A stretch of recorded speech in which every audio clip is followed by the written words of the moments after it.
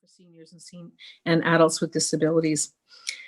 The other item is iPads. They identified that, and we may know this, you may know it as well, that in terms of medical appointments or connecting with family and friends or to other programs, access to an iPad where one can Zoom or participate in video conferencing is really, really helpful. Again, the initiative is to really promote seniors to remain at home where they're safest and keep them at home and keep them healthy. So they want to purchase a number of iPads that they can get to seniors, that they could lend them out so that these seniors and adults with disabilities can access very important supports in the community. And then the fourth item that they identified was enhanced cleaning. Some have programs that are starting to open. Some have programs that have opened, but because of the enhanced cleaning and the need for safety measures, they can't offer as much programming, or that it holds them back from offering any programming. So they would like to have funds to assist with the enhanced cleaning and safety measures. So that's one of the areas that we're talking about. So out of the funds that we have, we would be looking at putting a business case forward that we would transfer $500,000 to the lead agency to ensure that these four areas are covered throughout all of Renfrew County for seniors and adults with disabilities. The next category is supporting children and families in social and community housing. And we're looking at an amount of $603,780. And to forward this to Renfrew County Housing Corporation, and this is to promote enhanced safety measures and safe physical distancing in social and community housing. So many families are unable to participate in safe physical distancing, partly because of the way the buildings have been constructed, and that was because they were constructed at a time where COVID was not part of the conversation, was not part of the planning. But it means that many folks cannot participate in healthy activities, and they are at risk of COVID and at risk of social isolation, sorry, tripping on my words.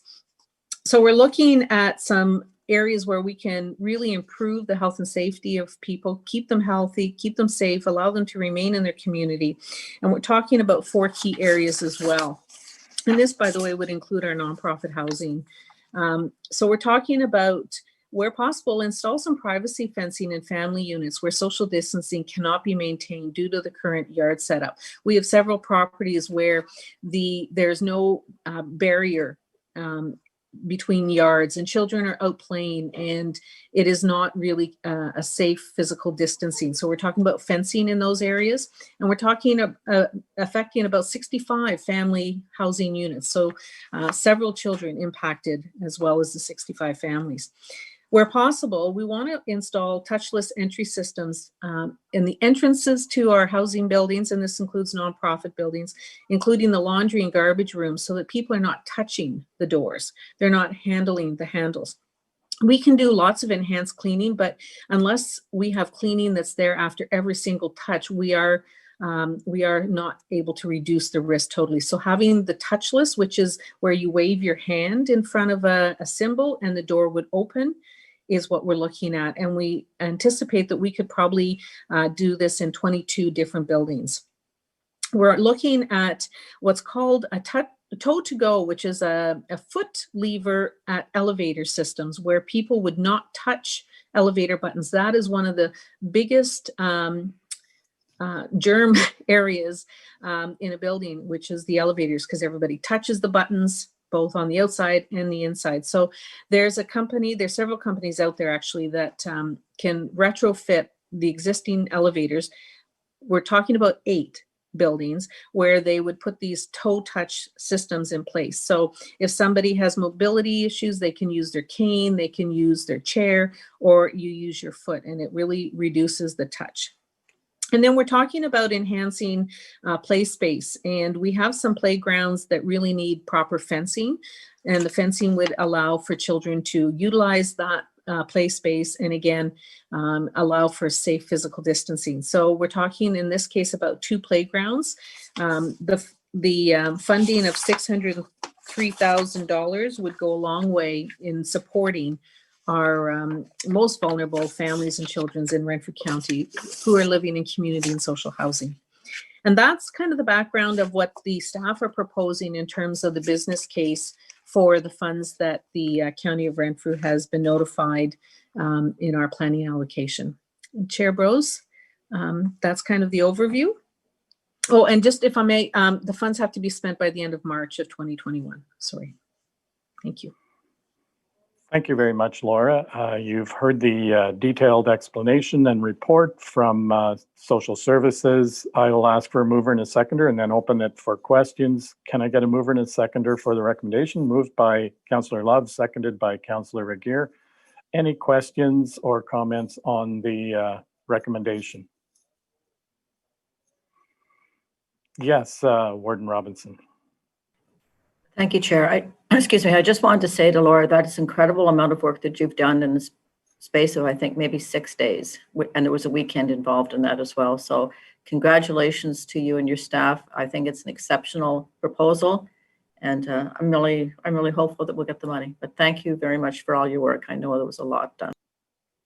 Thank you, through you, Chair Bros, to Warden Robinson. My pleasure, truly. Staff were very involved. I'd just like to echo the warden's comments. I want to thank staff as well. As with some of these grants, it is a very, very short turnaround and did require a lot of work. So hopefully we'll be lucky enough to get some of or all of the money. Seeing no other questions or comments. Oh, sorry, Paul, go ahead.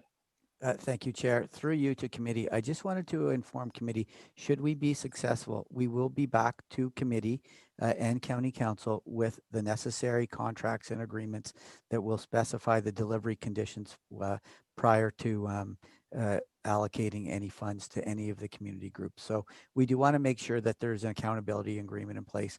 But again, this is the first step, as Laura's indicated, but we are thinking about that should we be successful. Thank you, Chair. Thank you for that, Paul. So I will call for the vote then. All in favor of the recommendation? Thank you. That's carried. And I will then ask for a motion to adjourn. Can I get a move by Councillor Robinson, seconded by Councillor Grills? All in favor? Thank you very much. We are adjourned.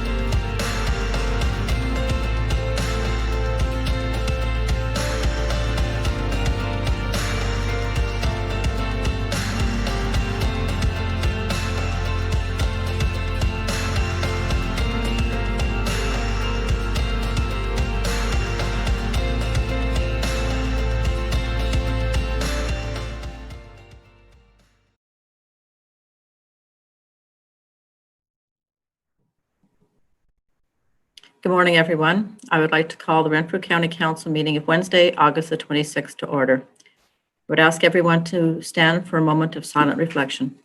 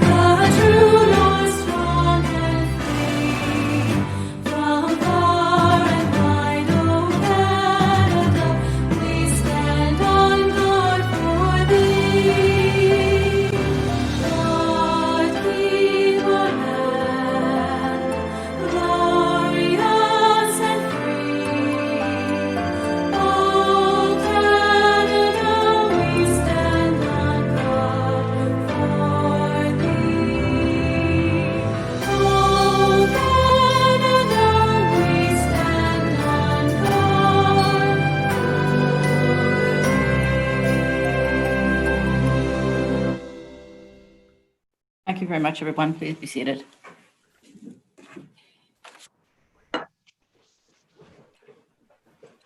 Mr. Morrow, I would now ask you to swear in Councillor Giardini, please. Thank you, Warden. Councillor Giardini, I'm assuming you have the declaration of office in front of you. Oh, your microphone, ma'am.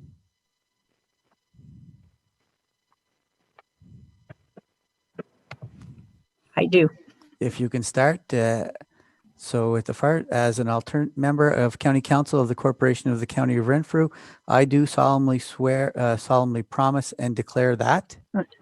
On behalf of the County of Renfrew, I will truly, faithfully, and impartially exercise this office to the best of my knowledge and ability. I have not received and will not receive any payment or reward or promise thereof for the exercise of this office in a biased, corrupt, or in any other improper manner. I will disclose any pecuniary interest, direct or indirect, in accordance with the Municipal Conflict of Interest Act. I will be faithful and bear true allegiance to Her Majesty Queen Elizabeth II, or the reigning sovereign for the time being. And I make this solemn promise and declaration conscientiously, believing it to be true and knowing that it is of the same force and effect as if made under oath. Thank you, Councillor Giardini. Welcome to County Council. Thank you. Welcome, Anne. Thank you. Roll call, sir. Thank you. Thank you, Warden. Councillor Bennett. Here. Thank you. Councillor Brose. Present. Councillor Doncaster. Present. Councillor Donahue. Seeking clearance to land, Mr. Morrow. Thank you. Councillor Emo. Present. Councillor Grills. Present. Councillor Hunt. Present. Councillor Keller. Present. Councillor Love. Present. Councillor Lynch. Present. Councillor Murphy. Here. Councillor Peckett. Present. Councillor Rigier. Present. Councillor Giardini. Present. Thank you. Warden Robinson. Present. Councillor Sweet. Here.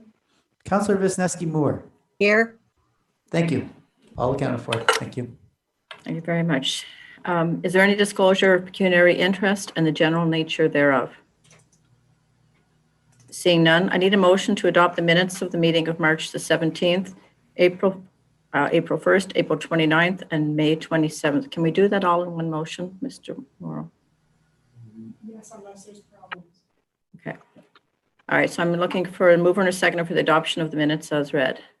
Moved by Councillor Hunt, seconded by Councillor Brose. Any comments errors or omissions? Councillor Donahue. I do apologize, Madam Warden. I'm just bringing them up. There were a couple that actually I suggested should have some revisions. I know that the meeting of of April 1st was a special meeting. It was, in fact, I think, deemed to have been the March meeting, but because it was held on April 1st, it was special. But in the minutes of the April 29th meeting, they're also identified as a special electronic session. And I just am curious, it was the regular date of our county council meeting. Was it deemed to be a special meeting, or was it a regular meeting? The reason I ask is because in the minutes from May, that was also provided through the virtual forum, they are identified as as the fifth ordinary session. So that seems to be that there's a conflict between those two. Mr. Morrow. Thank you, Warden. Councillor Donahue is correct. That was an ordinary meeting of council and should be identified as so on the minutes. And we will make that change. Councillor Donahue, are you satisfied with that? Yeah, thank you, Madam Warden. That would be the other one is not an amendment per se, because I think it has been the typical process whereby the roll is called and in the minutes say that the all were present. But I do note there were two different minutes provided for approval here today, where in fact there were councillors that joined the meeting later. Certainly that's identified in the minutes, but the minutes are also presented in a chronological fashion. So ultimately, when the roll was called, all members were not found to be present. They joined after. I'm not seeking an amendment to these minutes, but perhaps consideration given towards some kind of adaptation that can provide for that. Mr. Morrow. Thank you, Warden. Through you to Councillor Donahue. We have had the conversation with our administrative staff. We'll be changing that sentence moving forward to indicate that roll call has been taken, and we may include that there was quorum, but we will not be saying all members are present for that very reason. Thank you for pointing that out. Thank you. That was all that I had, Madam Warden. All right, thank you, Councillor Donahue. So are you content in having one motion then as amended for all of these minutes? Are you asked, or do you want them separate? I would pen subject to those changes identified by Mr. Morrow. Thank you. All right, so the mover and seconder, I'm sure, are fine with the motion. Okay. Any further discussion? Seeing none. All in favor? Carried. Thank you very much. As we gather this morning, I would like to acknowledge on behalf of our council and our community that we are meeting on traditional territory of the Algonquin people. We would like to thank the Algonquin people and express our respect and support for their rich history. And we are extremely grateful for their many and continued displays of friendship. We also thank all the generations of people who have taken care of this land for thousands of years. Members of County Council, during the months of July and August, I attended 17 meetings on county business. During the months of July and August, we have continued the COVID-19 Emergency Operations Center meetings. As we move forward, we will ensure that measures are in place to protect the health and safety of the residents of the County of Renfrew. When we are confident that we have achieved this necessary goal, I will be reviewing with the CAO when the appropriate time is to end our declared emergency. In July, I had the pleasure of meeting with Pikwakanagan Chief Wendy Jocko. We spent a pleasant couple of hours on the shores of Golden Lake getting to know each other. We are both anxious to see our memorandum of understanding concerning economic and community development move forward as we solidify our relationship with our respective councils. Should I be fortunate enough to be your warden in 2021, this will be one of my priorities, as I believe both communities have much to gain. Also in July, CAO Paul Morrow and myself had an hour-long phone meeting with Eric Hanna, CEO of the Arnprior Hospital. This meeting was initiated by us in order to hear about Mr. Hanna's experience with Renfrew County VTAC. The more we understand the inner workings of VTAC, the better equipped we will be to lobby the provincial government for continued funding to VTAC during and post-COVID-19. I have written letters about VTAC. I have sent emails. I have sent texts to MPP John Yakabuski, Minister Christine Elliott, and copied everyone I could think of, including Premier Ford. While we have not received a response to date, nor were we granted a delegation with Minister Elliott during AMO, I am not deterred and just more determined than ever to make sure that VTAC remains accessible to the residents of the County of Renfrew and South Algonquin.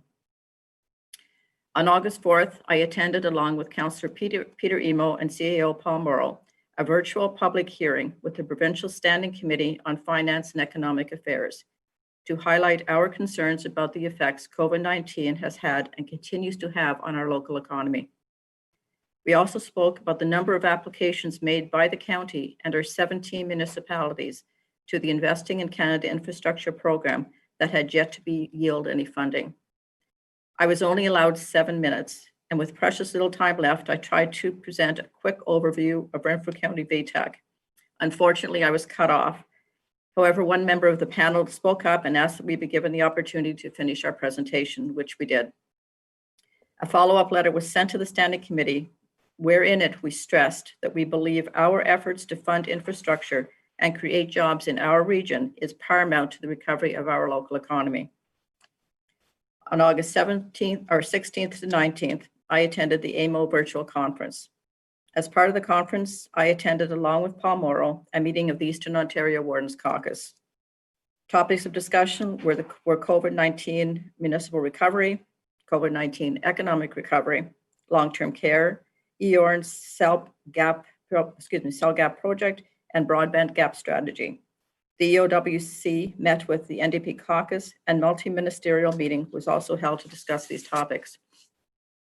The multi-ministerial meeting was attended by Steve Clark, Minister of Municipal Affairs and Housing, who chaired the delegation, Rod Phillips, Minister of Finance, Laurie Scott, Minister of Infrastructure, Mary Lee Fullerton, Minister of Long-Term Care, Vic Fideli, Minister of Economic Development, Job Creation and Trade, Todd Smith, Minister of Children, Community and Social Services, and Stephen Leshy, Minister of Education. I had the privilege during these meetings to present on behalf of the EOWC to the opposition and at a subsequent meeting with members of the government on the importance of the Eastern Ontario Leadership Council and the need for a strong and focused economic recovery in Eastern Ontario. All EOWC members are experiencing financial pressures as a result of the COVID-19 outbreak.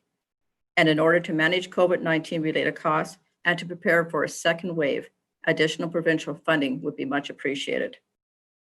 In addition to economic recovery, the future of long-term care is high on the caucus's priority list. The EOWC has prepared a two-part RFP to engage a consultant to investigate options for the future of long-term care throughout Eastern Ontario. This review will explore best practices and provide comprehensive analysis of Eastern Ontario long-term care homes. On August 17th, I, along with Chair of Health Committee, Councillor Michael Donoghue, CAO Paul Morrow, Director of Long-Term Care, Shelley Sheedy, and Director of Emergency Services, Mike Nolan, made a presentation to the Honourable Mary Lee Fullerton, Minister of Long-Term Care. I expressed our appreciation to Minister Fullerton for her visits to both homes and applauded the province for making long-term care a key priority, taking urgent action to protect our most vulnerable population during COVID. My address is obviously too long because I'm losing my voice. Councillor Donoghue proposed several solutions to the province to make long-term care a better place to live and work, including the funding of nursing and personal care minimum standard of 4 hours of care per resident per day, effective 2020, to attract and retain personal support workers. Never one to miss an opportunity, I highlighted our Renfrew County VTAC approach during the pandemic and noted how it has evolved from a focus on testing to include treatment and care of persons without family physician. Particularly for those seniors who want to age at home and could do so safely with the support of primary care and community paramedics currently coordinated by VTAC. We concluded the delegation by stating that the County of Renfrew is committed to working with the Ontario government to achieve its objectives during and in the aftermath of COVID-19.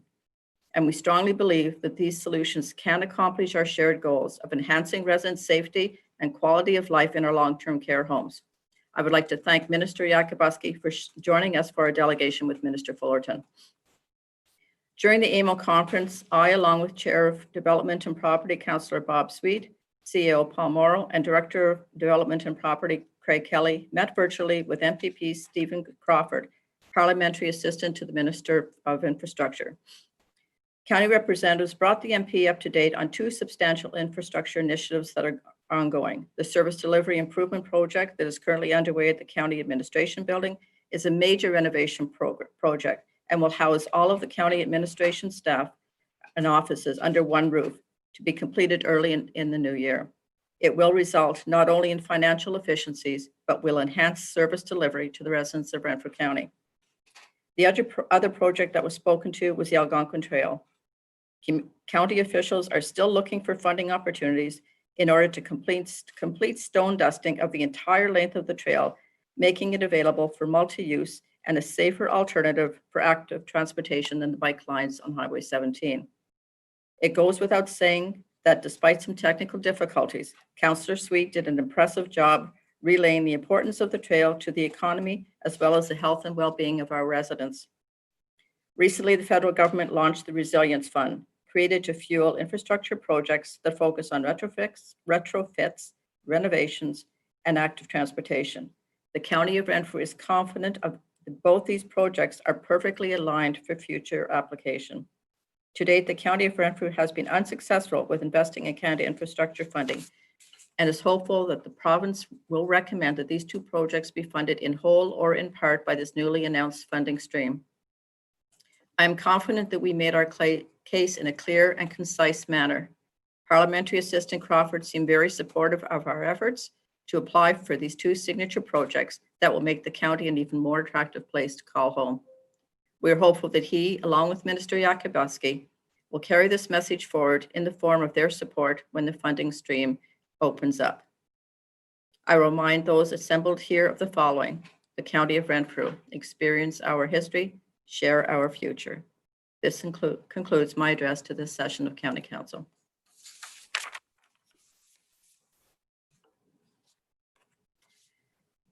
So our first delegation today is Karen Black. She's no stranger to any of us here. Karen is a partner in the firm of Scott Rosine Black and Locke, Chartered Accountants. So Karen will take us through the 2019 Auditor's Report. Welcome, Karen.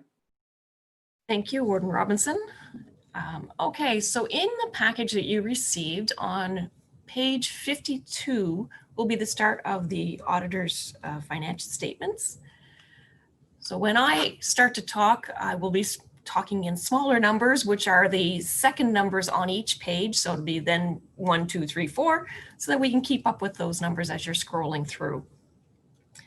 So just to let you know, I wanted to thank Jeff Foss and his group in the finance department, as well as the personnel at the long-term care homes for all of their assistance during this audit. It was done very differently this year.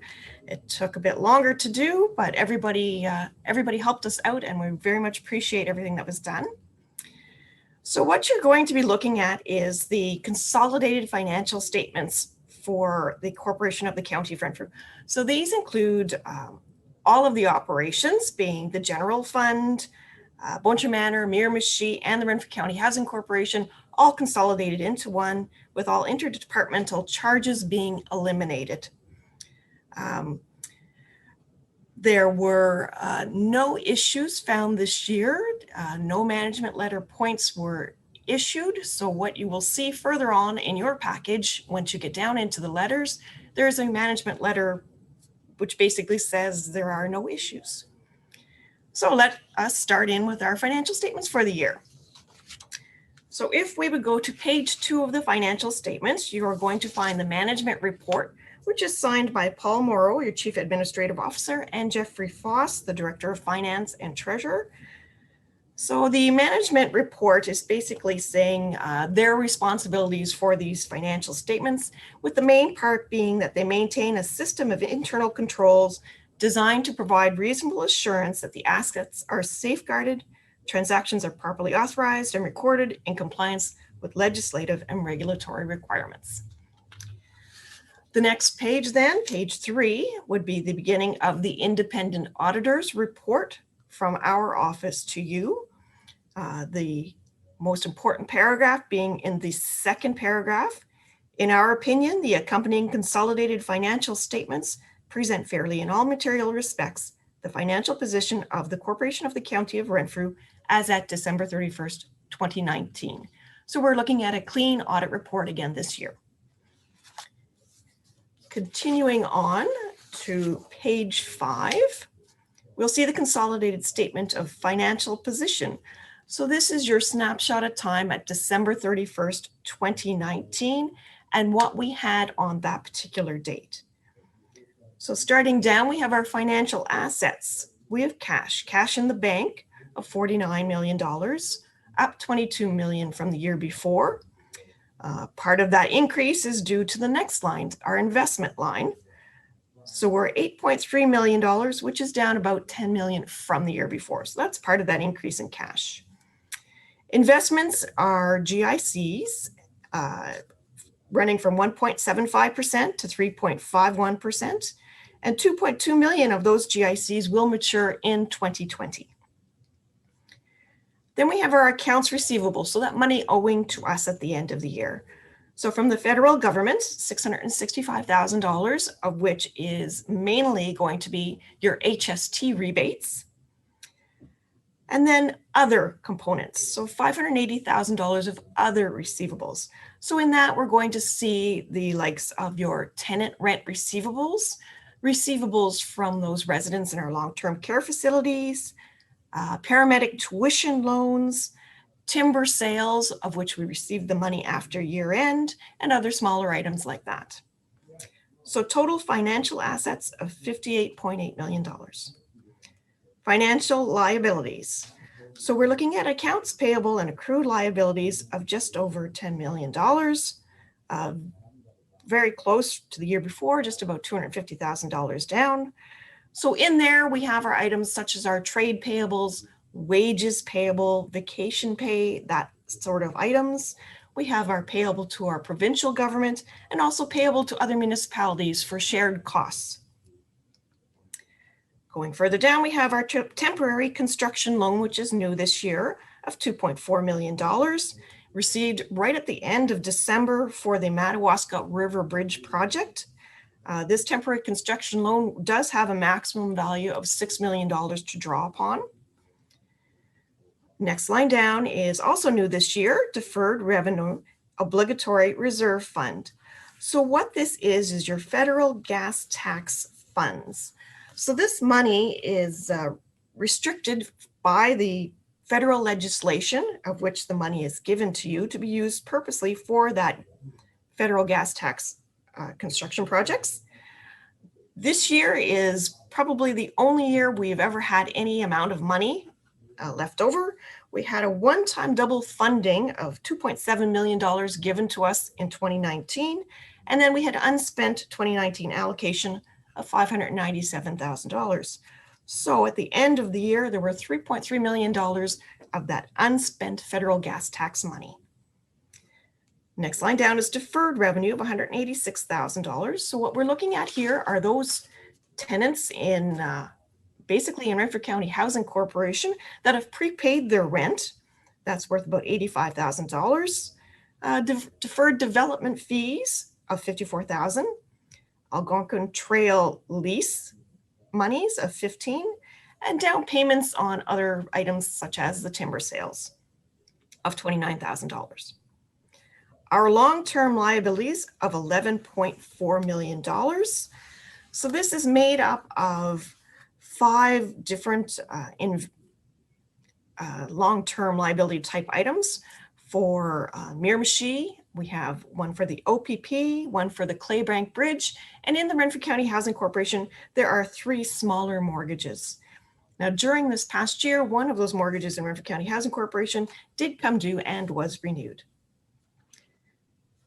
Accrued interest on long-term liabilities of $114,000. So from the last payment date of a mortgage payment or a debenture payment up until the end of December, there's $114,000 of interest that accrued. And then post-employment benefits of $6.7 million. Included in that is our sick leave liability of $973,000. And then the biggest component being our workers' compensation Schedule 2 liability of $5.7 million. The increase from year over year is $666,000. And basically that's all in that paramedic division with an increase of $700,000 in that liability. So the actuarial evaluation for that WISP liability did occur in 2018. So this year we're on one of those interim years where it's an estimate made by the actuary. And in another 2 years' time, we'll be looking at another full out valuation to be done. So taking our financial assets, subtracting off the financial liabilities, we get our net financial assets of $24.2 million. Non-financial assets being those items that are not available to discharge liabilities, so they're not readily turned into cash. So what we have here are our tangible capital assets, our bricks, our mortar, our roads, our things like that, of $208 million. In 2019, there was $13.5 million spent on additions, with 8.8 in your linear assets, so your roads, your culverts, your things like that, 2.1 in building structures, and 1.7 in vehicle and equipments for ambulances, pickups, graders, and such. Tangible capital assets, construction in progress, the next line down is $71 million. So these are items of which have not been completed enough to be taken right into capital assets. They are not amortized. They remain there until they finish up. So the $71 million is made up of road construction of $21 million, the Algonquin Trail of $49 million, and a bit here, $228,000 on the county building. Next line down is your inventory, $672,000. So this is made up of things like your public works, culverts and signs and gas and road salt, sand, things like that are happening in the wintertime. There is an increase year over year of $106,000. And the biggest chunk of that increase is your sandbag inventory you now have in stock at the end of the year due to the flooding of 2019, which seems such a long time ago. Prepaid expenses of $859,000. So what we have in this, it is up substantially from the year before. So there was an early release at the very end of December of some January EFT payments for lease payments, childcare payments, things like that happened. So that amounted to $607,000 of that increase. So those items will now be taken into your statement of operations in 2020, where they belong.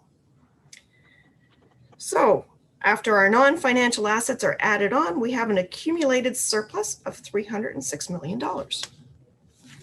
So going to the next page, page 6, consolidated statement of operations and accumulated surplus. So these are our activities for this current year. We show our budget for 2019, and then we compare 2019 actual to 2018 actual. So our first two items are levies and our payments in lieu of taxation, very self-explanatory. Other municipal revenue is made up of the City of Pembroke share of the ambulance, Ontario Works, our long-term care facilities, and other such items like that, down about $83,000 from the year before. User fees and service charges, a very large item here on our income statement. So we're sitting at $17 million this year. User fees and service charges are made up of, again, those Renfrew County Housing Corporation tenant rents, our long-term care facility, rent charges, lease revenues we receive. And if we're looking to compare that against our budget, we're actually we're actually up in both our long-term care and our housing corporation revenues based on what we expected during our budget process. Next line down is our government grants, pretty self-explanatory. We are down about $1.67 million. And basically that's going to be in our social assistance area was down about $1.2 million, and our childcare was down $310,000. Now, both of these projects are 100% funded type projects, so our expenditures were down, therefore our revenue was down.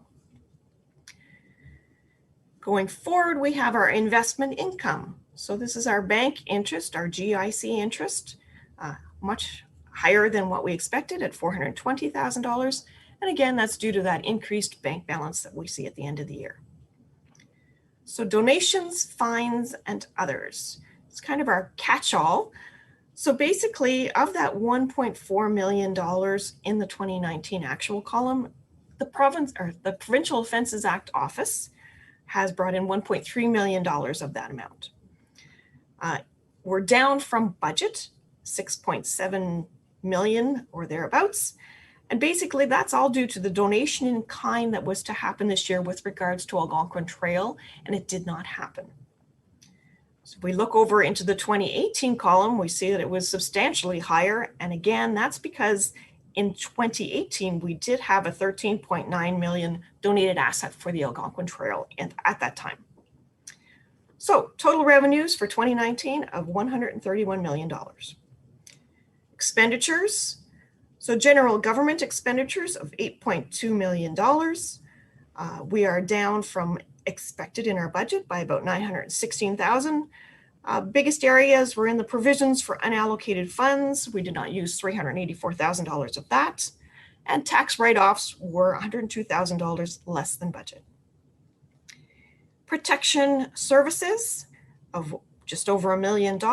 So this area is your POA office and your emergency measures office. Transportation services of $18.4 million.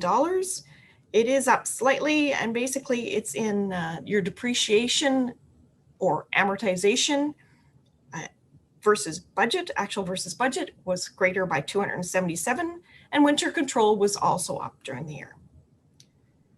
So health services include your paramedic and your health units, and for $19.3 million, down about $429,000 from what was expected in budget.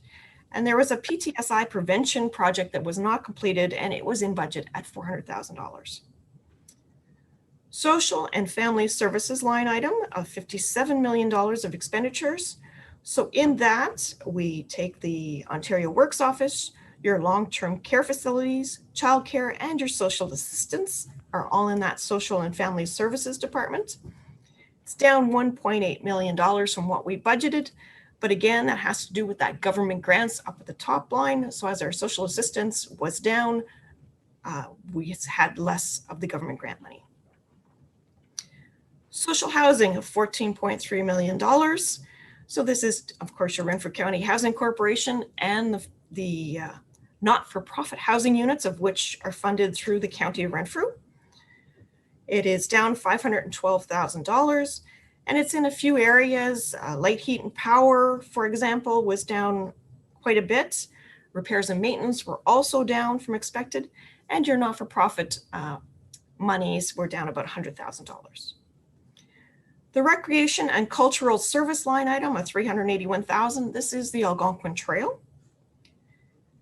And then planning and development of $2.2 million takes into account your planning department, the OVED, OVTA, GIS, and your forestry departments.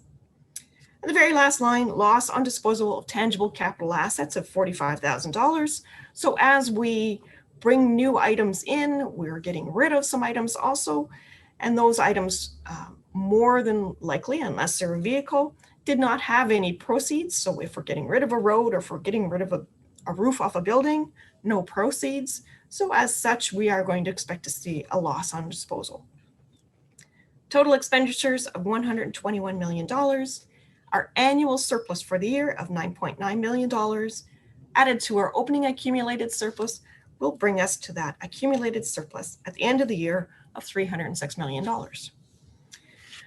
So as we continue on, page 7 is our consolidated statement of change in net financial assets.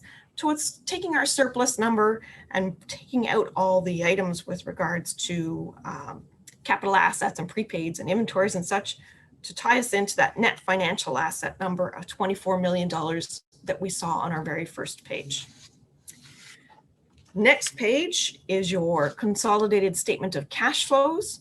So since your statements are prepared on an accrual basis of accounting, this particular cash flow changes it back and takes out the accruals and the prepaids, puts it back into a cash basis so that we can see it tying back into our bank account cash balance at the end of the year. And as we continue on then onto page 9, we're going to be entering now your notes part of the financial statements. And what I'll do is I'll just bring attention to those new notes or notes that we haven't talked about already.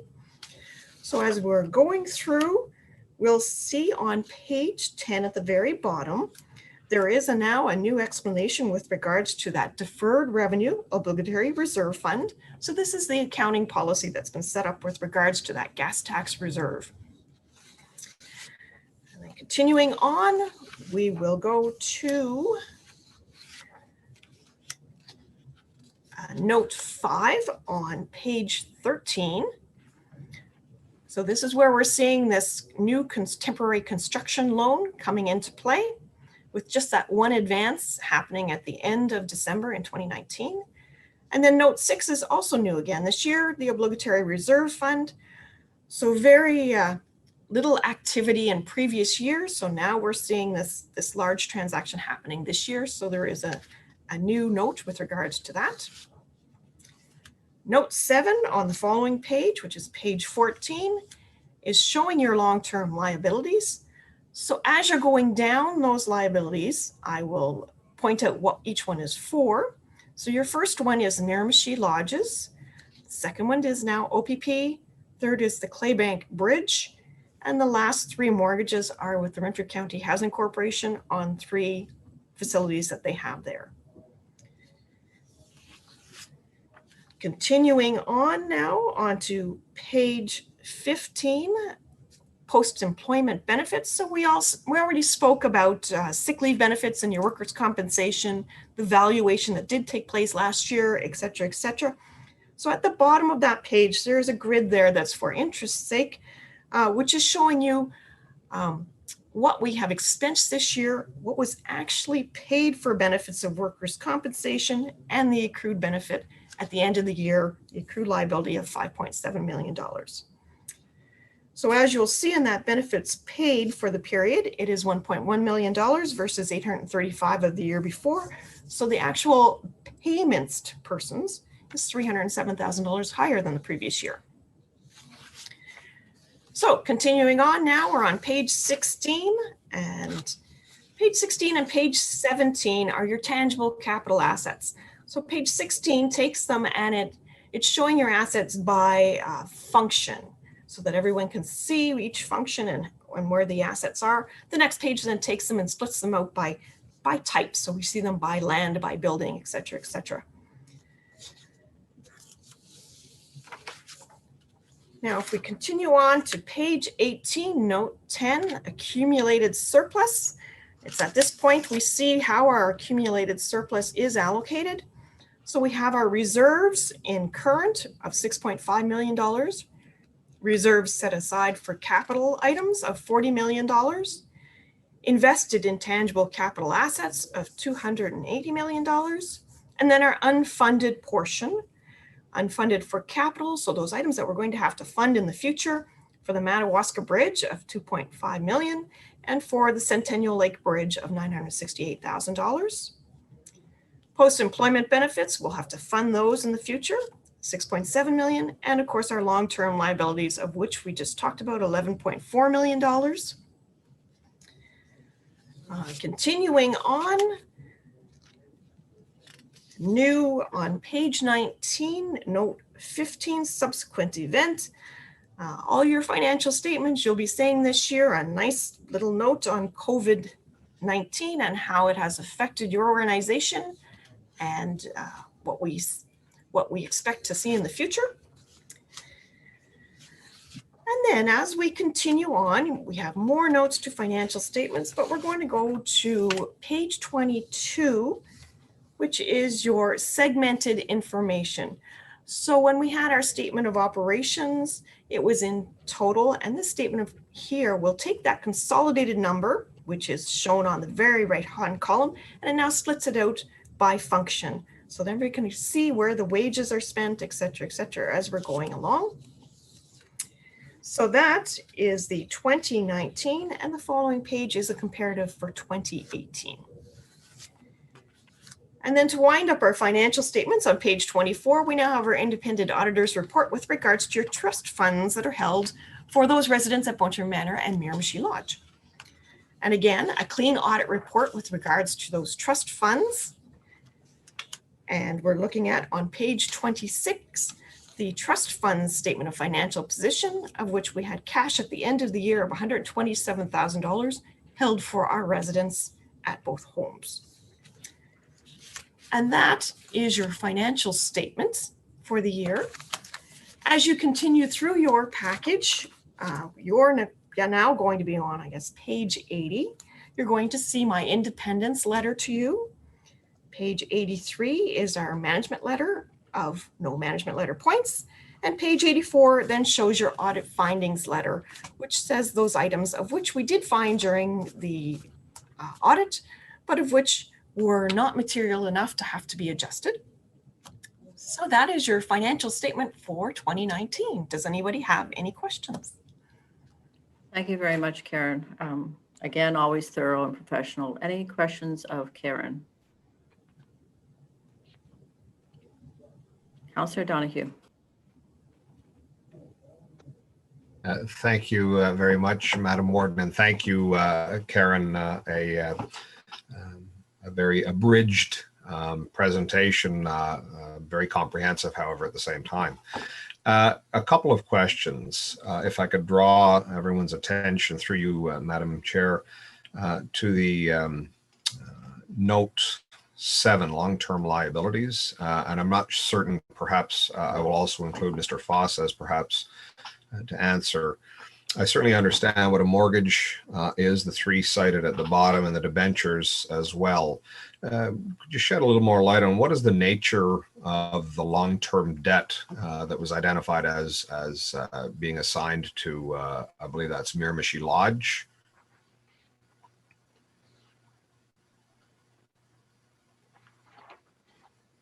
Karen, do you want to take that, or Jeff? Mr. Foss, do you?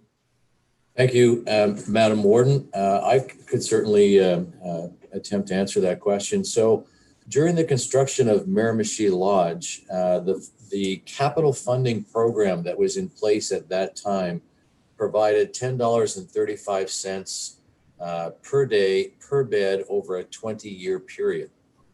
And so what we did, because of course we needed cash in order to rebuild Miramichi Lodge, we went to the capital markets and we found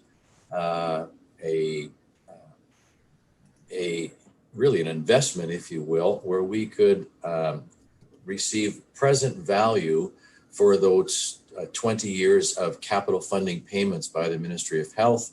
The present value of that was $7.6 million. And so we entered into an agreement, a debt instrument agreement in the capital markets. And what we're doing is we're using that ongoing funding which began in 2004 over a 20-year period, which will end in 2024. The annual funding that we receive is $626,000 per year. And the annual payments on that $7.6 million liability is $626,000 per year. So that, in effect, that portion of the debt on the Miramichi Lodge rebuild is fully funded by the province of Ontario over a 20-year period that will mature in October of 2024. Our payments to the capital markets will end in 2024, but our funding from the province will also end in 2024, and so that debt will have been serviced. Anything further, Councillor Donahue? So if I could follow up, and I just wanted to confirm, so Mr. Foss is saying that this is a flow through essentially, and I'm that has a particular definition perhaps, but from my understanding then, so the province is fully funding this debt. And the reason that I'm asking this is because I think one would have to go back to 2004 to find an interest rate of 5.656. So long as it is the province that is funding it, I am satisfied with that. If it was otherwise, I would be recommending perhaps give consideration to refinancing. The COVID certainly has had a substantial impact also on interest rates. Your comments. Any other further questions for Karen? Councillor Donahue. Thank you once again, Madam Warden.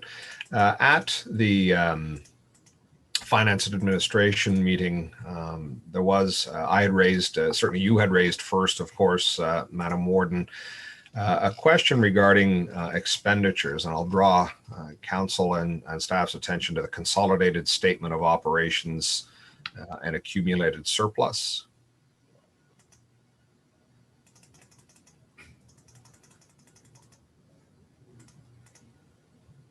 That is on the PDF, it's page 58. Sorry, I'm wrong. No, sorry, it is 58. Let everyone catch up. So in that discussion, there was presented in the draft financial statements to FNA under expenditures, where now you are seeing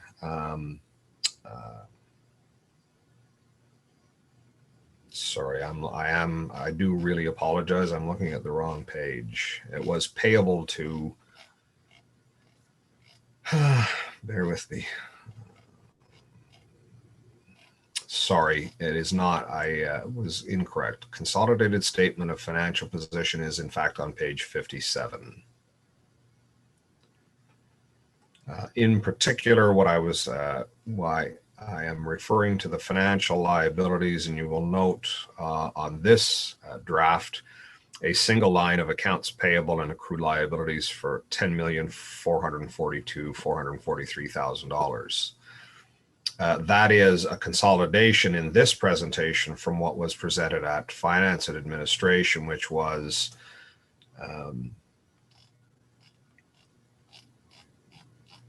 payable to, sorry, I do apologize.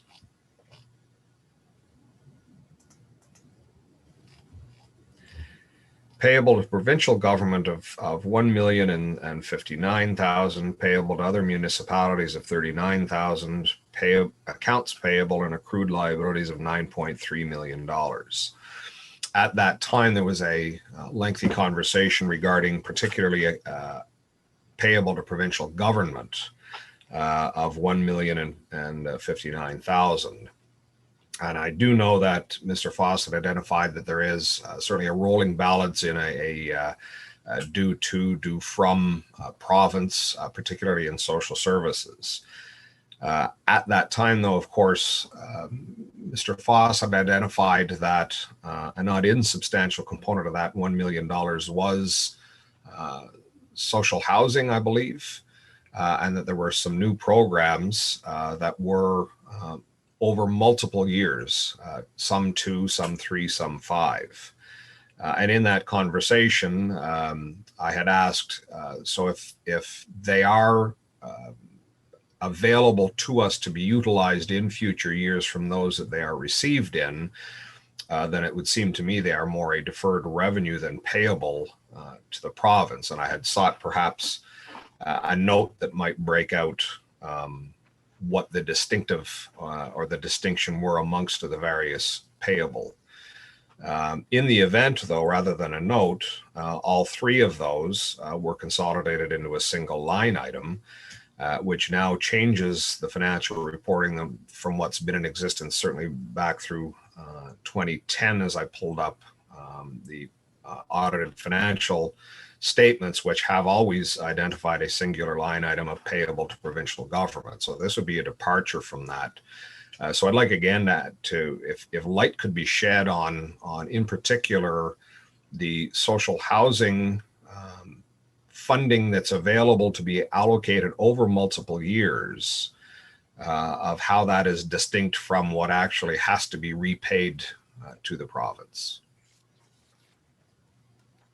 And thank you, Councillor Donahue. It certainly was significant discussion at FNA concerning that line item about payable to the province of Ontario. So I don't know, Mr. Foss, would you like to respond, or Karen? I do know that we had asked for some kind of a note, and as indicated, it's all been compiled on one line. Thank you, Madam Warden. Perhaps I could start the conversation. So as Councillor Donahue mentioned, at Finance Committee, we had some discussion around the creation of a note explaining accounts payable. So in discussions with Karen and her auditing group, Scott, Rosine, Black and Locke, their recommendation to us was, rather than to add a note to the statements, attempting to explain the nature of probably which is 40 or 50 different accounts, which are accounts payable for our various programs. So it includes Miramichi Lodge and Bonnechere Manor and Ontario Works and childcare and social housing, et cetera, et cetera.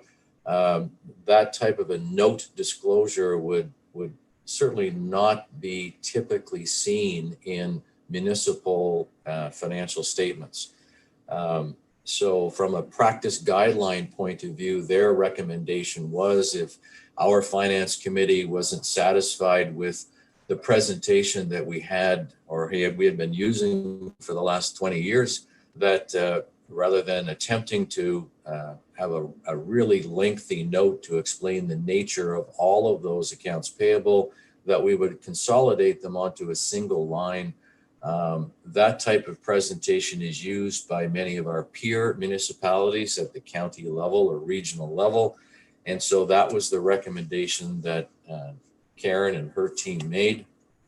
At the end of the day, I believe I sent an email to the Finance Committee indicating that was the recommendation from Mrs. Black and their group. And that is, in fact, the statement format that we have in front of us today. Thank you, Madam Warden. Councillor Donahue. Thank you, Madam Warden. I do, and I certainly acknowledge the email that Mr. Foss had provided subsequent to the conversation that he engaged in with Mrs. Black and Scott Rosine Black.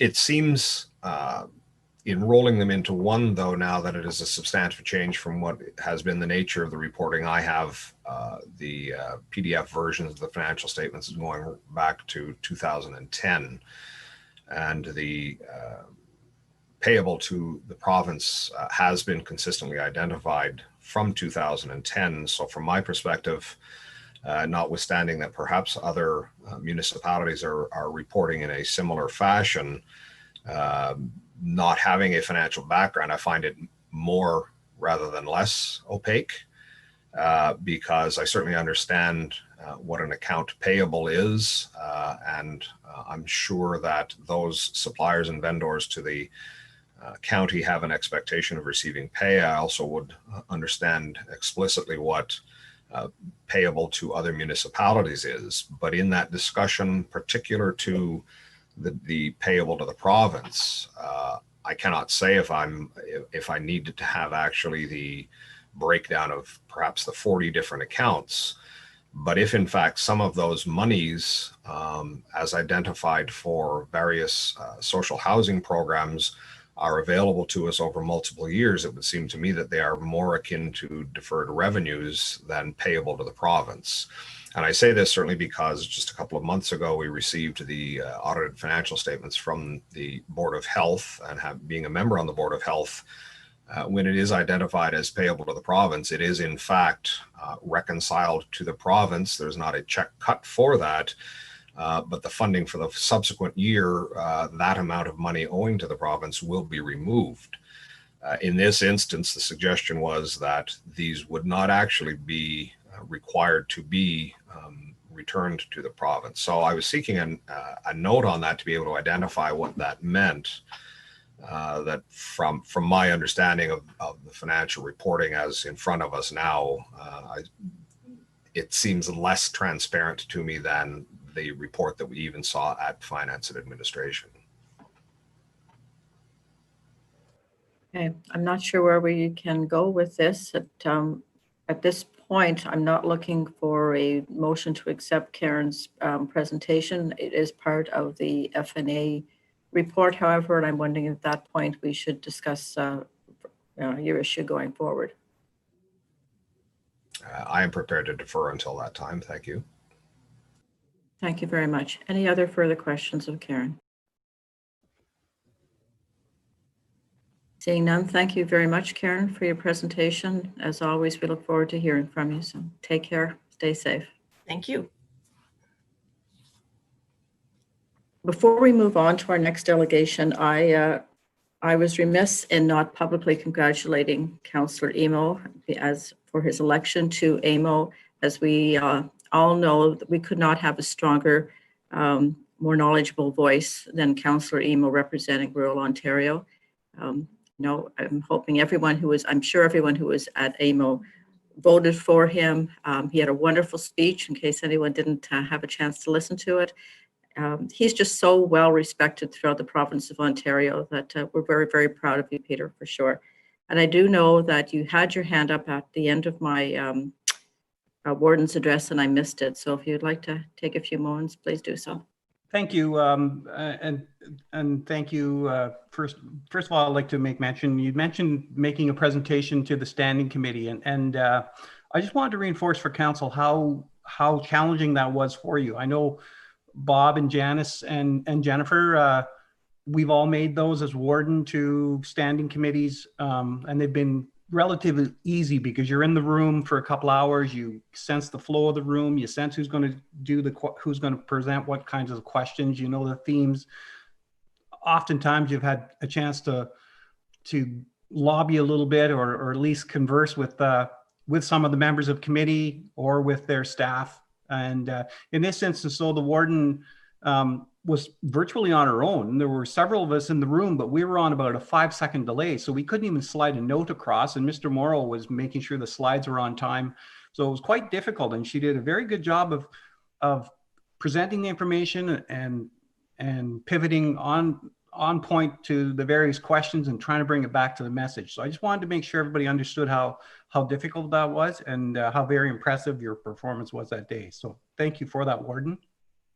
And the other thing is, Councillor Love and I, we've noted your interest and advocacy for VTAC, and Councillor Love is going to put that on the agenda for Roma in September. We're going to have a conversation in the next couple of days. We have a presentation from them that we test drove their presentation at the Health Unit's Executive Committee last week. So there's some tweaks so we can move forward with that and move it into a different venue to start informing rural Ontario about the importance of this and the applicability of it. So thank you for that, and we'll coordinate our efforts with you. And I just want to assure you and our community that it's not lost, and Councillor Love very quickly recognized the value of it and is doing something about it. And I'm going to support her the whole way, and I'll take it to the AMO table as well. With regards to AMO, thank you very much. Very fortunate to have the support of you and County Council and staff, all the municipal staffs across the county and through the region. You know, I couldn't do the job without the support and the information. So thank you very much. Whatever I can do, you know, I'm only as strong as you are. So please send me information and ask me questions. So again, thank you for your support. Oh, thank you very much. And so everyone, please flood Councillor Emo's email with questions and comments after today. And again, thank you very much and congratulations. So I would like to introduce our second delegation, and it's from Strategy Corps, who have been doing our service delivery review. With us today is Chris Loretto. He's principal with Strategy Corps. Jamin Chin is a director, and Laura Wyman is a manager. So Chris, I think you are going to lead the presentation, and I'll turn it over to you. Yes, thank you, Warden. And we're gonna share our screen, and it's great to be with County Council this morning to share with you the current state report coming out of the service delivery review process. What we'll be going through with you today is our assessment of the current health of the organization, as well as what we've identified as potential improvement opportunities, which will be the focus of the next phase of this process, which is to delve deeper into those improvement opportunities to determine what kind of cost savings or efficiency gains or revenue opportunities or risk mitigation opportunities there are for the county. And so this isn't the final report. This is an interim step in our process to brief County Council. I believe I spoke to most all of you on County Council to get your input early in the process. So this is the distillation of how we understand the current the organization as it currently sits, and where we see high potential opportunities for improvement, which we'll go through. And as we go through this presentation, what I'll do is we'll stop at certain points so that we can open up the floor to questions. The first part of my presentation will focus on the process and the methodology we've used to come to the findings and observations and the short list of opportunities that we have identified. I will talk a little bit about how, what the current health of the organization is, both in terms of you as a standalone, but also how you compare to some of your peer comparators. And then we'll go into the high potential opportunities, and my colleague Lauren Wyman will take you through those. And so in each of those steps, I'll pause to get questions from council, because I know there's a lot here and a lot to digest. So I want to make sure that we have an opportunity to hear from council directly. So I'll start with a little bit about the project background in the process and the approach that we have been using in order to understand the organization's current state and to identify opportunities for improvement. So as you know, we were lucky enough to be selected through an RFP process to conduct this service delivery review for the county.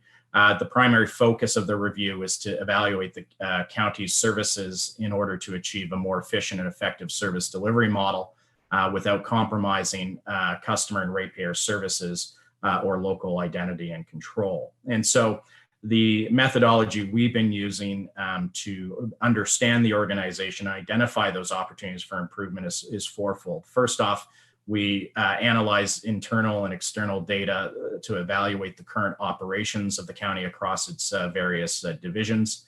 We benchmark the county's performance in a number of key areas against a set of peer municipal comparators that included counties that are similar in kind of size and scope of services and political structure to the county of Renfrew. We conducted one-on-one interviews with you as counselors and with key senior staff, and we also engage staff in a series of workshops to better understand how the enterprise works as a whole, and also to understand what the opportunities are in their respective departments. And then we used all that information from the analysis of your own documents and your own position, the benchmarking, and the interviews to identify an initial set of improvement opportunities and to shortlist a subset of those that we see as the highest potential value-added opportunities for the organization. And so we bucketed those in 4 categories in terms of opportunities around governance and strategy, opportunities around service delivery, opportunities around people and culture, and then opportunities around process and technology. Next slide. And so we're at this second stage, as I mentioned, in terms of the process that we're using to complete the service delivery review. The current state looked at your current municipal environment. We did a SWOT analysis, which I'll walk council through in a second. We work to build a thorough understanding of the county's services and delivery models and understand its relationship with its lower tier colleagues. And again, looking at you in the context of peers. And so the next stage of this process will be to build out the shortlisted, what we see as high potential opportunities, and bring our recommendations back on those opportunities to you once we've completed that analysis and we have a final report for you. I'll pause just there just for a second, Warden, to see if any councillors have any questions on the process, approach, or methodology we use to get to the current state report that's before council today. Unfortunately, with you sharing the screen, I cannot see all of County Council.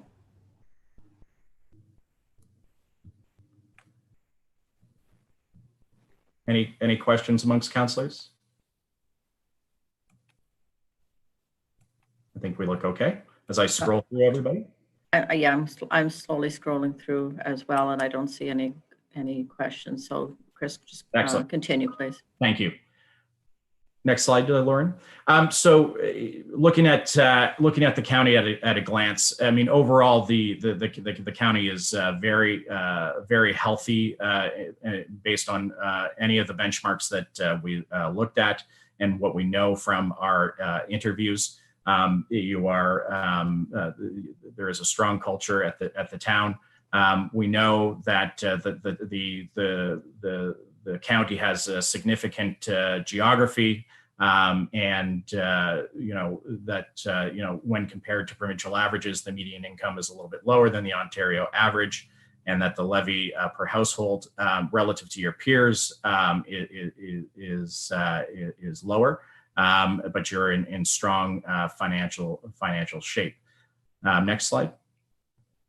So when we looked at you, I think we can safely say, based on our assessment of where the organization stands today, and looking at all the different data points that we have looked at, there are three key takeaways. The first is that you are in a strong financial position, and this is being driven by your commitment to a long-term financial plan. From our perspective, it's in this respect, it's just keep on doing what you're doing as a way of continuing to sustain the county and the high quality services that it does deliver. And you'll note, relative to some of your peer comparators that we benchmarked you provide a greater level of service, certainly to your local municipalities, but also in terms of what you just provide as a county, particularly in terms of health and social services, and you deliver them to a high quality standard.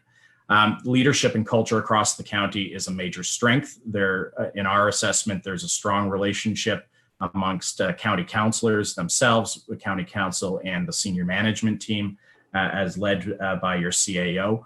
There's a strong staff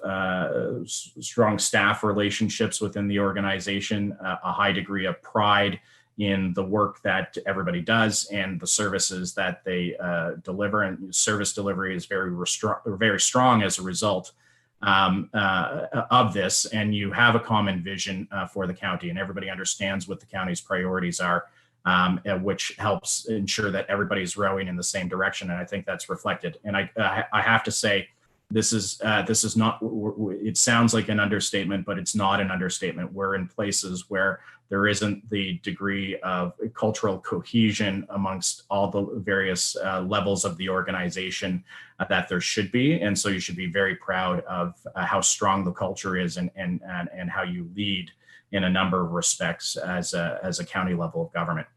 The third point is, there's some lack of consistency across what we call local municipal partners. So your local municipalities, in terms of service delivery priorities, uptake of county services, and perceptions of roles and responsibilities. We weren't surprised by that, given the diversity within the county.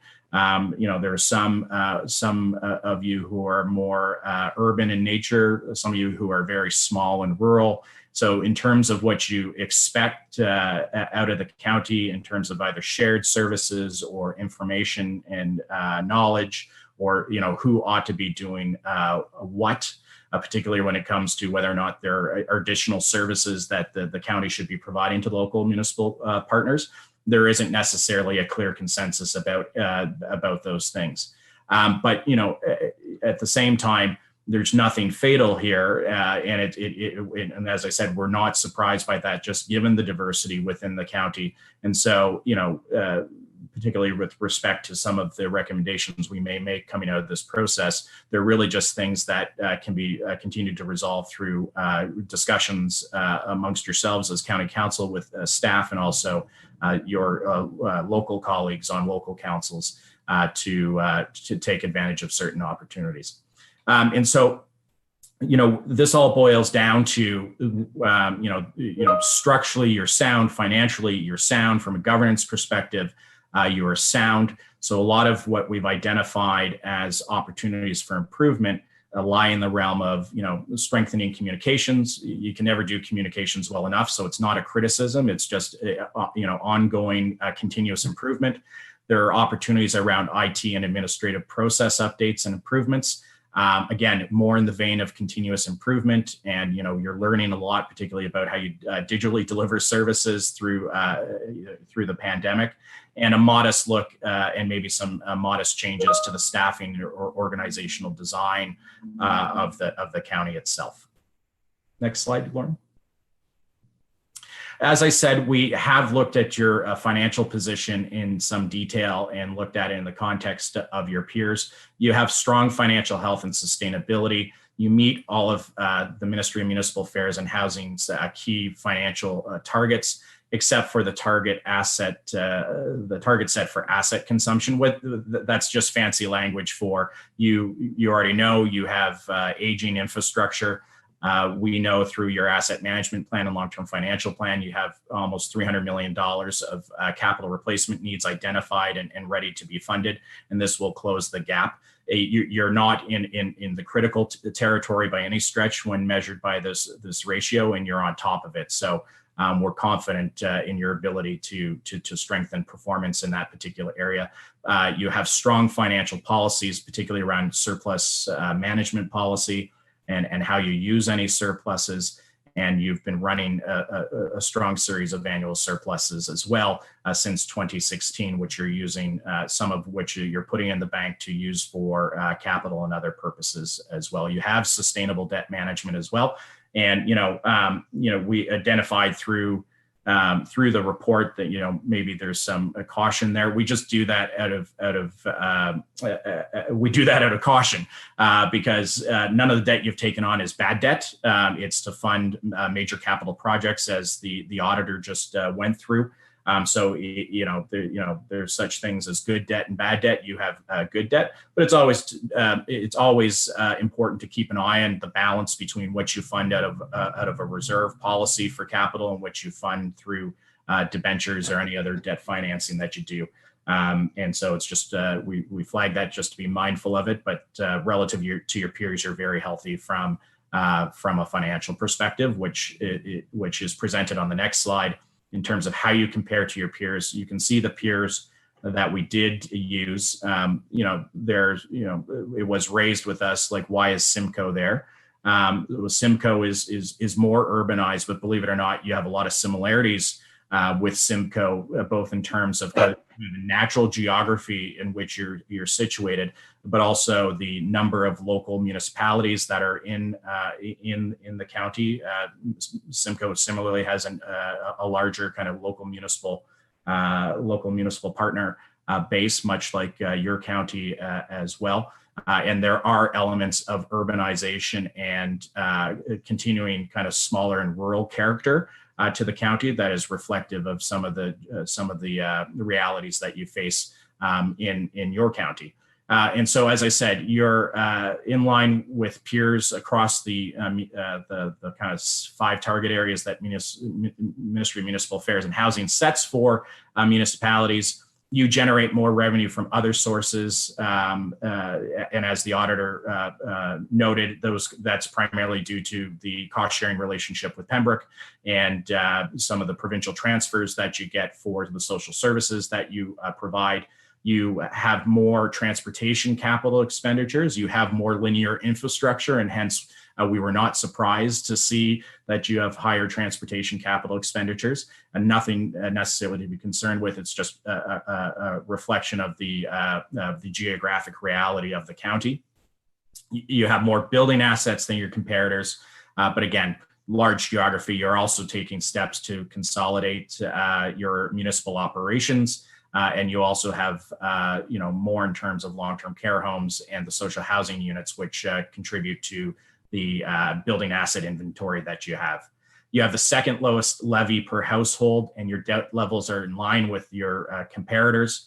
In fact, you perform better in debt coverage and debt servicing than your peers. You could benefit from more collaboration between the county and local municipal peers in terms of centralized procurement and shared purchasing. There's always efficiencies to be gained there. That's one of our observations, just in terms of a service that doesn't necessarily exist at the county, and it does exist in other counties of which we compared you to. Next slide. So just in terms of our assessment then, in terms of strengths and weaknesses, opportunities and threats facing you, and things that we'll keep in mind as we're looking at building out the high potential improvement opportunities that Lauren will walk you through in a moment. Your strengths obviously are forward-thinking leadership. You have a strong foundation for collaboration. You have existing areas of alignment. There are consistent views on areas of potential collaboration and open communication across municipalities. There's a high quality, you deliver high quality services. VTAC, we heard from I think every councillor around this table to an individual, amongst the other things that you do very well. And there's a strong staff culture or pride around the services that you deliver. In terms of some of the weaknesses, obviously, trying to be a county government and meet all the expectations of local municipal partners based on their different sizes and therefore differing characters and differing needs is always a challenge that needs to be worked on. In effect, you're a microcosm of this country in terms of urban, rural, east, west, north, south, those kinds of things. You have a large size and low density, and population growth has been limited. Broadband is a huge issue, obviously, and that's a weakness in terms of the more you digitize services, whether or not your residents, depending on where they live in the county, will be able to access those services. As within any organization, we think there's always an opportunity to enhance the and be hawkish in terms of making sure that we're not residing in silos and that we're working cross-functionally across the organization to deliver even better results for our residents. Opportunities, we think a big one is around technology improvements and increased digitization of services, and being able to perhaps support local municipal partners better with respect to technology. And then from some of the threats, staffing challenges, it's difficult to recruit in the municipal sector, even if you're in the city of Toronto. There's an aging demographic generally in the sector. You will probably find, or you experience even in your own local municipalities, you train somebody up only to have them leave for a bigger and better job somewhere else. And there are some specializations that you do need. And so, it's always a challenge to staff and to be on top of it. Cautions about joint service delivery. There is a concern that more shared service delivery through the county could lead to amalgamation. We don't view it that way. We actually, have said to people, and I may have said it to some of you on the phone, that the money that the province is providing for these types of studies is not free money. There is an expectation that there will be savings and efficiencies achieved out of the process. And those that don't make the most of this type of process, they're the ones who are going to be at risk if there is any future rounds of municipal amalgamation. And I think it's safe to say, given the fiscal circumstances coming out of COVID, it may not be imminent in the next couple of years, but I can certainly see amalgamation being put back on the table in a couple of years. So you're only supporting yourselves by making the most of these opportunities, and to the extent that you can share things across all of the local levels through the county and show that you've already achieved the efficiencies any amalgamation would achieve, that puts you in good stead to balance any pressures that may be coming at you in the future. You also, provincial funding uncertainty beyond this exercise, you do receive a significant amount of OMPF. That is always going to be under pressure. It's even back when I worked in provincial local finance at the province, there was always concerns about what the trajectory of that funding is going to be. So the fact that you are a progressive county in terms of how you advocate and invest in advocacy with senior levels of government is a good risk mitigation measure on some of those funding exposures that you do have. So I'm just going to stop there, Warden. Any questions on how we see the current state or our assessment of the overall health of the county? Great. Thank you, Chris. And I can see everyone. So does anyone have any questions of Chris to this point? Councillor Hunt, please. Yes, a question on page 7, where you talk about the population of Renfrew County. On the left-hand side, you mentioned it being 102,394. But then on the right, the demographics is 76,000. Can you just explain to me how we got the two different numbers as they drive a lot of the figures in charts that we come to later? That may just be an error on our part, so we'll correct that. I apologize for that. Okay. Because I thought our population was something like 88,000, but perhaps that's today. So the 76 is the numbers from the 2018? Yes. Okay, thank you.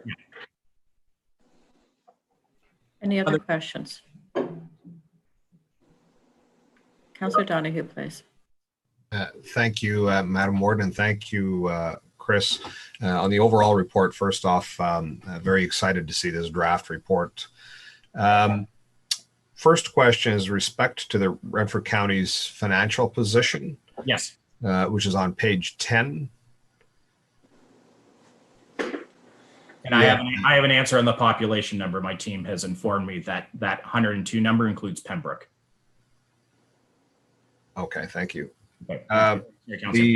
The bottom bullet point in the right-hand column, Renfrew County began experiencing annual surpluses in 2016. And perhaps this question may also be picking up on Councillor Hunt's question, because I know throughout there's often reference made to the FIR returns, but some of the numbers seem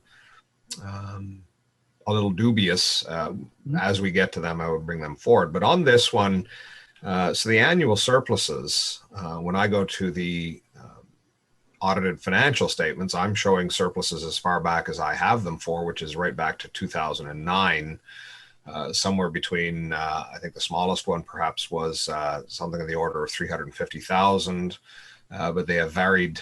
Often they're in that range of 2 to 4 million. So I'm wondering, what is the distinction of a surplus as reported to or through the financial information returns versus the audited statements that we have?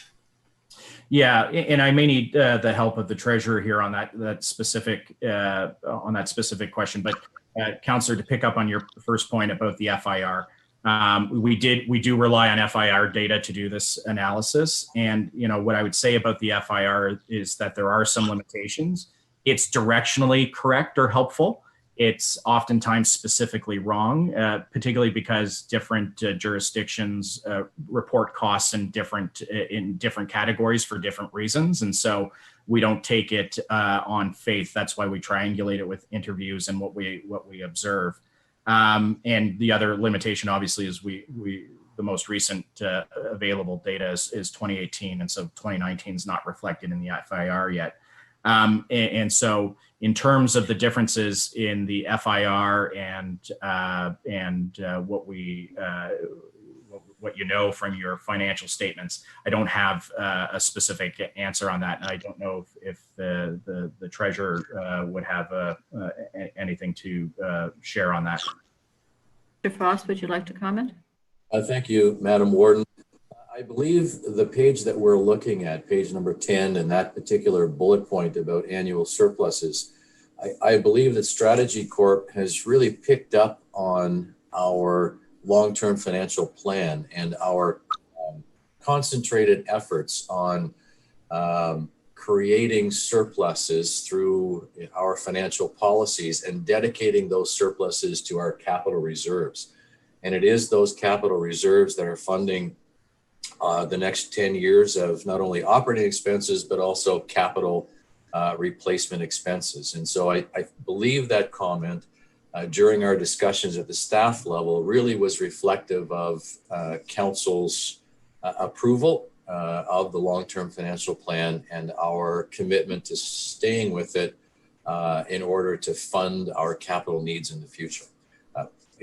So that long-term financial plan was first approved in 2015, and I think this comment is really a reflection of where we have been.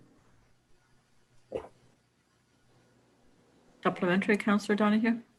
Thank you, Madam Warden. So it does seem then to be perhaps inconsistent with the actual experience, because the actual experience, as I've said, I do not know how long the County of Renfrew has been experiencing surpluses. I do know because I have all of the audited financial statements going back through 2010 that we've been experiencing surpluses since 2009 at the very least, which is 7 years prior to that comment on this particular page. Yeah, and Jeff, I also believe that there are kind of offsetting grants that aren't always reflected in the financial statements as well, or in the FIR data that are reflected in the financial statements. That may be reasons why that there may be some differences in levels in prior years. Mr. Foster, do you want to comment on that?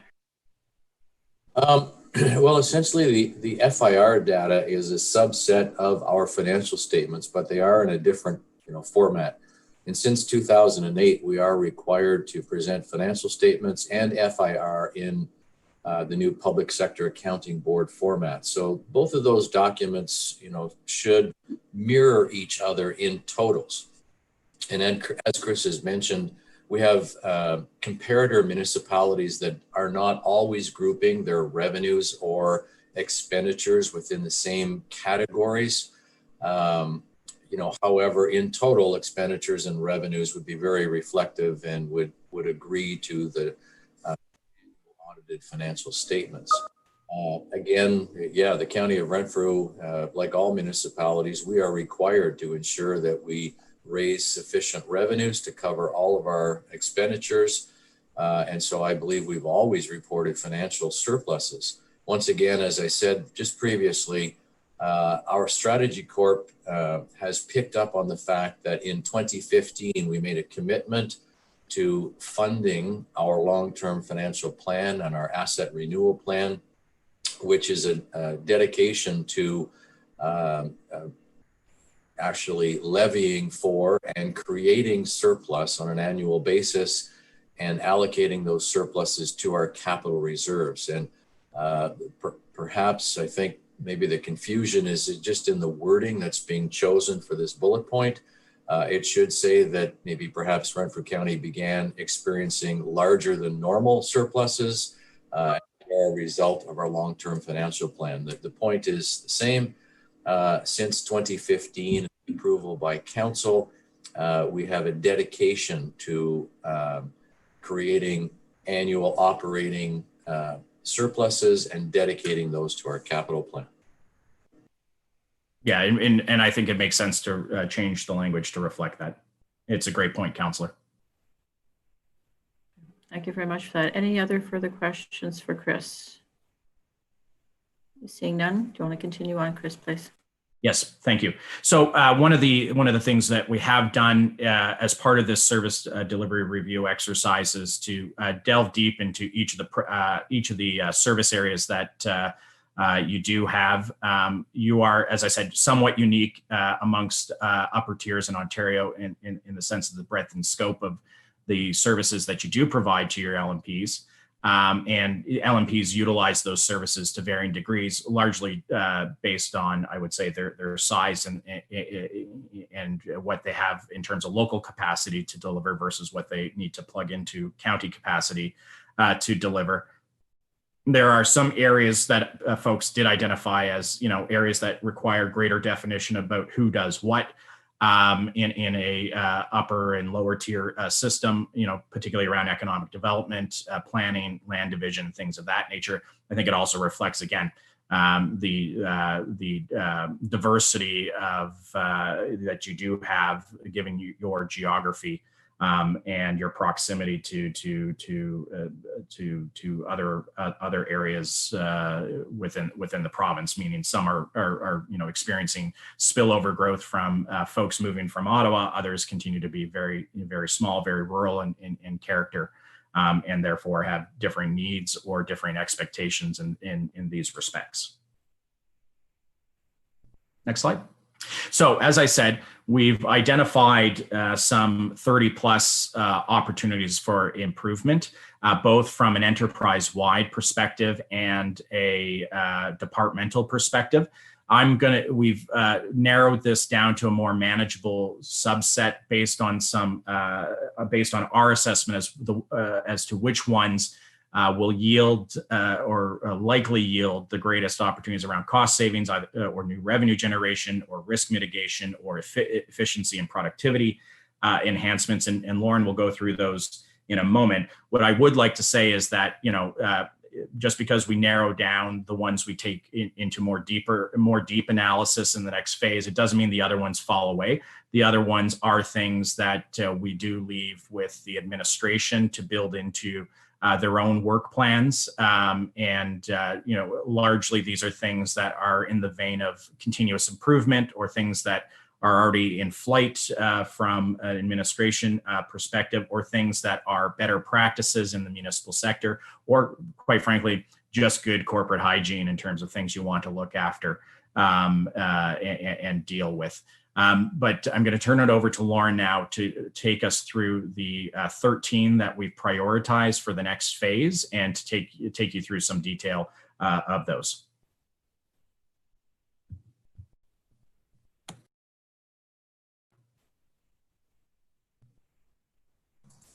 Now I have to drink a shot of my coffee for you being on mute.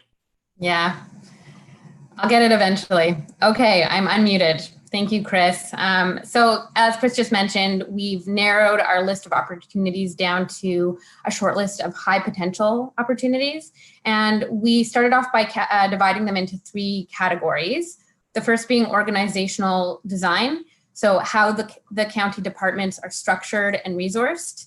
Operating model, how particular components of the organization function day to day.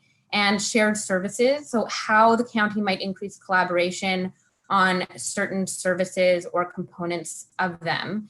I'm going to walk through each of these categories and the opportunities identified within them to discuss why they've been selected and provide our improvement hypothesis on each. And then I'll pause after each slide and we can take questions there, if that works, Madam Warden. Okay. So under organizational design, we've identified 5 opportunities for further exploration. First one being centralizing the corporate services functions.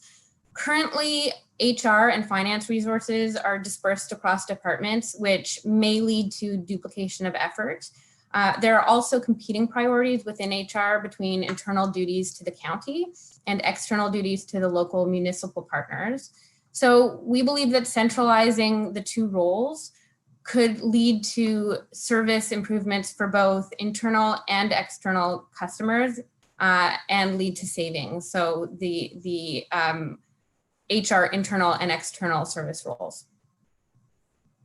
Our next one is reviewing and optimizing the administrative support model. There is currently a lack of clarity with respect to administrative roles, responsibilities, performance expectations, and then the linkages to compensation. And in addition to this, the service delivery improvement program will result in fewer office locations and a decreased need for administrative support staff for those locations. We think that conducting a review of the administrative support model is likely to result in role efficiencies and salary savings over the medium to long term through attrition. Next one is increasing the capacity for communications and government relations. Right now, the communications officer has many responsibilities, including internal and external communications, media relations, government advocacy, and grant writing, among a few others. And this high volume workload results in a lack of capacity to sufficiently deliver on all of these services. We think that looking into hiring additional communications resource or finding another way to increase the capacity may improve the county's advocacy capabilities and will also help improve communications too and increase grant writing support for the local municipal partners. Next is rationalized model for engineering services. We found that the county has a pretty high spend on third-party professional engineers and engineering technologists, and all but one of the comparator counties that we examined have a professional engineer on staff. So we're interested in how rationalizing the model might reduce costs, increase project capacity for the county, and potentially enable the county to provide additional engineering services to its local municipal partners. And then the last one under organizational design is taking a look at the trail maintenance structure.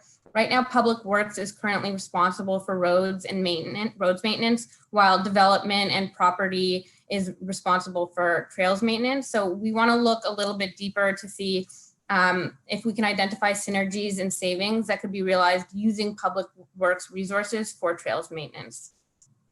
So Madam Warden, I'll pause there for questions. Thank you, Lauren. Any questions of Lauren on the service delivery areas for exploration? Seeing none, please continue.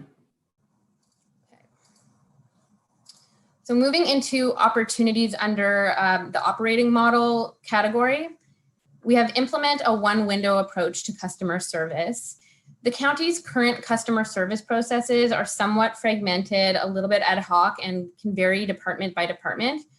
There's also no single system for tracking or measuring customer service levels, which limits the county's ability to understand certain issues and to ensure continuous improvement.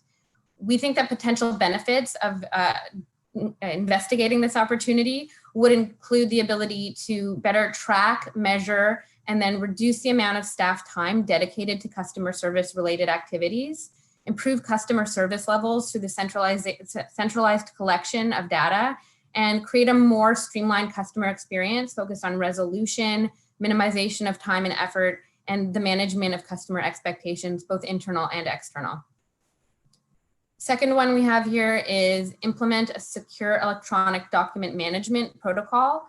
There are bylaws currently to guide the management of paper records, but not electronic files. And this may expose the county to security and compliance risks in the future.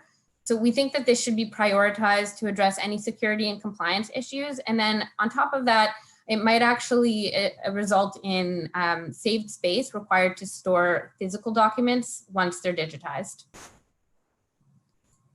And our last point here is adopt a formalized digital procurement process. There is currently duplication of effort and some missed opportunities for collaborative procurement, as Chris mentioned earlier, very typical. The majority of comparator counties have a dedicated procurement function with staff dedicated to the coordination and management of purchasing and procurement. Pursuing this opportunity could really lead to improved service delivery and increased cost savings realized through economies of scale and purchasing power. So again, I'll pause there if there are any questions. Any questions under the operating model?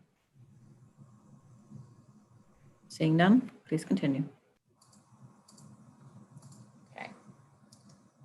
So this brings us to our last category of shared services, continuing to build and refine communication processes between council and local municipal partner staff. So again, as Chris mentioned, you can never do this well enough, but it's something that we heard from CAOs.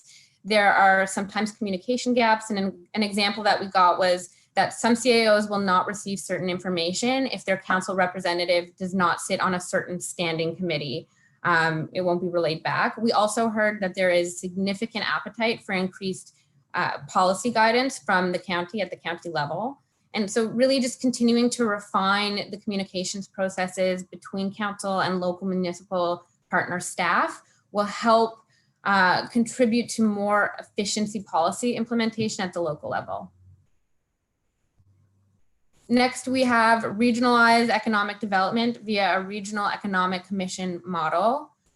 We also heard that municipalities are currently involved in their own economic development activities, but there sometimes can be competition for the same business, and this works against efficiencies. So we'd like to explore how a regional approach to economic development can improve representation and cooperative collaboration towards shared regional economic development goals. Next is facilitate a regional discussion on waste management. We understand that landfill sites are approaching end of life in many municipalities and they won't be getting renewed. So it was felt that the county could have a big impact on this issue by taking on a facilitation role to help achieve savings and by building on the shared services already offered through collective tenders. So really playing that convener facilitator role. Increasing professional development and training coordination. CAOs said, let us know that they're facing some barriers in terms of training their staff and providing professional development opportunities. So again, there's a perceived coordination role for the county to help the local municipal partners provide these very highly valued but difficult to provide services to their staff. And our final high impact opportunity here is to investigate potential opportunities to share trail maintenance services. Municipalities have their own trail networks in addition to the counties, and there may be an opportunity to share the maintenance of these trails. It's has a high potential to just reduce duplication and share the costs of maintenance. Okay. Any questions of Lauren on this slide? Councillor Emo, please. Thank you, Madam Warden.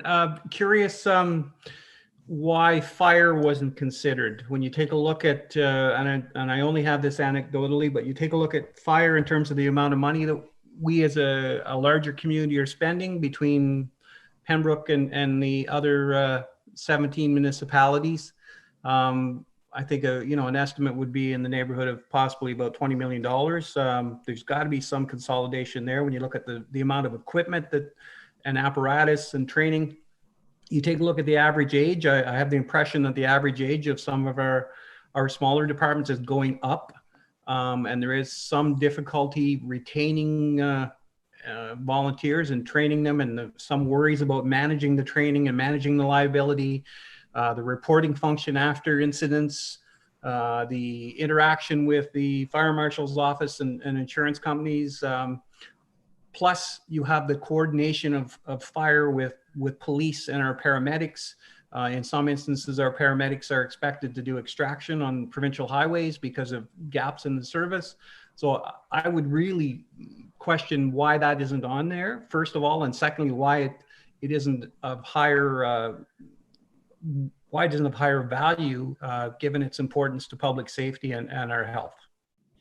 So Chris? Yeah, thank you, Warden, and thank you for the question, Councillor. So we did bridge this topic, particularly in our interviews with you as councillors. We didn't pick up a strong appetite to go down that road. But having said that, it is something that's worth looking at, and given that we didn't pick up a strong political appetite to do that. I still think it might be worthwhile for the CAO to explore that with his local municipal partner colleagues, because we can do the analysis. We can show that chances are we would show that there are efficiencies, but you need a critical mass on board to actually make it happen and have it become part of a county-wide service offering. Councillor Emo. Yeah, I understand that. I think you made a key comment earlier about, possible amalgamation, and I think the inference was finance will drive it. I think once people see the total amount of monies that they're investing in fire protection across the county, I think it's going to be a deep gulp for a lot of people. And I would suggest in the next few years, it will be dance partners, because and I'm not sure I'm going to phrase this properly, but it's lost money in the sense that you build capacity and wait. And so if you have 85 calls this year and 15 next year, you still have to have the same capacity. The only thing that goes up and down is your labor costs because of the 85 calls as opposed to 15. So, I really think once people understand the amount of money that's invested in people and in apparatus, and then they take a look at their asset management plans for the next 15 years, because you have to replace trucks every 25, I think there might be some dance partners suddenly decide they need to show up. So thank you for that. Yeah, thank you, Councillor. Councillor Donahue, please. Thank you, Madam Warden. I don't have a question on Councillor Emo's comments. If the costs of fire may make us gulp, I think that the cost of our policing might elicit a Heimlich response requirement. My comment, though, specifically was with respect to the increased HR professional development and training coordination. I think that I'm certainly going to commend Mr. Beakley at the County of Renfrew, who has, over the last several years, been developing the MAP program that I think is perhaps at least the basis for something that could be broadened, increased, and diversified. I think there are multiple applications of training, and I think I have given voice to this too. I think that there is much cross-pollination that is going to benefit both lower tier and upper tier in fostering a much broader talent pool. It's, as everyone is aware, the demographics of municipal administration are certainly in a seller's market now, if you will, and I think that that is an essential component to moving forward, is to produce those people that can be following and take the reins. Agreed. Thank you very much. Any other further comments on this slide or the slides prior to? Seeing none, Lauren, would you like to continue? I'm sorry, Madam Warden, I had my hand up. You didn't see me. Now I can actually see you. So Councillor Murphy, please. Thank you. Just two things, if I may, Madam Warden. On the first bullet point, just so that the rest of County Council knows, when the Warden and I met with Strategy Corps earlier, this was sort of a question for both of us that should we be putting out a message for each county councillor to bring back to their local municipality so that we're all giving sort of the same report. I know that some of us give very detailed reports to our councils, others just give short snippets. So that's something that we will really have to flesh out. But I'd also like to speak to Councillor Emo's point. This was something, fire was part of my discussion in my interview. I couldn't agree more. I think we are having sort of an aging infrastructure and aging human resource component to our fire departments. And certainly, is there something that we can do, even if it's, obviously, I don't think, and Peter, Councillor Emo, you can correct me if I'm wrong here, I don't think you're suggesting that we upload fire to the county, but that it be a shared service where it's feasible and responsible to do so. So I just think I couldn't agree with you more. I think fire should be on this list for us at a local level to sort of discuss with our neighbors, especially in my opinion. I wish that the province had demanded that closest hall goes, no matter what municipality you're in. So I think that, yes, it is a very important point. Thank you, Madam Warden. Councillor Emo and then Councillor Bros, please.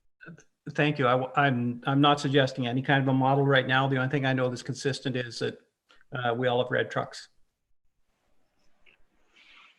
Councillor Bros, please. Yes, just to expand on Councillor Emo and Councillor Murphy, not only should we be looking at fire, in my opinion, we should be looking at the extrication, because it does involve very specialized training, as well as the very high cost of purchasing and upkeep of the equipment required. And once again, I think there's an opportunity where even if the dispatch of the available resources was handled maybe similar to the way fire calls are, it would, and there's also an opportunity to train together to try and reduce the cost to each individual municipality. So those are just some areas I think that could be explored a little deeper as well. Thank you for that. Perhaps fire take on the same process as waste management. Again, County of Renfrew is not in the waste management business, but it is indicated as one of the bullets that we could possibly facilitate a discussion. So again, I don't see the County of Renfrew is not in the fire service business either, but we certainly could consider, I think, to facilitate a conversation with the lower tier municipalities, at least initially, and then see what happens from there if people decide to branch off and do their thing from their different areas of the county. So I don't know, Chris, if that really fits into the report, since you're saying that most of us didn't speak on it, but I think it's an opportunity for us to at least have a discussion. Absolutely. And in my discussions with the CAO, he's indicated a willingness to start that conversation, certainly at a staff level. And I think it's important. I mean, we're obviously constrained in our review because it's not currently a county service. And this is something that would require permission, for lack of a better term, from the local municipal partners to explore and work up. Well, we can certainly do that aside from this report. I know CAO Morrow is taking notes as we speak. Councillor Sweet, please. Councillor Sweet, could you turn your mic on, please?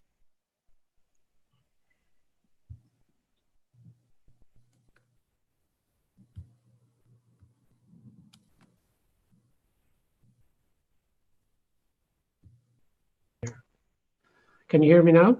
Yes, perfectly. Yeah, thank you, Warden. Well, following up on what you just talked about and as waste management, as much as fire fighting and fire initiatives are a major concern to all of the lower tier municipalities, so too is waste management. But I'd like to see it more broader discussed. Just a brief review quickly. There is maybe 8 or 9 of us within the family of Renfrew County that have water and wastewater facilities within the county. And given the general move, and I think it's 2024 or thereabouts, the banning of organics going into landfill sites is going to be a major concern. There will have to be a need to consolidate how you're going to handle something of that nature moving forward. And I think it's going to be one of the bigger budgeted items for all lower tier municipalities. So when I look at facilitate a regional discussion on waste management, it goes beyond the landfill site and putting product into the facility. It does include, as I say, maybe within the county, there's about 16, 18 facilities that have to be managed. And I think that I'd like to see that included somewhere, or at least hear some comments from Chris and his team with regards to that, because it's going to be a major budgeting concern for all lower tier municipalities that have that type of facility within their municipality. There will be a great deal of pressure put on them. I think back about 15 years when septage was a major issue within the county of Renfrew and what we had to do in order to try and manage that particular situation. So I'd be interested in see what or hear what Chris had to say about that, or at least have something in there that says we will facilitate a regional discussion on waste management and see what that actually means in terms of more than just simply a landfill site and dumping the waste on the ground. So I think it's a very important thing, just as important, quite frankly, as firefighting is. Well, thank you for your comments. That is exactly what we're here doing today, is providing Chris with some information to flesh out some of these bullet points. So I certainly appreciate your comments, and I'm pretty sure I can tell Chris is taking notes as you were speaking. I was, Madam Warden.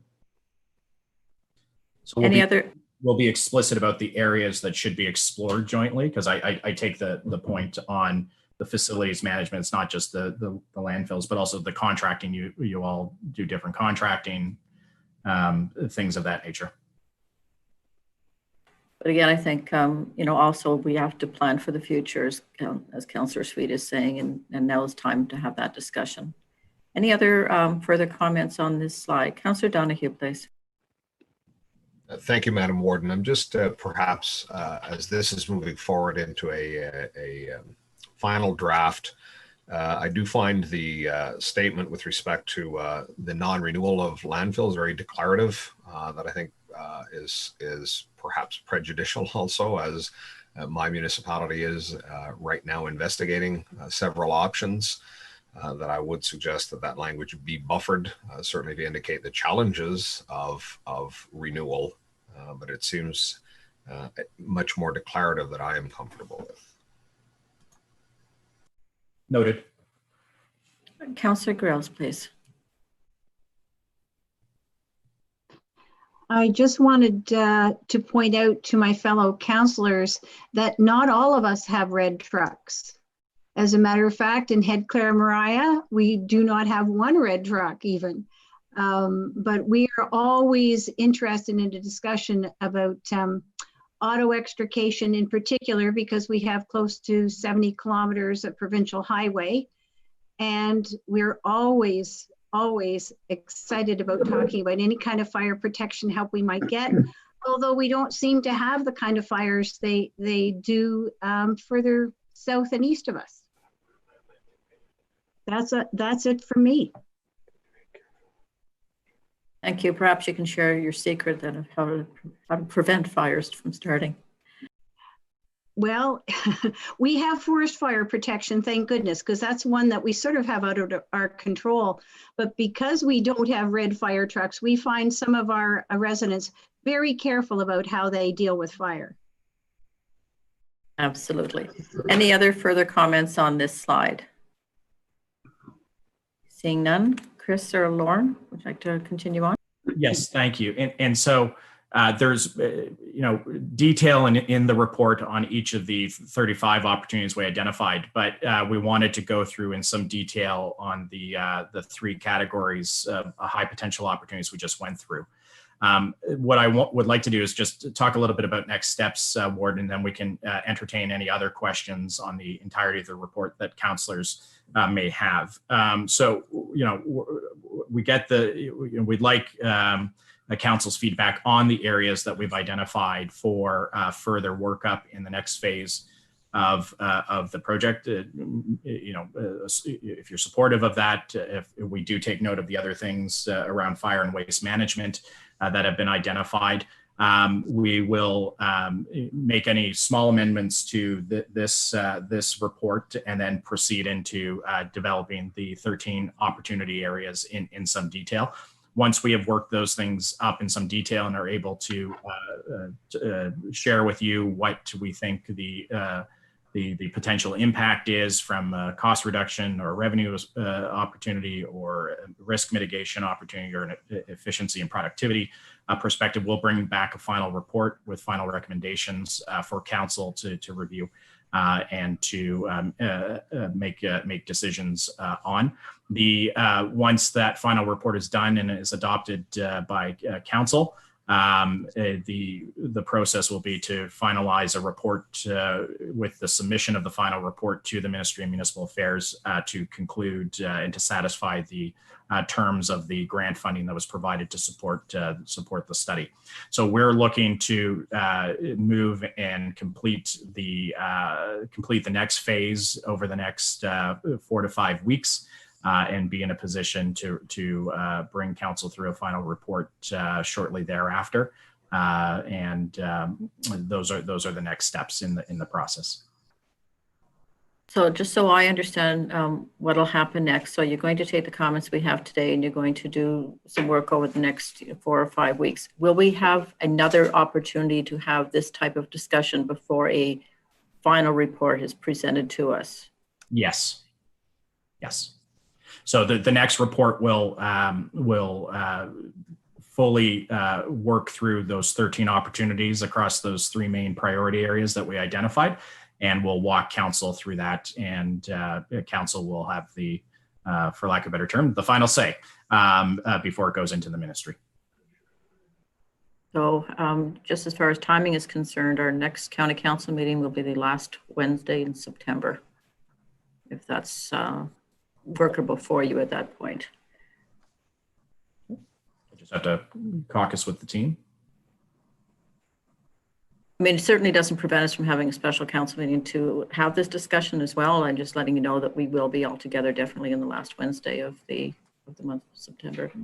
Excellent. I can't believe September's here already. I'm just floored by that.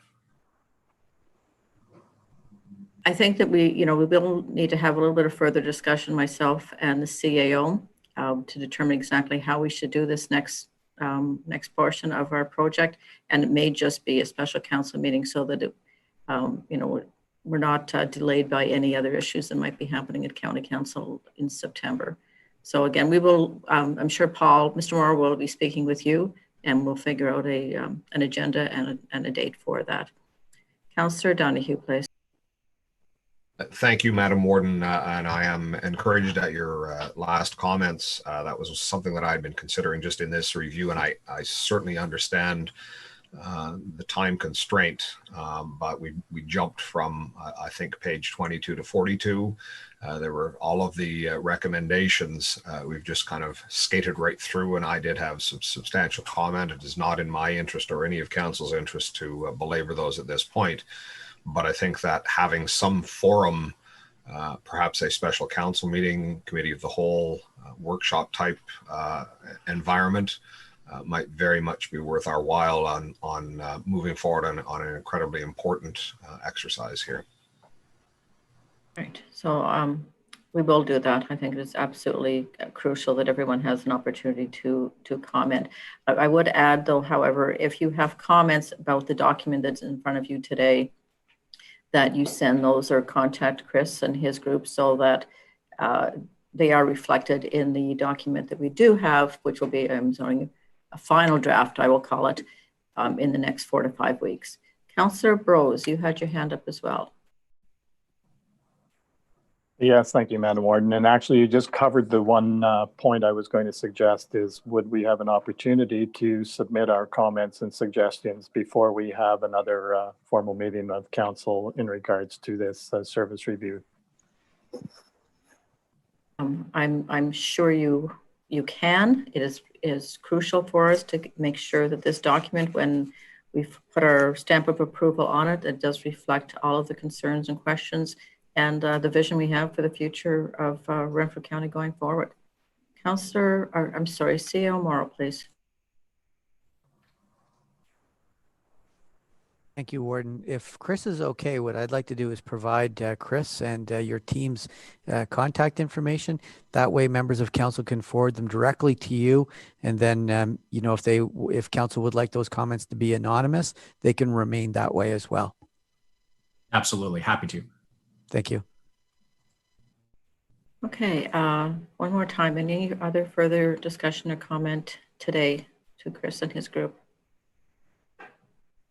Seeing none, Chris, Jamin, Lauren, thank you so very much for this. It's very exciting to see that we are going to be moving forward.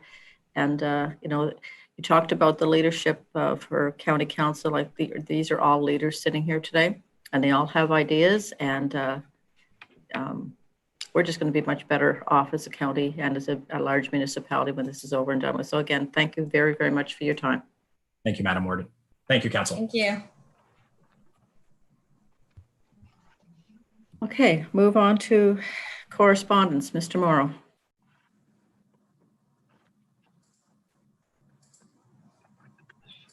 Thank you, Warden. I have two pieces of correspondence to review with council. Otherwise, all other correspondence has dealt with. With your permission, Warden, I'd like to review these two pieces of correspondence. Yes, please. So the first one is a thank you letter from the family of former Councillor Terry Miller, just a card of thanks and appreciation for the flowers and plants that were received after Councillor Miller's passing. Secondly, if I may, Warden, I would like to read a letter from Mr. Harry Ng, the founder of Bubble Technologies. And if you recall, Mr. Ng received the Meritorious Service Cross, and it's a very nice reply to the Warden. So if I may, I'll start. I am extremely pleased to receive congratulations from Renfrew County for my award of the Meritorious Service Cross for the founding and evolution of Bubble Technology Industries, a development that was intimately tied to Renfrew County itself. You may recall that in 1998, AECL undertook a new initiative of spinning out commercial enterprises after suffering significant federal cuts to its traditional operating budget that led to widespread concerns in Renfrew County. The spinoff initiated was mainly undertaken to stimulate the local economy in order to offset the downturn in AECL's fortune, as well as to demonstrate to the federal government and to Canadians in general the return on investment to Canada that was achieved as a result of the many years of government support for AECL. I was asked by the president of AECL to lead this first spinoff based on a novel technology that I had developed in the course of my scientific research. Understanding the importance of the task, I accepted the challenge and left the security of government to start a new company, knowing the high probability of failure of a startup company. Over the years, I've done my utmost to fulfill my original mandate for the spinoff. Your congratulations indicated to me that Renfrew County is satisfied with my effort in relation to Renfrew County. This has provided a degree of satisfaction not possible from any other body. Thank you, Warden Robinson, for your complimentary letter and beautiful scroll. Sincerely, Mr. Harry Ng. Thank you, Warden. That's correspondence. So that was very nice of Mr. Ng. And also Romeo Levisser, a former councillor in the city of Pembroke, also received an award at the same time and sent a thank you note to us as well. I just don't happen to have a copy of it with me today. So moving on the agenda, I'm going to call on Councillor Murphy for the Finance and Administration report, please. Actually, I'm sorry, before you do that, does anyone want a 5-minute break? I realize that everybody's been sitting here for a while now. I'm seeing some very happy faces. So let me check the time here. All right, so I have 11:12. We will reconvene at 11:20, please.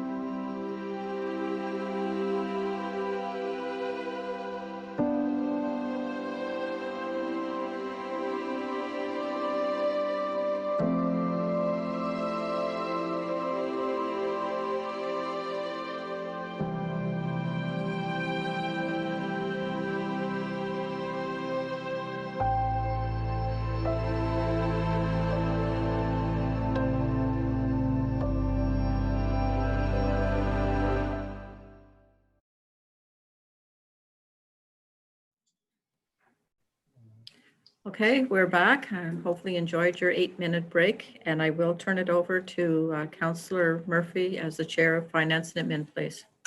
Thank you, Madam Warden. And if I seem to be cutting out, could somebody yell at me?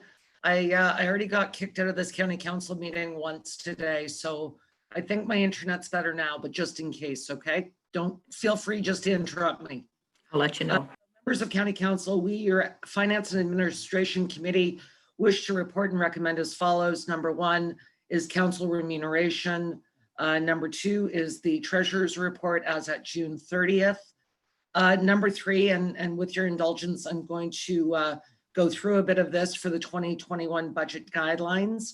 The budget schedule, as previously presented, was going to be on January 25th and 26th. Unfortunately, it does conflict with the Roma conference, whether we do Roma virtually or not. And so the new schedule is January 18th and 19th. That is a Monday and Tuesday, I believe. Do I have that right, Paul? Warden, if I may, I'll have to confirm that. I was just going to say a lot of us have council meetings on Tuesdays, so we might have to be prepared for that. So of course below is the April 29th resolution about how we proceed. But after that, council must also consider the guidelines over the next several weeks and provide staff with budget guidelines at the September 10th FNA meeting. Specifically, they are seeking direction on confirmation of the principles established within the long-term financial plan, overall target levy for 2021, 2021 non-union COLA increases, and approval of the 2021 budget schedule. So there's some information here. What came out of FNA and a special ad hoc meeting with the warden, myself, Councillor Hunt, Mr. Morrow, and Mr. Foss, we're going to try doing budget a little differently in the 2021 season, as opposed to the large slide deck with pictures and graphs, etc. What we're going to do is through each committee, we're actually going to have a living document. So when a number needs to be changed, it will be changed on the fly, which will make our actual budget deliberations much cleaner and much faster. So the budget as it sits will be sent out electronically as opposed to that huge binder that we get every year. And again, it will be an Excel spreadsheet, which Jeff will be able to change as we request. So that's going to be new and improved. And I really want to thank Councillor Hunt for all of his work in working with Jeff on this. And Jeff, to you, I was very impressed, and I think this is very slick, and I think all of County Council will enjoy this new process. So thanks so much to everybody for that.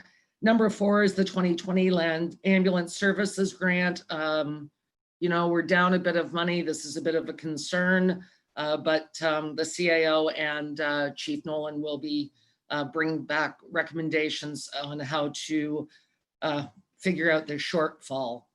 Number 5, as everyone knows, the Reopening Ontario, the $4 billion announcement, which was, we were very thankful for that.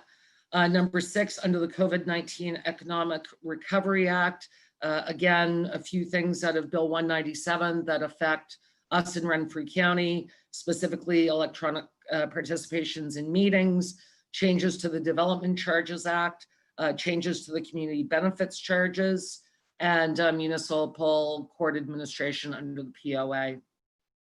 Number 7 is the Safe Restart Agreement. Obviously tabled here, everyone saw a letter to Warden Robinson advising part of the federal provincial Safe Restart Agreement, and again, how that was delineated down to the county and to the lower tiers. Under resolutions, the 2019 Auditor's Report that we saw earlier, Resolution FACC 20-08-66, Moved by chair, seconded by committee, that the council approve the 2019 auditor's report for the corporation of the county of Renfrew for the year ended December 31st, 2019. And the background is there. And under bylaws, electronic participation in council meetings, resolution FACC 20-08-64, moved by chair, seconded by committee, that county council approve the following amendments to the procedural bylaw to allow for electronic participation in meetings until June 30th, 2021, and further that a new section 6.2, electronic participation in meetings, be added in order to hold electronic meetings according to the following guidelines. A, any councillor participating electronically must be located within the province of Ontario unless an elected official is on municipal business. B, in the event of an interruption in connectivity for a member that is participating electronically, the meeting will resume without the participant and their absence will be noted in the minutes. C, all members participating electronically in a closed session of council or standing committee shall declare to the presiding officer and the clerk that they are in a private room where no other persons can overhear the deliberations. The internet connection is secure and not publicly accessible. And it is strongly recommended that councillors wear earbuds or headphones when in a closed session. And further that section 7 of the procedural bylaw, place of meeting, be amended to read as follows. All meetings of council will be held in the council chamber of the County Administration Building, 9 International Drive, Pembroke, or at such place as the Warden and Chief Administrative Officer Clerk may from time to time determine. And further that a bylaw to amend bylaw 8510, being a bylaw to govern the proceedings of council and committees of the County of Renfrew, be adopted at the next session of County Council, and further that council not take any action on proxy voting at this time. And further in the report are the considerations for the June 30th, 21 deadline. Warden must be in attendance in council chamber at all council meetings. If he or she is unable to attend the meeting, the acting warden will chair the meeting. Participation in meetings electronically should be for a specific reason, such as significant weather event or illness, and at least 50% of councillors should be in attendance at the council chamber. And again, some reading there with regards to proxy voting. Number 10, semantic software license lease agreement, resolution number FACC 20-06-56, moved by chair, seconded by committee, that County Council adopt a bylaw authorizing the warden and the clerk to sign a lease agreement with Macquarie Equipment Finance Limited for semantic broadcast software licenses. And the background is there for your reading, all of which is respectfully submitted by myself as chair and committee meeting members Brose, Doncaster, Donahue, Hunt, Peckett, Robinson, and Sweet. Thank you, Madam Warden. Thank you very much, Chair Murphy. So I'll go back to item number 1. Any questions on council remuneration? Item 2, the treasurer's report. Item 3, the budget guidelines for 2021. Councillor Donahue, please. Thank you, Madam Warden, and thank you to the, I guess, pop-up ad hoc group for your efforts in this. I am of a mind that it was likely considered. I like very much the proposal towards the living document, et cetera, and I think it would expedite certainly the budget workshop. However, having said that, I did find I've become so accustomed now to the PowerPoint, and I thought that there were some substantial slides there. In fact, in its entirety, I would suggest that did provide some good solid background. I know that what prompted that conversation at Finance and Administration was that logistical issue of the final committee review of these, and then ultimately the production of perhaps the full paper copies, but also incorporating any of the changes that had been proposed into that PowerPoint.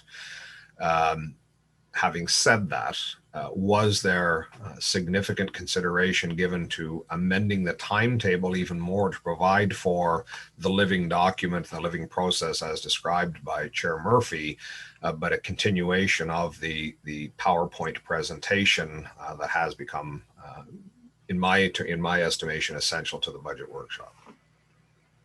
Councillor Donahue, there was significant discussion around that very issue, so I'll leave Chair Murphy explain it to you. Thank you, Madam Warden. Yes, you just said it correctly. Obviously, there was substantial conversation about how to move committees around, what was the viable timeline for staff, and for us, of course, going into the budget process. But yes, a lot of deliberation, a lot of conversation, and this is where we landed. I will say I don't disagree with you on some of the background, and I'm sure that Mr. Foss can provide some of that. We just felt that a living document was probably an easier way to get us to the end result without having to change an entire PowerPoint presentation. But thank you for your comment. Any other further comments on item number 3? Seeing none, item number 4, 5, 6,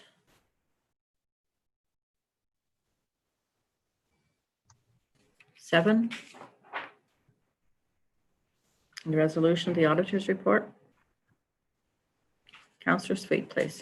Yeah, thank you very much, Warden. Just a comment with regards to the report, in particular 8B, which speaks to any recommendations that may come forward as a result of the audit. I think it's fair to say, and they should be recognized, this is another very clean financial statement and no recommendations are coming forward for the audit. I've been around for a long while here, second only to my friend Janice Wisniewski, who started here when she was 2 years of age. But I think they have to be recognized. When I say they, I mean Jeff Foss and the CEO and the Chair of Finance for bringing forward once again a very clean audit. That's something we should be very pleased about. And as such, I think they should be recognized for that. Thank you, Warden. Thank you very much, Councillor Sweet, and I do thank you for recognizing the Finance Department and Mr. Foss and the professionalism. Any other comments under the resolution, the auditor's report? Councillor Donahue, please. Thank you very much, Madam Chair, and I certainly will echo the comments of my colleague, Councillor Sweet. And I am, of course, quite happy at having the clean audit report. Going back to my comments at the time of the presentation of the auditor's report, and specifically the line items with respect to payable accounts, I deferred to that pending this conversation on the acceptance of those. And perhaps I am on my own here with respect to the reporting there, but I will reiterate that in changing that and consolidating all of those payable accounts into one, it is making a substantive change from the audited financial statements that I have dating from 2010 right through until the 2018 accepted auditor's report. In addition to that, I do find it somewhat difficult to understand that distinction with respect to, again, in particular, the was identified at Finance and Administration, social housing funding envelopes that we're going to extend over multiple years, and how one distinguishes between whether they are payable back or whether they are essentially deferred revenue that is applicable over 2, 3, or perhaps 5-year time horizons. And again, I will certainly put that out to council and to staff on recommendations moving forward. I would still much like to see a note that perhaps can delineate what some of those differences are. Well, thank you very much, Councillor Donahue. And I can't say that I disagree with you, so you're not really on your own. I did grab onto the payable comment when it in reference to social services. I was quite concerned. I don't really want to send money back to the province. And at that time, we were assured that that was not the case. So, Mr. Foss, can you offer us any clarity or any assistance whatsoever? Thank you, Madam Warden. So of course, this question came forward at the Finance Committee while Karen was delivering her draft financial statements. There is a reluctance on behalf of our external auditors to place a note beside accounts payable, explaining, certainly in our situation, there is a significant number of accounts payables accounts throughout all of the various divisions and departments in the corporation. So a simple note or a single note explaining the nature of those would be quite a challenge for them, and it is not in keeping with their practice guidelines. They've also pointed out to us that would be a significant departure from some of our previous financial statements or any of our peers. And so our external auditors were very uncomfortable with attempting to address this issue with the form of a note that would form, which would be permanent in our financial statements, and they're uncomfortable with adding a note to the statements. So their recommendation, because of the discussion that we had at Finance, was we simply consolidate all of our accounts payable and accrued wages accounts rather than how we presented them in the Finance Committee. This presentation format is very much in keeping with our peers. And so they were recommending that if you're wanting a change, that this is the change they would recommend.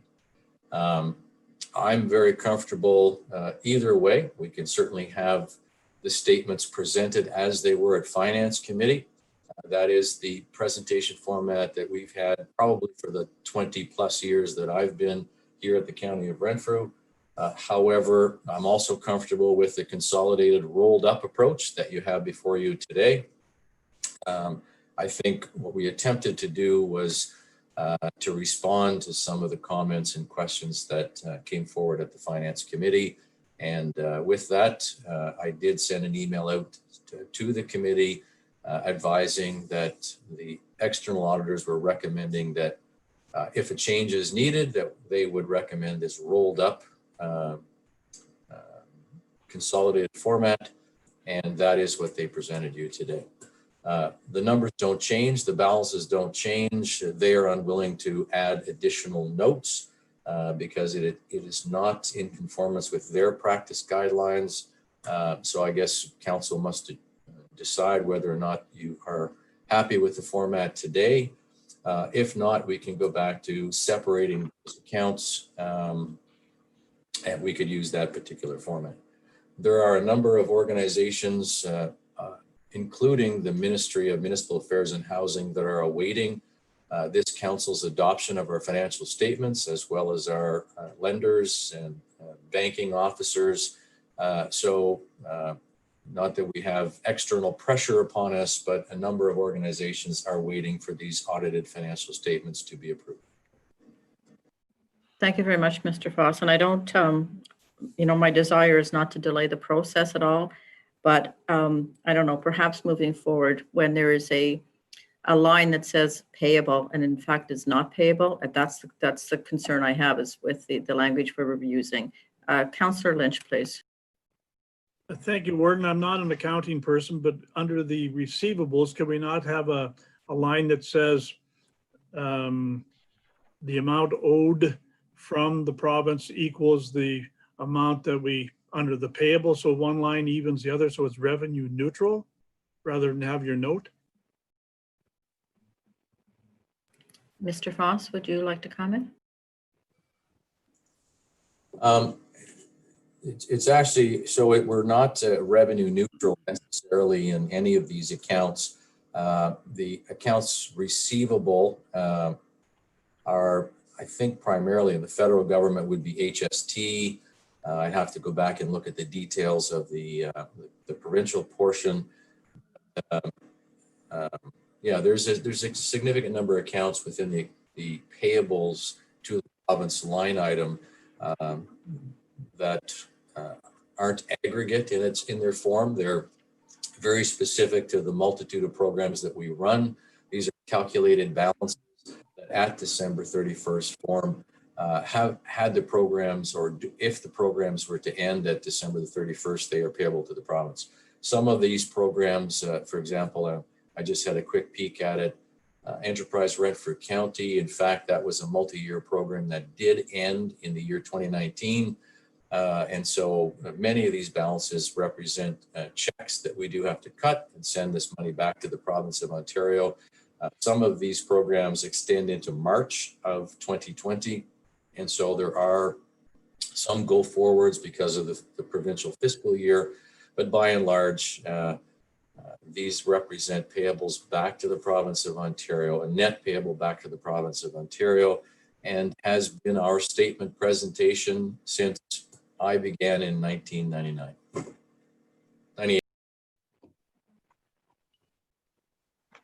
All right, thank you, Mr. Foss. Councillor Emo, did you have your hand up? Yes, I did. Thank you. I would appreciate the expanded version. As someone who has to, in very workmanlike fashion, tear apart the audited statement and lay it out on a big table and try and connect the numbers with arrows and yellow stickies and yellow lines, information is good for me. I don't deal with statements every day, so you know, when I do get them, it takes considerable effort, and I would appreciate the expanded reporting on it. It makes it a little easier for me to understand it and to track it, and then also to ask a reasonably informed question, which I think is important for anybody in our chambers, is to be able to ask reasonably informed questions. So thank you.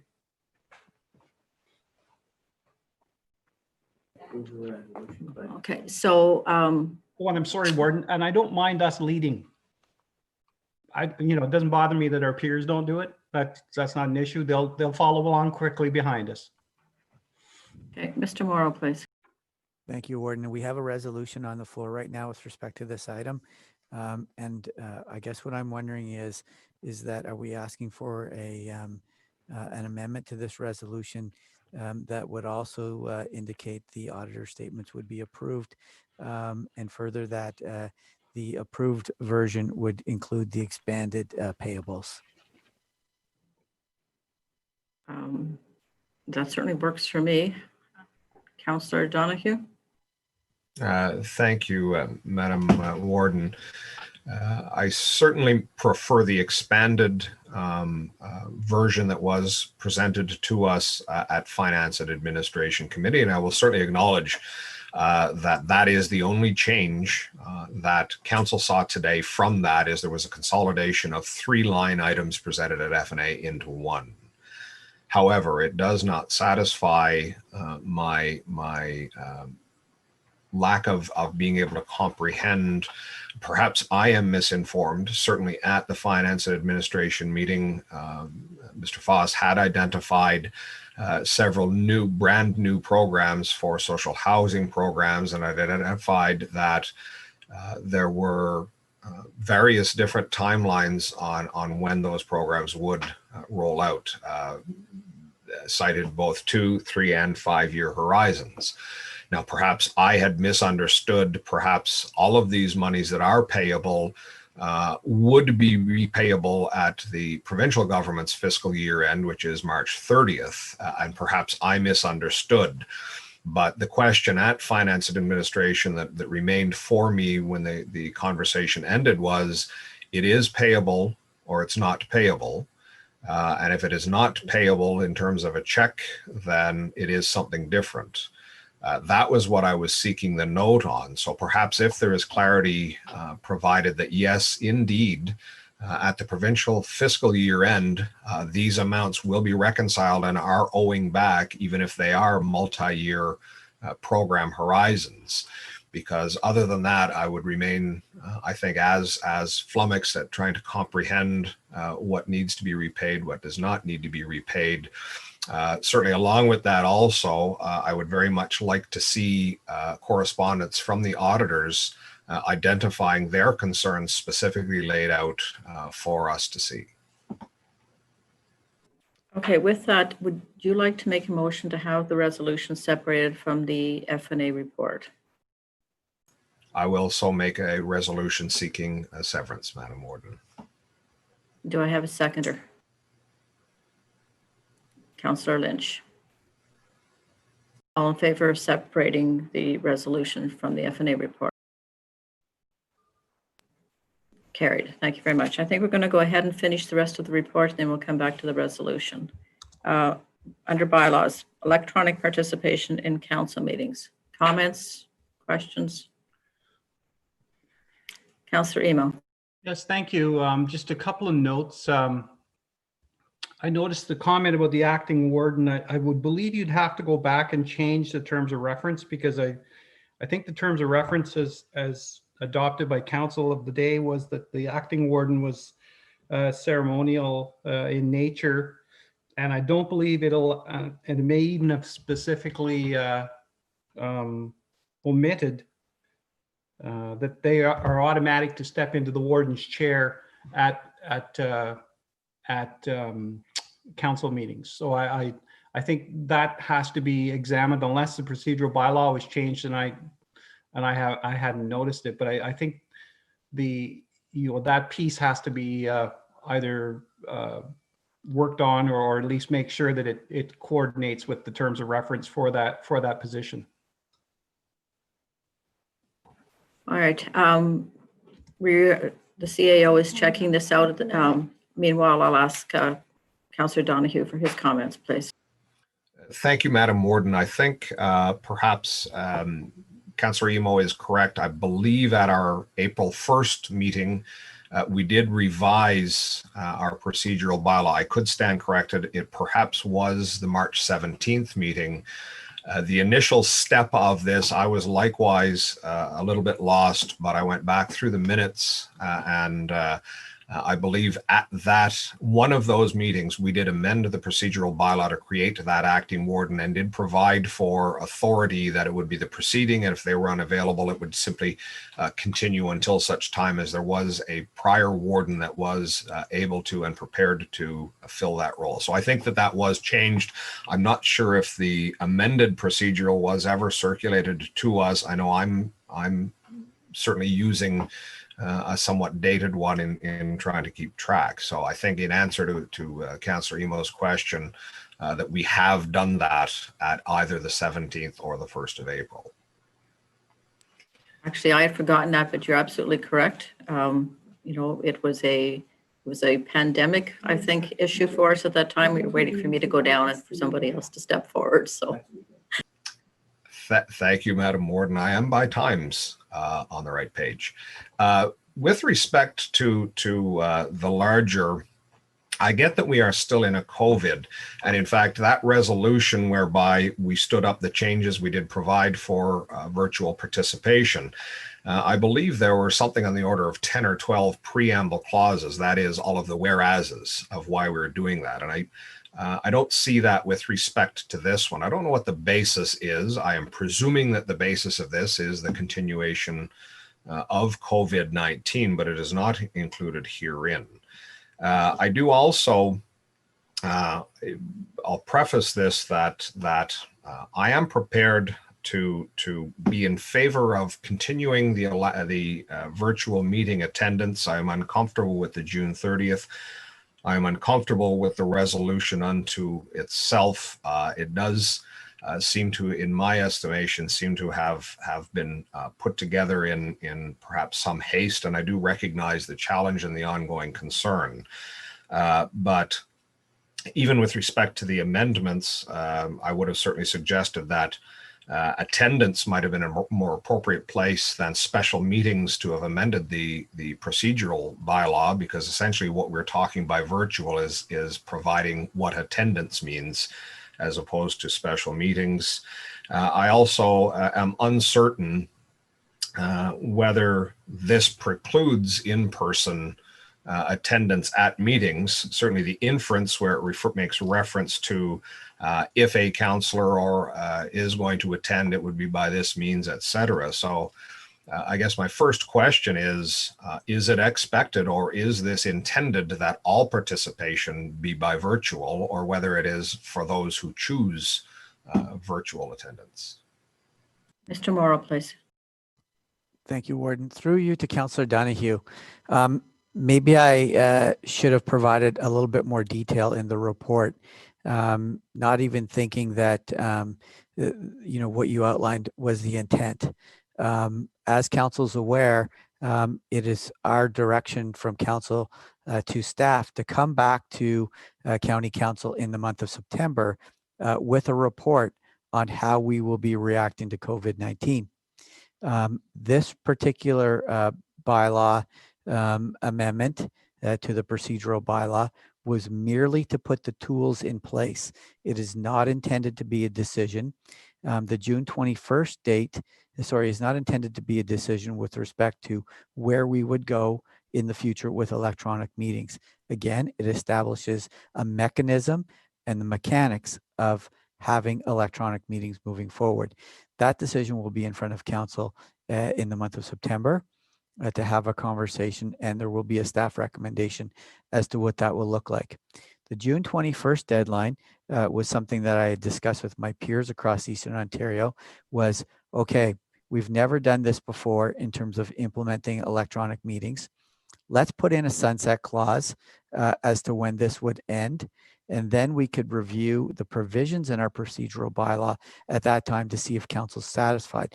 That again is outside of the September report that we will be bringing with respect to the continuation of electronic meetings. The changes that we're proposing here with respect to this procedural bylaw amendment do not put in place or indicate that that is where we're going. Thank you, Warden. Thank you. Councillor Murphy, please. No, I'm good. Thank you. All right, then I'll go back to Councillor Donahue. Thank you, Madam Warden. And I'll preface these remarks first. Again, if this is at some point, if this discussion is going to continue, if this should also be severed from the report and addressed or considered separately. All right, well, I have hands up for two councillors, and we'll see what they have to say, and then we'll go back to your suggestion. So, Councillor Emo. Yeah, I guess I'm slightly more comfortable than I was when I read this last night. And I would suggest the insert of hybrid / electronic participation, because I think that then expresses the more, to my view, concretely, council's decision to move back to normal, or sorry, not decision, council's wish to move back to normal at a point. I think this would also recognize that there are some members of council who would feel nervous about a more face-to-face presentation. But I think I'll just leave it at that. I would prefer to see the word hybrid set in there, so that indicates an intent to return back to normal.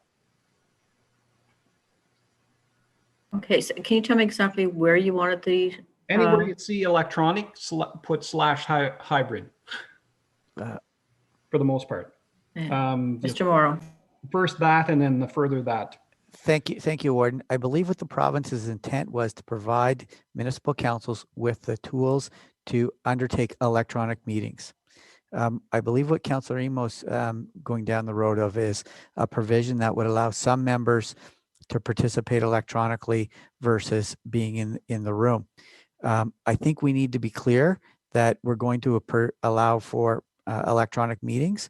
That decision in terms of who participates and who doesn't participate electronically, I believe once the tool is in place, then that decision could be made at a different time.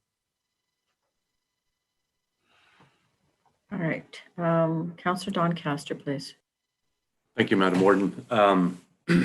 Kind of on the same lines, and I'm comfortable with the June review of this, but however, if allowed, I would certainly like to see this continue.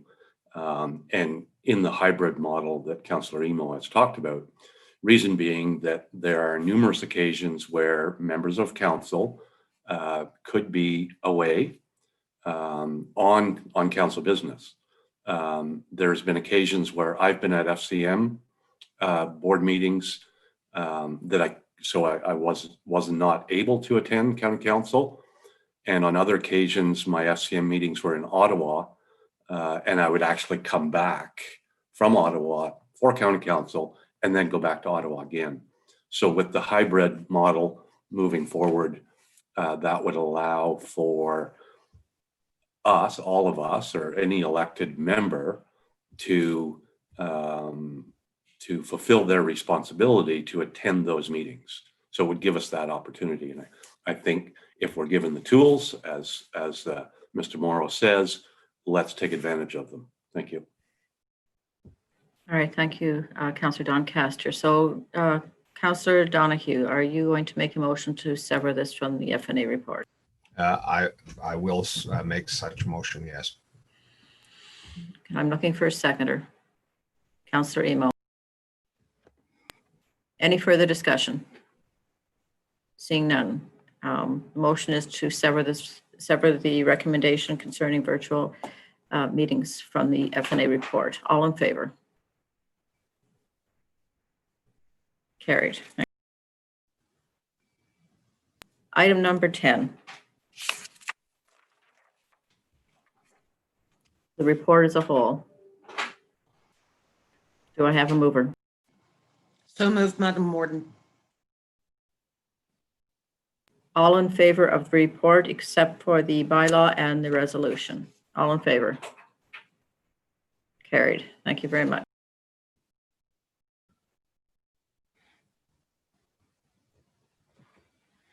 At this point, I note that it's 1 minute before 12. I would like to break for lunch at this point and then come back where we will deal with the resolution and the bylaw, if that's all right with everyone. So we will resume again at 12:45. Thank you very much, all.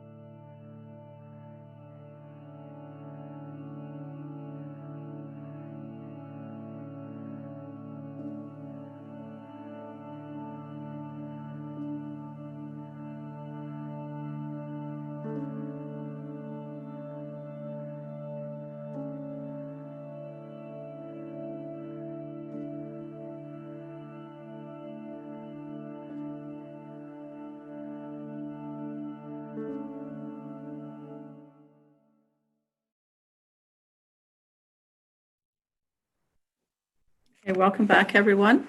We're still on the F&A report. The first item that was removed from the report was the resolution concerning the auditor's report. So, sorry. So is there any further comment or discussion on it?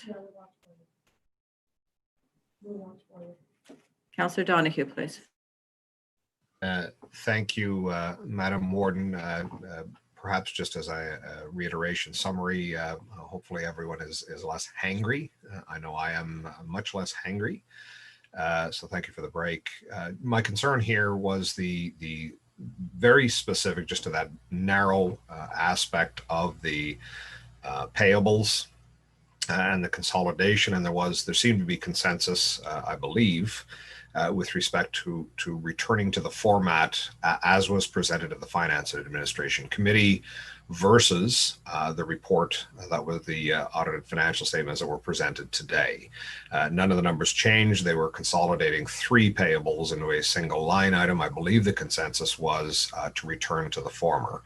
I was certainly in agreement with that as well. My concern regarding understanding how these payables were in fact being implemented was still outstanding. And as I had indicated at the time, perhaps it is my misunderstanding that all of these are requiring repayment to the province, even if they are for multi-year time horizons.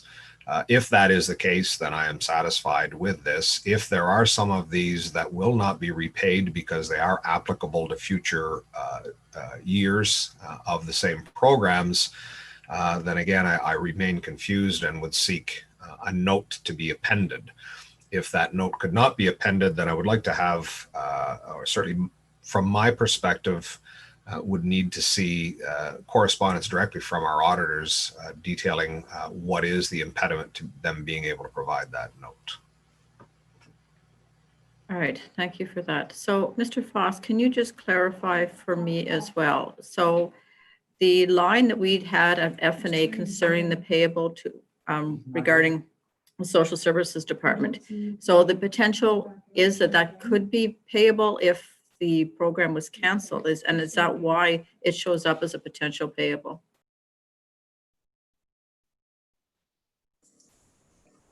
Thank you, Madam Warden. So I guess we're going back to the Finance Committee report, which is page 57 of your document.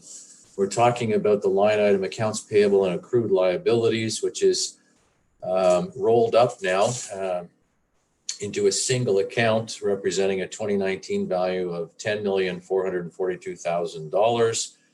At Finance Committee, there were 3 separate accounts, accounts payable and accrued liabilities at $9.3 million, payable to the provincial government at $1,059,000, payable to other municipalities at $39,000.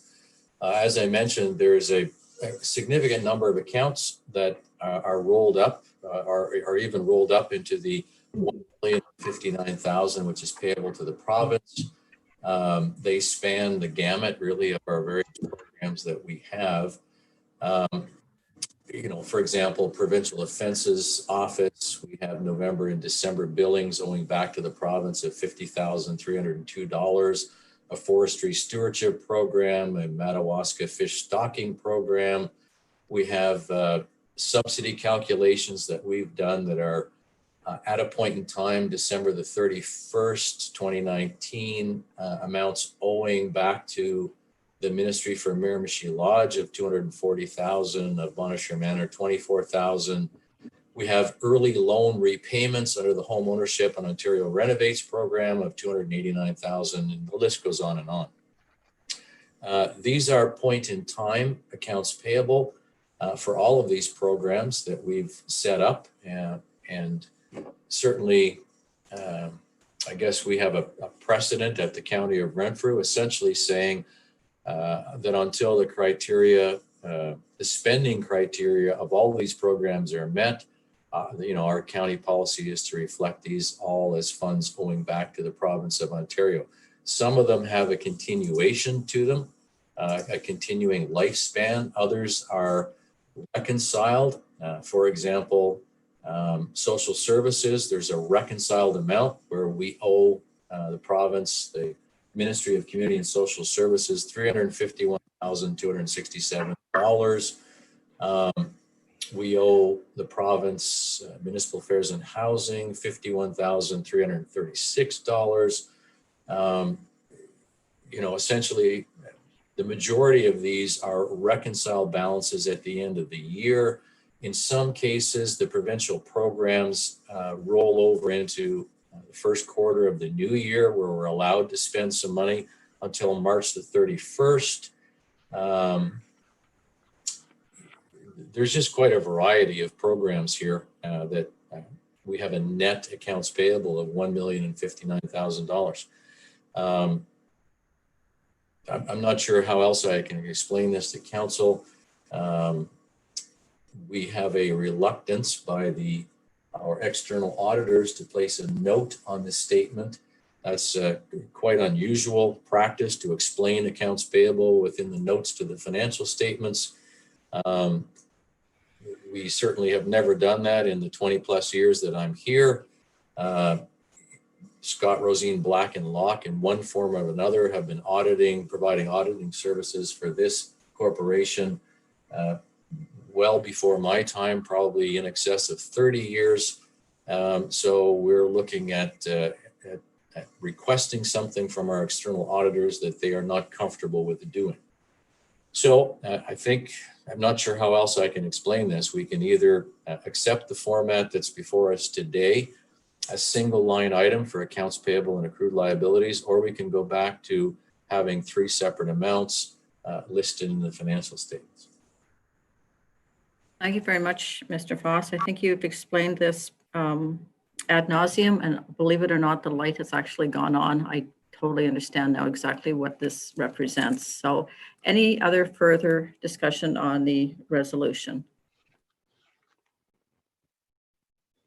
Seeing none, I need a mover and a seconder to accept the resolution as presented. Moved by Councillor Bennett, seconded by Councillor Rose. Any further discussion? Seeing none, all in favor? Opposed? Noted and carried. Thank you very much. So the second item that was severed from the F&A report is the electronic participation in council meetings, the bylaw. I need a mover and a seconder. Councillor Emo. I was wondering if I could suggest tabling it, Warden. I think, to me, I sense what staff are trying to get to, but I would suggest it needs a little more explanation, because I think the questions this morning dealt a lot with process and technology, and I don't think that was the intent of the motion. So if they could possibly take it back and put some more background into it and a little more explanation, I think it might be easier for council to make a decision. Plus, tying it to the sunset of the existing bylaw, which allows for how we're meeting today, which is September 30th, to announce a new regime, I think might be useful. So are you making a motion to table? Yes, I am. I need a seconder for the motion. Councillor Donahue. There is no discussion on the motion. All in favor? Opposed? Noted and carried. Councillor Donahue. Thank you, Madam Warden. Perhaps I just missed it. Was it tabled to a specific date, or is it tabled? If I might, in my remarks, I mentioned September 30th, the September 30th deadline of the existing bylaw that allows us to hold the meeting today.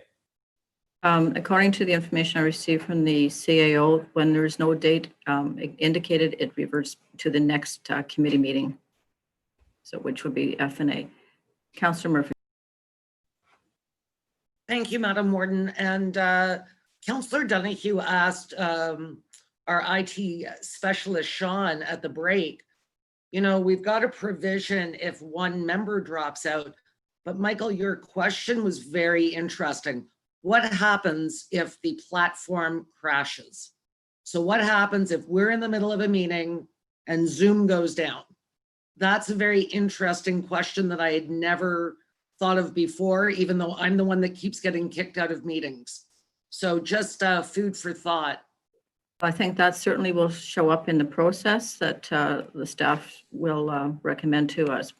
Mr. Morrow, please. Thank you, Warden. Through you to Councillor Murphy. At that point in time, we would look at to determine if we have quorum, then that component of our procedural bylaw would apply. So then we would no longer have quorum, therefore we do not have a meeting. But again, I would expect that will be identified in the process and the recommendations. Okay, it's going back to be tabled. Councillor Donahue. Thank you, Madam Warden. And again, consistent with my comments before we had broken for lunch with respect to the nature of this unto itself, I think that in Councillor Murphy's bringing that forward, I think that bears some examination in preparing a resolution for consideration by council in September. Is the robustness of the platform that we are using. I don't know that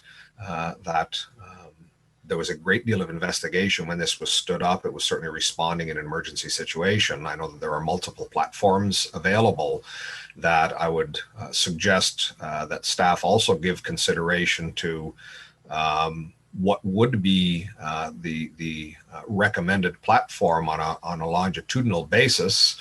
I know that in the standing this up, there was a very small learning curve towards Zoom. But I do know that just this past Monday that there were some considerable challenges. So I think that would bear investigation of who would be the platform or who would be the supplier or the vendor of the platform on a going forward basis as well. I'm sure all of this will be taken into consideration. I do know there has been some discussion with Sean Benke in the past about this as well. So with that, we have passed the motion to table. It'll go back to F&A in September. And we will move on to the Health Committee. Councillor Donahue. Thank you very much, Madam Warden. To the members of the County of Council, we, your Health Committee, wish to report and recommend as follows. Leading off our information items. Number 1 is the resident population of both the Manor and the Lodge. Item 2 is the wait list for all of the long-term care home facilities in the County of Renfrew. Item number 3 is the ubiquitous now COVID update. We will also have one with respect to long-term care. This one is with respect to emergency services. Item 4 is the community paramedic palliative care. And once again, I will note that another utility has yet been added to the Swiss Army knife that is the Renfrew County Paramedic Service. I'm enormously pleased to see this element as well as the baby boom generation now is entering the senior years, and there is a recognition for palliative care in the community. Item number 5 is a community of practice for paramedics, and I think it also once again speaks to the accelerated change and adaptation that we are seeing across multiple sectors in our society. Item 6 is the paramedic leadership team staffing, and I wished to congratulate both Deputy Chief Grenier and Commander Hultink. And do note, and Council will have seen that, I believe, in the press, that Commander Hultink is the first female commander in the County of Renfrew Paramedic Service. So congratulations to both, and continuation of the excellence that we have at senior staff. Item 7 is with respect to interagency collaboration and a response in Algonquin Park. And I think it is worth noting once again that interagency is now how healthcare is and will continue to be delivered in our rural communities. And I am ecstatic at the innovation that is being brought to that. Item 8 is a case study regarding Renfrew County paramedic service participation with respect to situational awareness of vulnerable populations during a crisis or evacuation project. Item 9, as I had indicated, is the COVID update from long-term care. Item 10 are several Ministry of Long-Term Care funding announcements for long-term care, and this is rapidly changing and evolving. At this point, I will certainly acknowledge our appreciation for the recognition through the global per diem revision that is substantially higher than was anticipated back in March. Item 11 is the Jaleese Public Inquiry Reports, and I will note here that the province and Minister Fullerton, Minister for Long-Term Care, and Premier Ford have certainly plainly and clearly identified that the province is, and we are going to continue in moving forward in addressing challenges with the long-term care that were raised in the Jaleese inquiry and not be awaiting the results of more recent inquiries and commissions. Item 12 is Advantages Ontario Virtual Summer School, and I will likely like to also commend and congratulate Ms. Sheedy on being recognized for her outstanding leadership, particularly with respect to the development of the Personal Support Worker Program in collaboration with Algonquin College. Item 13 is the Seniors Housing Strategy Update, and certainly the council will be quite aware of this. I'm quite certain everyone will by now have been contacted and hopefully has submitted all of their comments. I am particularly grateful for moving forward with this seniors housing strategy. I expect it to fill and recognize significant gaps that we have in our community. Item 14 is the bargaining update with respect to Bonnechere Manor and Canadian Union of Public Employees. Item 15 is request for tender of roof replacement capital project at Bonnechere Manor. Item 16 is a request for proposal for the HVAC system capital project at Bonnechere Manor. Item 17 is Ministry of Long-Term Care inspection at Bonnechere Manor. And in fact, there were two distinct issues with respect to inspections. The second being, with respect to those inspections. Item 18 is with respect to public health inspection at Bonnechere Manor. And again, I will also echo the congratulations to Ms. Kayla McNulty.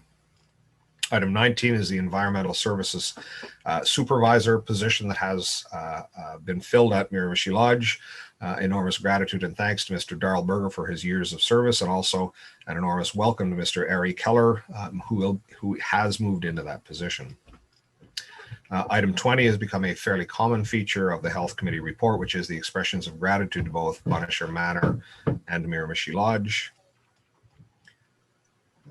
Item 21, as Council is very much aware, fundraising / foundations have become an integral part of the provision of healthcare services right across the province, and certainly no less so here at the County of Renfrew. I want to acknowledge the outstanding efforts of Ms. Lainey Bolt in an incredibly constrained fundraising environment to continue with very innovative fundraising initiatives. Also to recognize No Frills in Renfrew, the Royal Canadian Legion branch in Renfrew, and look very much forward to the virtual coffee house fundraiser on October 16th. Moving now to resolutions. Item 22 is the Virtual Triage and Assessment Center resolution number H-CC-20-08-51. Moved by myself, seconded by committee, that County Council endorse the Virtual Triage and Assessment Center, and further that all related documentation be forwarded to local municipalities and to the City of Pembroke for support. And I know certainly when we return to this, as we're reviewing the report in its totality, I'm sure the warden would wish to speak to this, but Council is very much aware now of the standing up of VTAC in response to the COVID pandemic, but it has demonstrated the utility and incredible value that it can bring to rural populations in a much broader perspective with respect to the provision of healthcare. And Madam Chair, that is the conclusion of the report by myself as chair and committee members Bennett, Doncaster, Grills, Love, Murphy, Regier, and Robinson. Thank you very much, Chair Donahue. So we'll start back in item number 1, the resident population. Any comments? 2, the Lynn. 3, Councillor Hunt, please. Yes, thank you, Madam Warden. Through you to, I guess, either the chair or Mr. Foss. In the paramedic division, we have a cost somewhere in the neighborhood of $19 million in 2019. And I'm wondering, it's all in one big pool. And when we look at adding on a new service, and I commend the paramedics for their excellence, but when we look at adding on a new service, I'm just wondering, is there any cost centers that show the cost of each of the services that we're providing and where this money comes from? Such as, you know, we have the drones, we have the home visitation and so on, but I'm not able to break down and see what each of these services that we're providing costs the community. And with the Renfrew County paying about $7.5 million in 2019 of that, and then Pembrokeshire. So I think the province kicks in somewhere around 50%.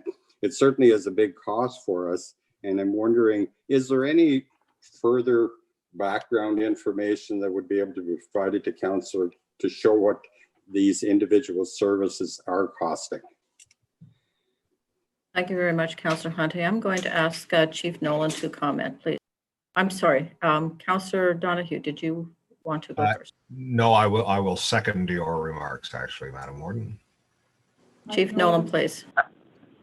Thank you, Madam Warden. So in terms of the itemization, we do have further within our budget, each of the program areas within the service broken down as cost centers. So for example, the community paramedic programs are 100% cost recovery. So that does alter what, as you're referring to on the 50-50, those additional programs such as our activity in COVID currently is also at a 100% cost recovery and not from the 50-50 funding formula. So we certainly have all of those worksheets in the background that are closely tracked in terms of what 50-50 or the 35% roughly county component to that costing, and as well track those closely in terms of isolating the 911 related costs as well. Supplementary, Councillor Hunt? Yes, so would that be information that could be shared with the councillors so we got a better feel for the costs of the services? Like if I'm asked anything about what the home visits, what would that, cost? Even though it's being, 100% funded, I have no idea on that. So would that be something that would be available to be shared? Chief Nolan?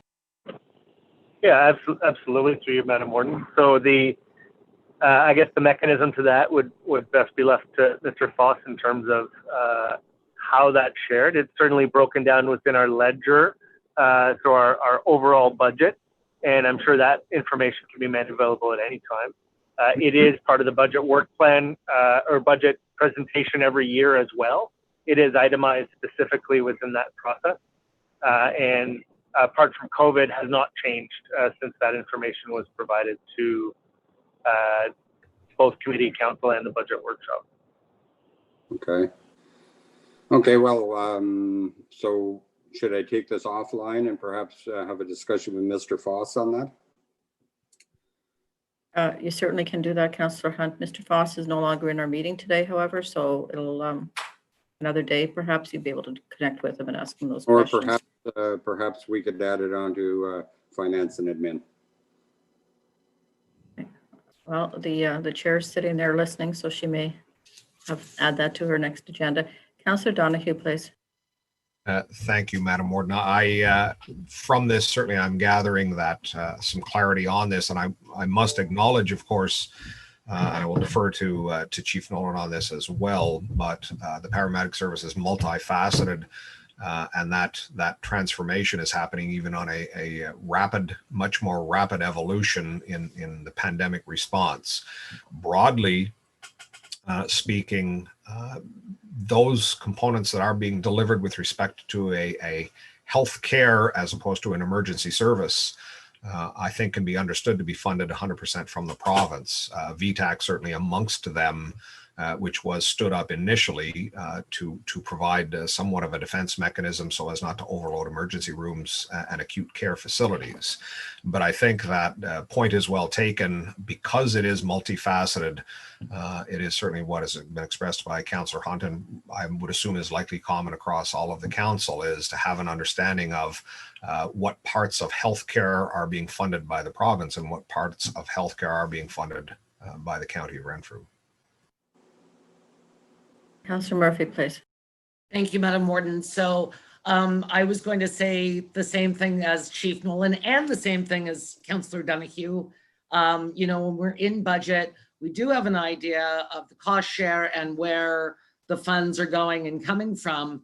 But I do not disagree with Councillor Hunt or Councillor Donahue that we have had things stood up very quickly, especially in the last 5 months, that are 100% funded. But it would be nice to see where those where we land as far as our paramedic service goes. So I would be happy to have that added to the agenda for FNA to bring back in September.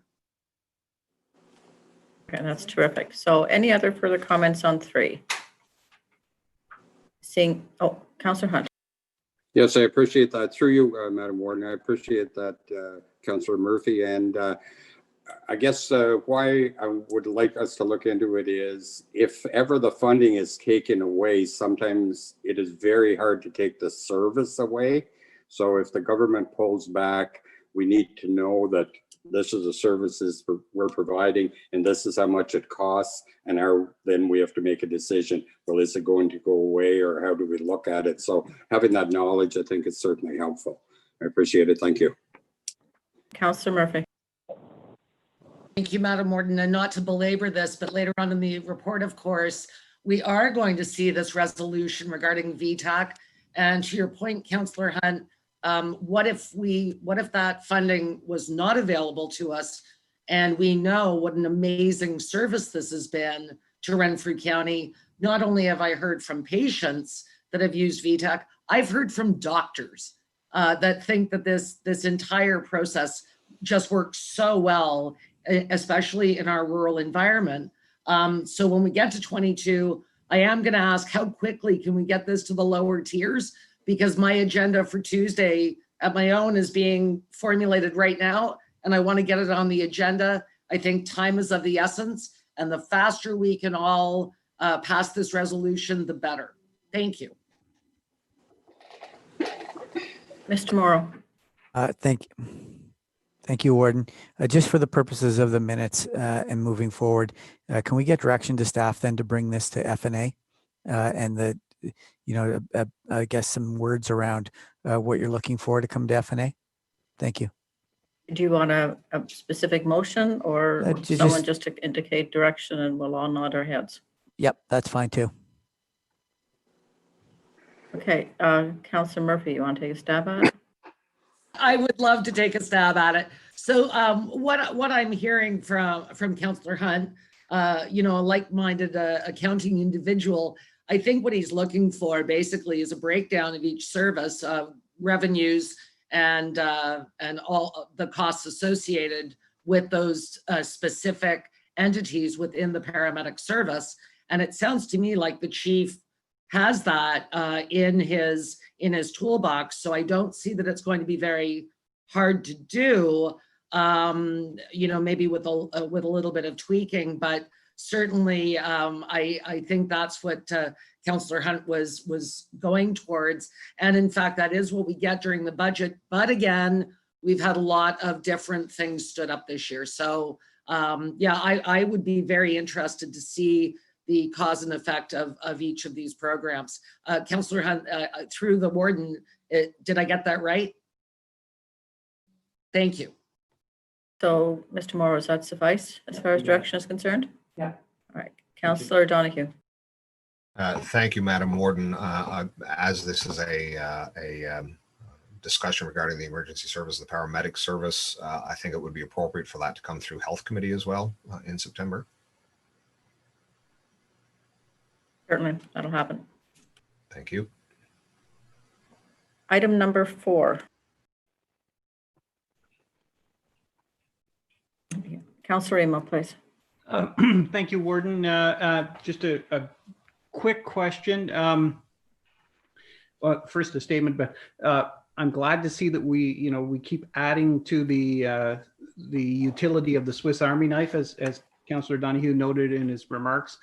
I get a lot of information because I expressed an interest in paramedicine when the government was trying to reorganize it down to 10, 11, 12, 13, whatever the magic number was going to be last year at this time. And so I'm still getting lots of information, and several of the unions, none of which are connected to Renfrew County, have expressed some concern about the wear and tear, my terminology, on staff, given the heightened expectations of service and the service add-ons. And they noted that local politicians stand up and take the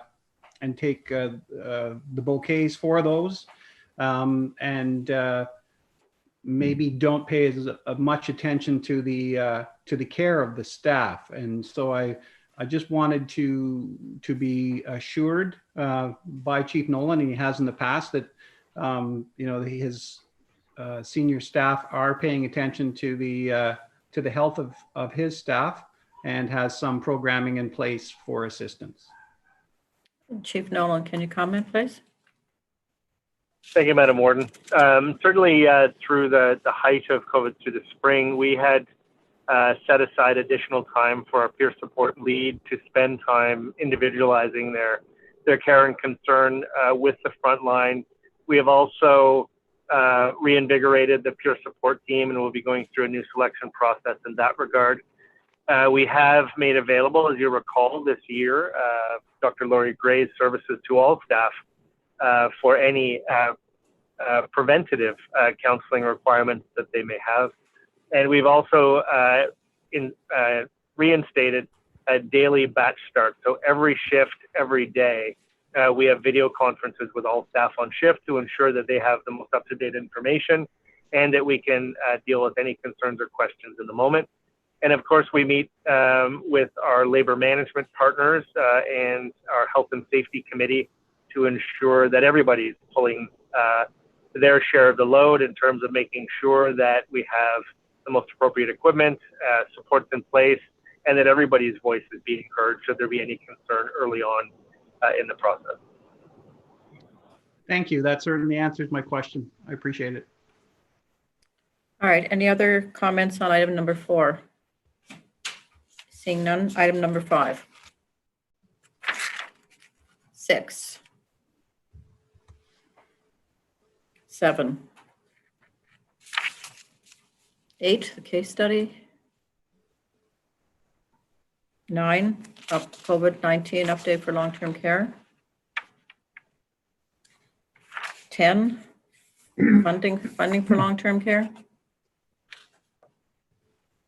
11, 12, 13, seniors housing strategy. I'm very looking forward to the end result of that strategy, and thank everyone for the contributions and discussion with the consultant. Councillor Amo, please. My apologies, I couldn't flip my screen up fast enough, but item 10, I'm just wondering about the mechanical functions of Boncher Manor and Miramichi in terms of cooling and dehumidification. Does some of the new money that's being allocated by the province, does that allow us to upgrade systems and maybe go beyond what's in the tender process at this point? Ms. Sheedy, can you comment? Certainly. Thank you, Madam Warden, through you to Councillor Emo. We do, as is contained in the report, we have a 3-phase project for Bonnechere Manor. First year was last year. We're currently in our second year. And you did approve that budget amount through the budget process in 2020.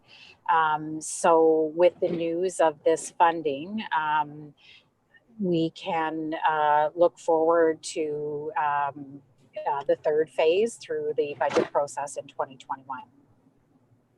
I guess I should add too that the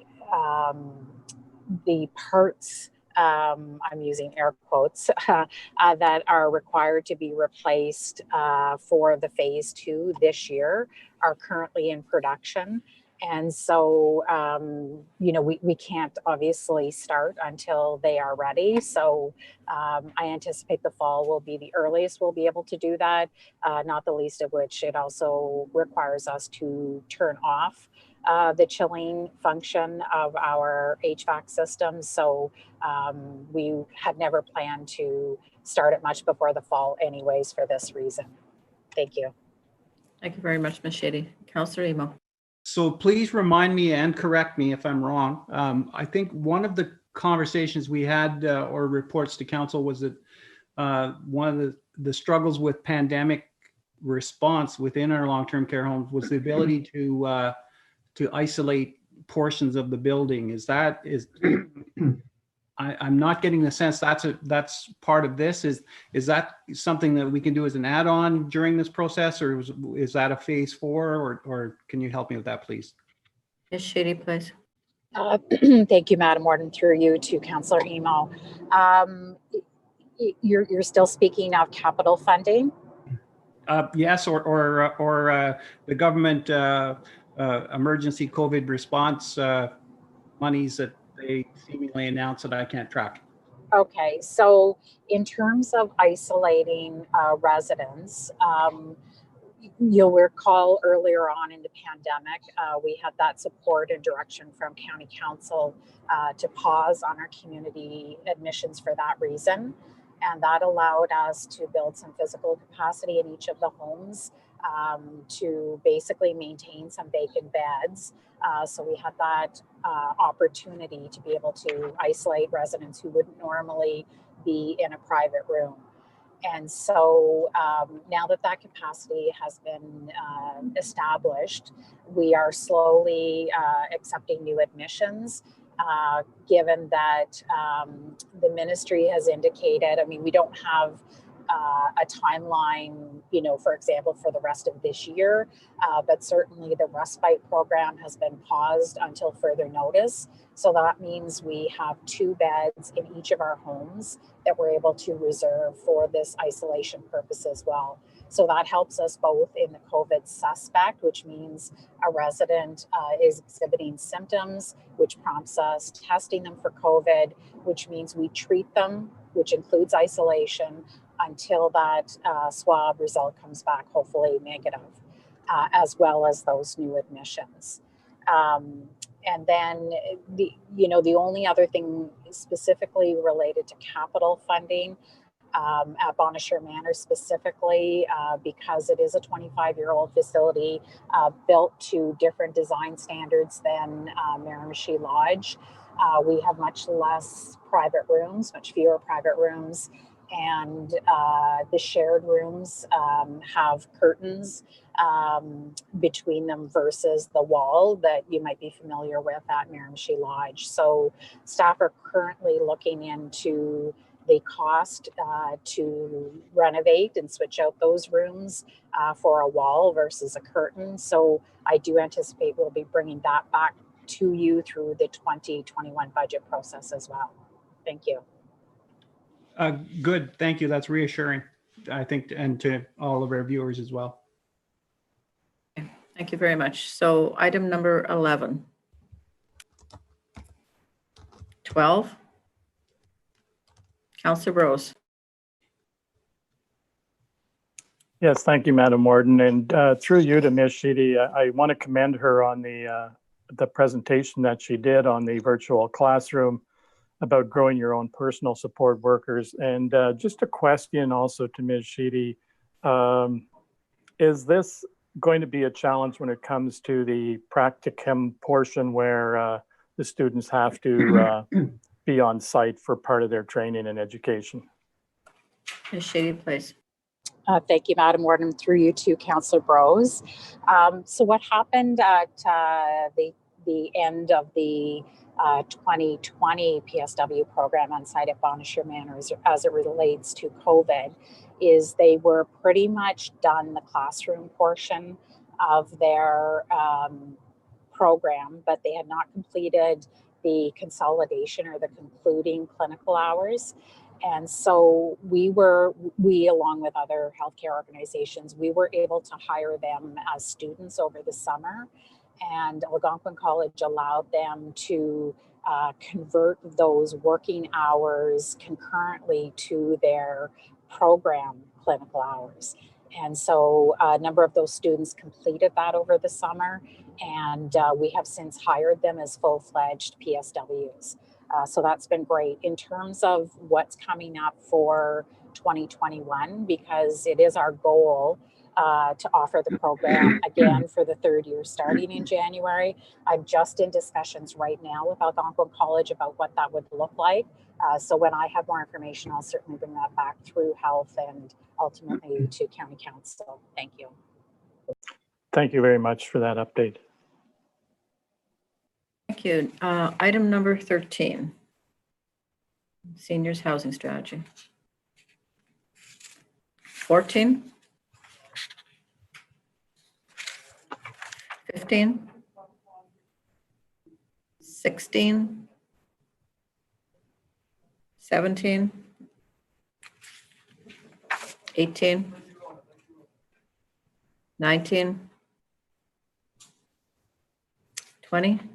Expressions of gratitude, always lovely to read. 21, fundraising. 22, the resolution. Councillor Murphy, please. Thank you, Madam Warden. I reiterate through you to the CAO, how quickly can we get this resolution to our local tiers? I understand it'll be out first thing tomorrow morning. Thank you. And I would like to thank Shelley Sheedy and Chief Nolan for participating in the EOWC virtual presentation. It was very, very well received. In fact, a number of wardens see the potential in their own communities as well. Any other further comments on 22? The report as a whole. Councillor Brose, please. Just a question, and maybe I'm premature in asking this, but from the service review, that report that we heard this morning, one of the areas where I'm wondering if we could get a little more rationale, and that's our paramedic services, where we seem to have an equal number of full-time and part-time positions, and compared to some of the other service areas, I'm just wondering if in a future report, if maybe we could get a little more background and rationale on that, the reasons why. Thank you. All right, Chief Nolan, would you like to comment on that?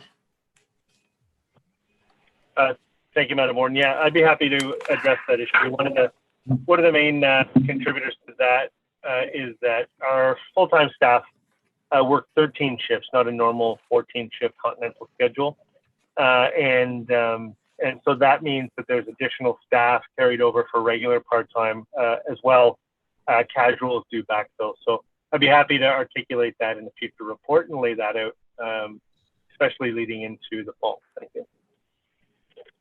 All right, thank you very much. We look forward to that. Any other further discussion on the report as a whole? Seeing none? Ms. Sheedy has her hand up. Oh, I'm sorry, Shelley, Ms. Sheedy, do you have your hand up? I did.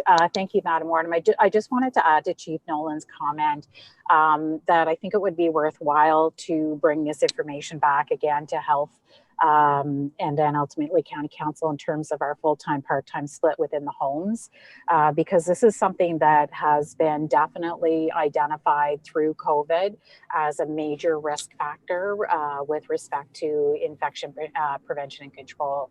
And so, you know, I have indicated to Mr. Morrow over the last few months that I think it is time to take a hard look at our split in the homes, because I will tell you it is predominantly part-time.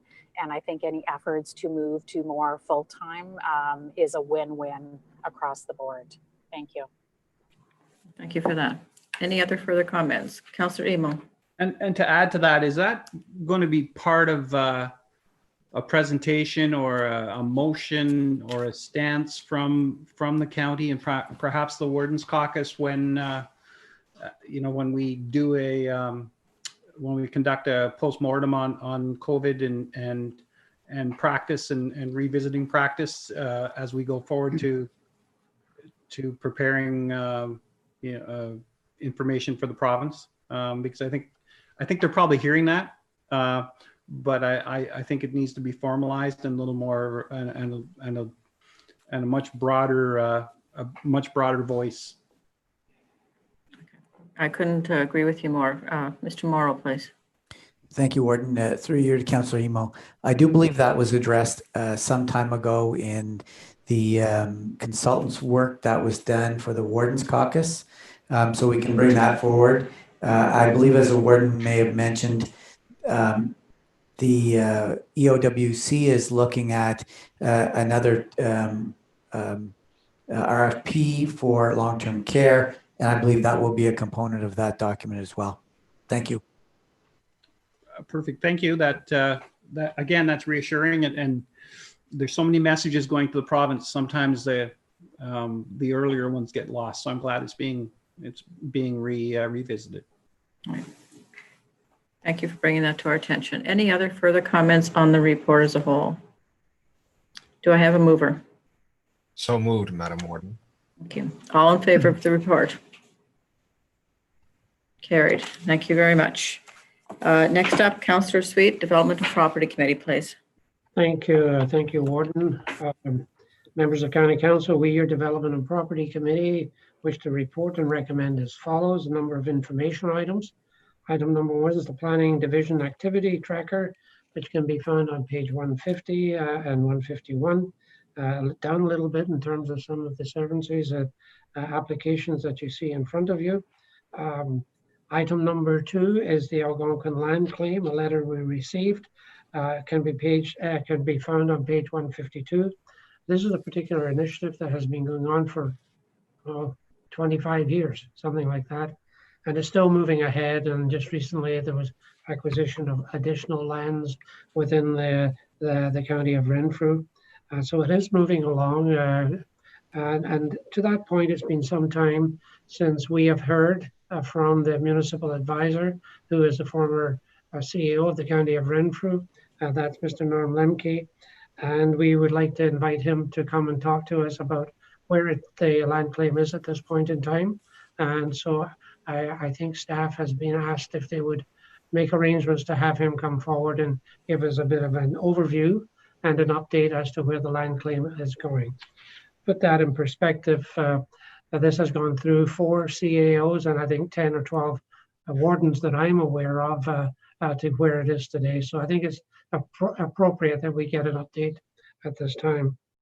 Item number 3 is the Renfrew County Task Force. The warden set this up in relation to the problems of COVID-19 and some of the challenges that that small business or business in general were having. And I think this is a very innovative program, certainly the first of its kind that I've seen in Renfrew County. There's one thing that we found when we started this, and I say we, this program was headed up by Craig Kelly, our director, was that businesses were inundated with a lot of debt, and any other programs going forward were going to be difficult if they included just simple loans. We've come up with what we think is a very innovative program, and that is an outright grant to that program. And in Council's wisdom, $200,000 was allocated to this program from the County of Renfrew, and some $50,000 from the City of Pembroke. And we're now in a position, I believe, to advise everyone, and I think everyone has received a copy of the successful individuals throughout the County of Renfrew. I don't know, Warden, if Craig Kelly is going to speak to this at this time, or we'll go through the program and he can perhaps come back and talk to it if you so choose. I think that's probably best we go through the entire report, and then when we do the follow-up, Craig, I understand, will be making a presentation at that time. Sure, thank you very much. Item number 4, promotional campaigns. You can see one of the premier initiatives in the county, one of the pillars of the county is tourism, which is economic development, and it has been hit hard, but nonetheless, a number of advertising and promotional campaigns throughout Eastern Ontario are in place. You'll see the second one, there's two. The first one was more of a print type situation, and the second one is the OVTA's video, a campaign directing out tourists beyond the Ottawa Valley across Eastern Ontario and the near north.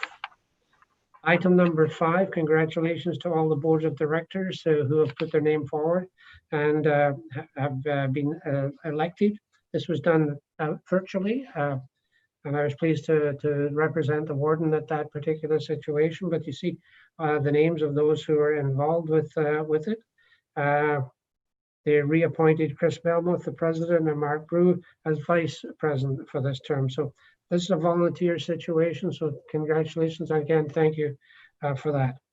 A very innovative program again is free annual membership in the OVTA to try and encourage and grow the OVTA, and they've had some very favorable fiscal results on this particular situation, and we're able to put in place a free membership going forward as for the OVTA.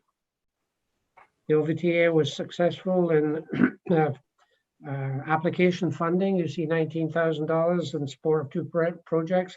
The first is Valley Explore. The OVT has hired a trails consultant, and I hope I get this name right, and I pronounce it. It's Sachin Sethi, who's going to be doing a lot of work, GIS mapping, routes and key points of interest, promotional photographs, etc. And you can see that it's all detailed there. He's also creating a social media post as he travels our trails, etc. Tourism and industry stakeholders, survey consultants and strategy development. They're going out there to find out what's working, what's not working, etc. And I think every member of County Council has been approached to fill in that particular survey. If they haven't, I think there's still an opportunity, but nonetheless, the results will be discussed by the board, and then a strategy for the tourism operation and marketing will be developed to guide the next 5 years. I would hope that that through the OVT they would come and make that presentation to the County Council to give us all a flavour of what they're looking at going forward over the next 5 years. Summer company, 6 students from across the Ottawa Valley were successful in a Summer Company Award. I have to take my hat off to anyone who tries to get into business at this point in time, given the challenges of COVID-19. But these young entrepreneurs, you can see the names on page 144, have to be congratulated for taking that leap of faith and moving forward with their businesses. The KMP recreational trail applied for and submitted and received a RED grant, a Rural Economic Development Grant. You can see it there. I believe, unfortunately, I was not at the KMP recreational meeting. I believe Councillor Donoghue took over and ran that. I'm assuming this was discussed at that particular meeting and where they intend to put some of that funding. Service delivery improvement project. I think Craig will maybe talk about that as well, but you can see going forward, it's ongoing, as I understand, talking to the director the other day. It's on time and on budget. You'll be pleased to know going forward. So a lot of work is being done, and when we get back into chambers, we won't recognize the place. They've done such a job. Item number 11, the POA lease at 144 Lake Street. We received a request from the landlord for the possibility of sharing the washrooms with the Renfrew County District Health Unit for the period of October 13th to the 31st. The renovation project that's ongoing gives them a bit of a challenge with the POA, etc. We haven't heard back yet that I understand at this point in time. However, the Board of Health of Renfrew County District Health Unit has been invited to be in attendance at Council to provide an update on the status of their move and the financial cost of the County of Renfrew on their move to 141 Lake Street. And I'm sorry, but I don't have that information as to when, if they're going to be coming. Item number 12, the County of Renfrew official plan meeting. As you know, we have been working with the province of Ontario to try and streamline and get our official plan in place with regards to the official plan amendment number 25. I met along with the warden. We met with Craig Kelly and Paul Morrow, Charles Cheeseman, virtually with the Honorable John Yakubuski and the Ministry of Municipal Affairs and Housing, the Minister Steve Clark, and you can see there on July the 10th. We brought forward the concerns, or we were going to bring forward the concerns, and I think the warden will agree. The minute we opened up the meeting, the two ministers took over and started talking to us about what they could do and what was going to take place. I think from my point of view, and I won't speak for the warden, but I think it was a very, very good meeting that we had with that. There were some things that we achieved and some that we perhaps did not. Going forward, we are looking at an exemption that would help us tremendously to streamline our particular official plan. You'll notice on page 146 that the request has gone forward to the Ontario Regulatory Registry, and that notice was in 45 days, and you can see it's up on the 21st. It is now over, and we were given a sort of assumption, although they were not in a position then, that they would certainly work with us to see if they could deal with this exemption for us here at the county. You can see the ministers were very sympathetic to our situation and gave their full support in allowing the county planning staff to interpret the new official plan in a flexible manner. And I believe we're going to go into closed, warden, to discuss this at greater in depth with regard to the official plan amendment. That's correct. That's correct.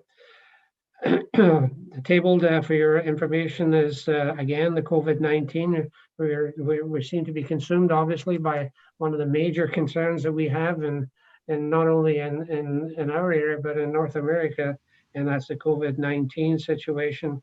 And there's a letter tabled by the ministry with regard to a suspension of the Planning Act for decision making. Proposed relief measures, you can find all of those relief measures contained on page 155. Resolutions, you see broadband update, the resolution number DPCC 200854, moved by the chair, second by committee, that staff send a general letter of support to the Improving Connectivity of Ontario program ICON for the expansion of broadband internet in Renfrew County and any unknown applications that are being made, and further that letters of individual support be provided to telecom providers, the TSPs, who are seeking to apply to the ICON program on a per request basis, provided no financial in-kind support is promised as part of the county's level of support in the absence of a formal agreement endorsed by County Council. And I think it's fair to say we had a very in-depth discussion with regards to broadband on the 24th with the lack thereof, or how do we get connectivity up to what everyone is looking for, and in terms of a standard that the Canadian government says that we all should have. That's 50 down and 10 up. To that point, EORN is working with county staff to bring forward some initiatives, I believe through the Warden's Caucus as well.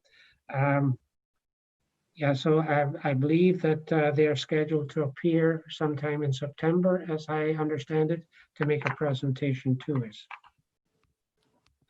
Under bylaws, the County of Renfrew official plan amendment number 30, lot number 9, concession 13B in the geographic village of Braeside, the township of Braeside, the applicant 62995, Eric Draper. Resolution number DPCC 2008-54, moved by the chair, second by committee, that a bylaw be passed to repeal bylaw 2720, being a bylaw to adopt amendment number 30 to the official plan of the county of Renfrew at this session of county council.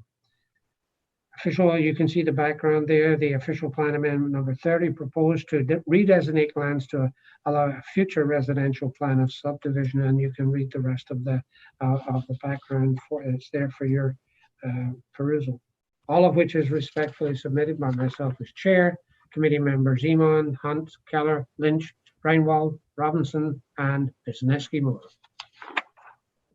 Thank you very much, Councillor Sweet. We'll begin at the we'll start at the beginning of your report. Item number 1. Any questions concerning the planning division? Seeing none. Item number 2, the Algonquin land claim. I understand that request has gone through. Mr. Morrow. Thank you, Warden. I have had conversations with CB Pappen, the chief negotiator, as well as Norm Lemke. It's also my understanding that consultations will commence as well this fall. So I believe every council will receive a notice, a more formal notice as to that process in the coming weeks. Thank you. All right, thank you very much. Any other comments on item number 2? Seeing none. Item number 3, the Renfrew County Economic Task Force Business Recovery Fund. I'm very pleased to see that 94 businesses are being supported by a grant as opposed to a loan. And I will ask Mr. Kelly if he would like to take over and make a presentation to council on this. Thank you, Warden, and through you, if I can just quickly share my screen here. I would like to bring everybody just up to date on where we've been. Hold on a second. Why can't I share? Ironically, we're having trouble with the internet here at the building today. Can you see that? Irony is not lost. I think there's more staff watching it online actually than you think.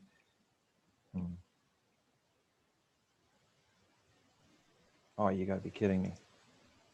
All right, there we are. Can you see the screen then, Warden? Is that, and Not yet, no. okay.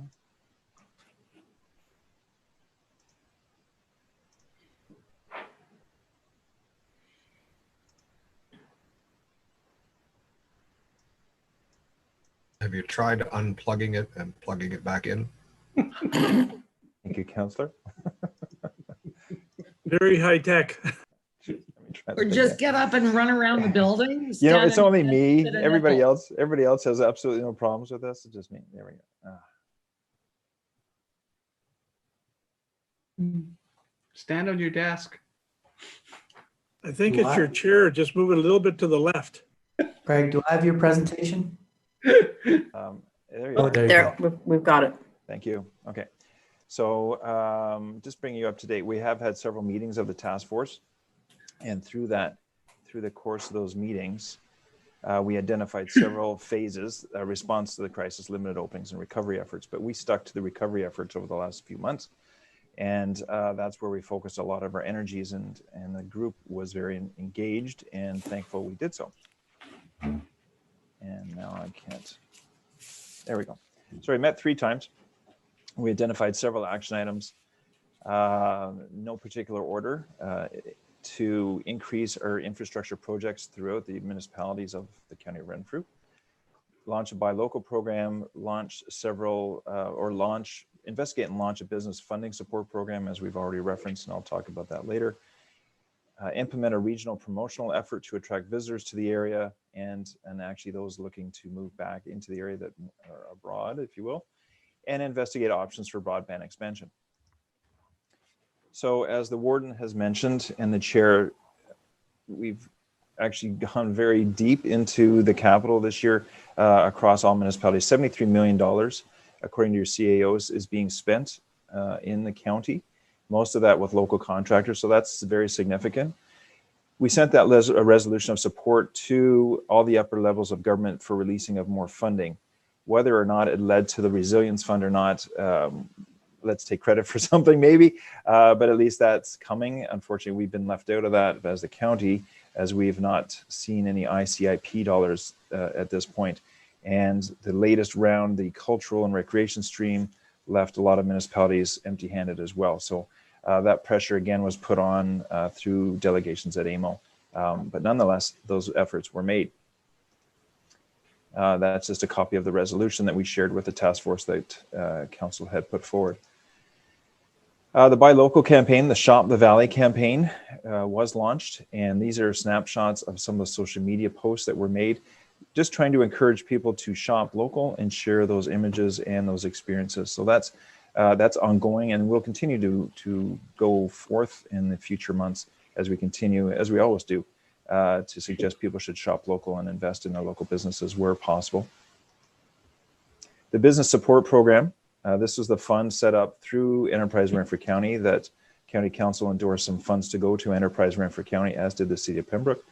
And the fund was an up to a $5,000 grant for those looking to pivot, if you will, to a way that they could operate in pandemic times. And we had a number of applicants.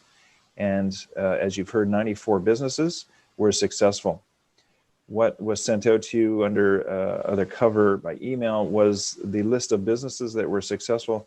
But for the public's sake, while we signed contracts with those businesses, this is the map, or the draft map, of all the businesses that were successful in their endeavors. Some received up to the 5,000, some received a portion thereof, depending on what their ask was and what their project demanded. So as you can see, geographically, we represented the Enterprise Renfrew County Fund, represented the communities quite well throughout the county. This is great. This has actually went a long way, and we heard very, very good tales from those businesses that this helped out new patios, new levels of point of service material or point of service equipment, and other shields and other PPE they had to purchase to get their businesses open and in time for summer season.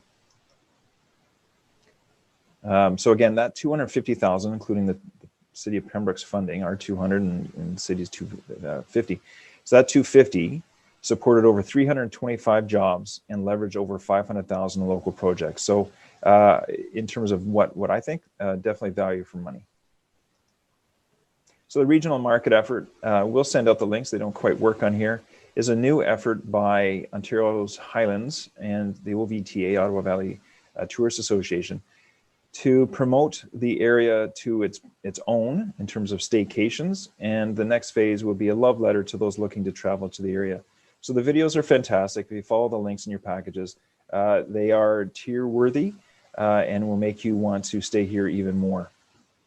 What was great out of all of this is where we asked for a little bit of funding from the province's Tourism Economic Development and Recovery Fund program, but they exponentially gave us more. It was $105,000 they gave us for promotional efforts moving forward towards the end of the year. So the OVTA is working through its marketing efforts to push that out as we go. Part of that, and if I could show a video, it would be great. This is a new shot of the Yonge and Dundas Square billboard, where we are featured quite prominently. As you can see, that's a real image that will loop over and over again to those in Toronto. You can see the crowd. I hope they're all social distancing with masks at Yonge and Dundas Square, and hopefully they will wander to our area and fall in love. These are just a sample of what's actually happening on the grounds. As you know, maybe in your own communities, the level of sales and inventory, the sales are huge, inventory is low. Cottages, houses, everything is going through the roof, and residential sales, including cottages and seasonal homes, are breaking records. Not surprisingly, people want to leave the more congested cities. They're cashing out on the Ottawa and Toronto real estate lotteries and moving up to our area. So again, just a few smattering of some of the local and provincial news articles. We've already talked about broadband in your package, so we've reached out to the telecom service providers in most of the areas to suggest that we are willing to work with them in some fashion to help them in the broadband expansion.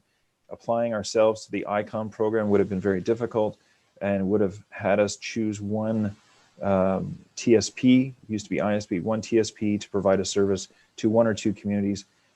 they've all acknowledged $150 million is really nice from the province, but nowhere near covers what is required in the county of Renfrew.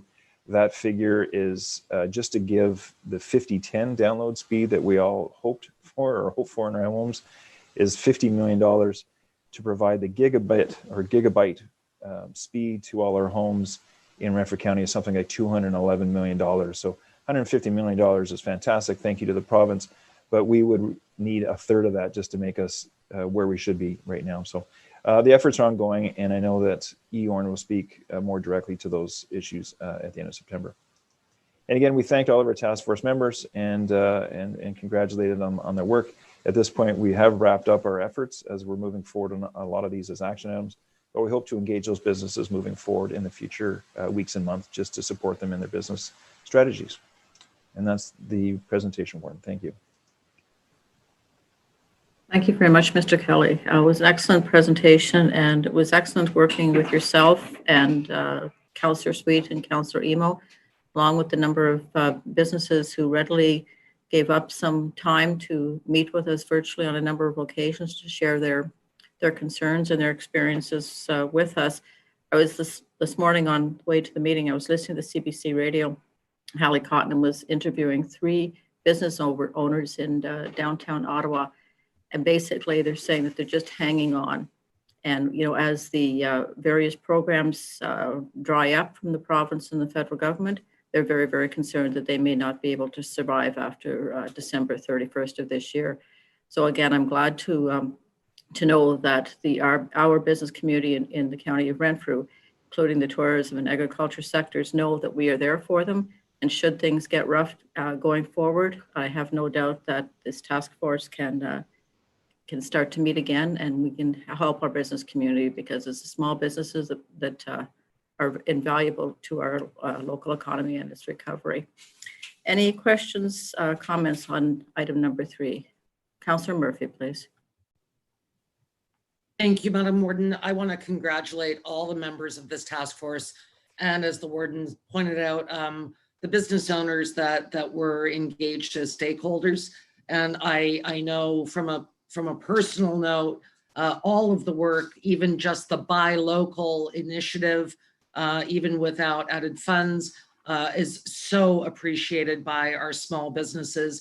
And I have to point out, I hope everybody read that line, that the Ottawa Valley is a sultry enchantress. Those are heavy duty words. Thank you. Councillor Donahue, please. Thank you, Madam Warden, and certainly we are something for everyone on offer here in the county of Renfrew.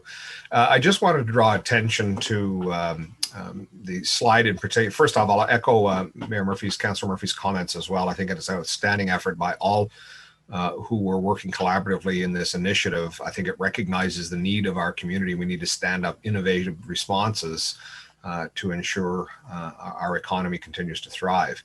Of particular importance to me here is at some point, we are going to emerge from COVID and even from the COVID normal and return to some semblance of normal. What I want to be very careful as we're moving forward and perhaps developing responses to future pandemics, the population is demonstrating with our real estate issues the challenge of the large, dense urban populations. And I think it's incumbent upon us to be mindful as multiple commissions and inquiries and reports are going to be generated as to how we respond to pandemics in the future, that we don't become enthralled by the nature of hardening and making more robust those large urban communities. I think that our population is demonstrating that there is a need for those rural communities that are already in that perspective that are experiencing much less infectivity from COVID. So I think it's incumbent upon us to keep that in mind as to how we're responding, that we are not misallocating resources going forward. Thank you. Any other further comments on item number 3? Again, Mr. Kelly, thank you very much for your report. Item number 4, promotional campaigns. OVTA Board of Directors. The free membership for the OVTA. It was a wonderful idea. Item number 7, funding successes. It's always great to hear about those. Number 8, summer company. 9, the KNP recreational trail. 10, service delivery improvement project. I understand the jackhammers are very busy today at the county building. Number 11, the POA leased space. We did ask the health unit if they could come to a county council meeting and update us on their renovations. We received an email back from Heather Daly indicating that they were too busy to attend as a delegation, but assured us that the deadline for them to leave our facility will be met. Item number 12, the official plan meeting. Again, publicly want to thank the Honorable John Yakubuski, as well as Minister Steve Clark. We very much appreciate the opportunity to meet with them. And as Councillor Sweet indicated, we came with an agenda and a whole list of items we wanted to discuss, and they basically took over the meeting and pretty well gave us almost everything we wanted. So it was, from my perspective, an excellent meeting. Councillor Donahue. Thank you, Madam Warden, and I do look forward perhaps to a more expansive discussion in the closed session. But I do wish to certainly acknowledge Ministers Clark and Yakubuski for first entertaining this meeting, and also to acknowledge their sympathy to our situation. But I think we must also acknowledge that they played fairly significant roles in creating the situation. Minister Clark, I believe, is the minister that approved the official plan in February of 26, and I know multiple issues that have been expressed with concern on its applicability here in the county of Renfrew originated with the Ministry of Natural Resources. The only one I think that perhaps is missing and expressing their sympathy for our situation perhaps is the Minister of Agriculture, Food and Rural Affairs. I appreciate your comments. I would like to add, though, that once Minister Yakubuski realized the impact that this official plan amendment was going to have on the residents, our ability to develop the area, he was a stand-up advocate for us. So I do want to make sure that I'm saying that clearly, that he did certainly support once he realized the impact it was going to have on all of our 17 municipalities and the county of Renfrew. Item number 13. 14. Number 15, the resolution. Bylaws. The report as a whole. Can I have a mover, please? So moved, Warden. Thank you very much. All in favor of the report as presented? Carried. Thank you very much. Councillor Peckett, you're up with your Operations Committee meeting, please.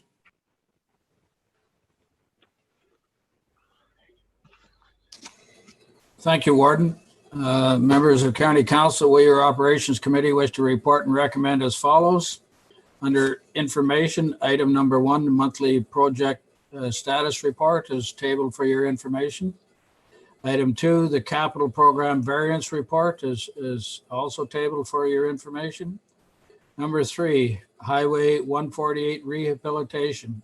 Table is correspondence from the Township of Laurentian Valley expressing concerns with the proposed T intersection at the corner of Highway 148 and County Road 40. Our committee directed staff to complete a traffic count with turning movements at the intersection and provide this information to the Township of Laurentian Valley. Item 4, Renfrew Street geotechnical report. A draft geotechnical report from Gemtech for the reconstruction of County Road 52 Raglan Street and Earth Boulevard was received from the town of Renfrew. And the town of Renfrew is requesting the county consider a full depth reconstruction to provide better value for the $1.2 million project instead of the proposed shave and pave. County staff are of the opinion the proposed work is sufficient for the road. The town is to proceed with the work as indicated in the cost sharing agreement dated February 11th, 2020 and approved by bylaw 3620. Signage, item number 5, County Road 508 and Eagles Nest Trail. The Township of Greater Madawaska will provide 50% of the cost for signage and lights at the site, and the total cost is $22,272.30. And the work was completed on August 13th, 2020. Item 6, investing in Canada Infrastructure Program, green funding. There's a notification that the County of Renfrew was unsuccessful in their application under the first intake of the green funding stream of Investing in Canada for the replacement of County Structure 250 Pleasant Valley Culvert. Item 7, Adopt a Road Program was put on hold in April 2020. Additional safety measures and safety guidelines, which has permitted the county to restart the Adopt a Road program on June 26, 2020. Item 8, quotations and tenders. Table is a summary of tenders and quotations received for the month of July 2020 and have been awarded. Item 9, asphalt scratch coat paving and shoulder graveling. The County of Renfrew Department of Public Works and Engineering issued a tender for asphalt scratch coat paving and shoulder graveling. Tenders were received as follows. The lowest tender and awarded was Miller Paving, New Liskeard, Ontario, for $599,265.50. Staff have reviewed the tender results for the project and confirmed that there are sufficient funds to complete the project as tendered. Item number 10, reconstruction of County Road 512. Department of Public Works and Engineering issued a tender for the reconstruction of County Road 512, Foymont Road, from Silver Lake Road to Miller Road in the Township of Bonnechere Valley. The low tender was Bonnechere Excavating Incorporated, Renfrew, Ontario, $1,466,260.78. Staff have reviewed the tender and confirmed that there are sufficient funds to complete the project as tendered through the use of County of Renfrew tangible capital assets renewal reserves. Item 11, request for road assumption, Ferguson Lake Road, Township of Greater Madawaska, resolution number OPCC 200840, moved by chair, second by committee, that council not assume responsibility for Ferguson Lake Road in the Township of Greater Madawaska as part of the county road system. Background is there for your information. On page 204, under road rationalization, there's a slight correction there, and under the most recent road rationalization with the County of Renfrew occurred in 2013, not 1998. For just to update to when the last one was done. Under bylaws, item 12, engineering services, County Road 51, resolution number OPCC 200841, moved by chair, second by committee.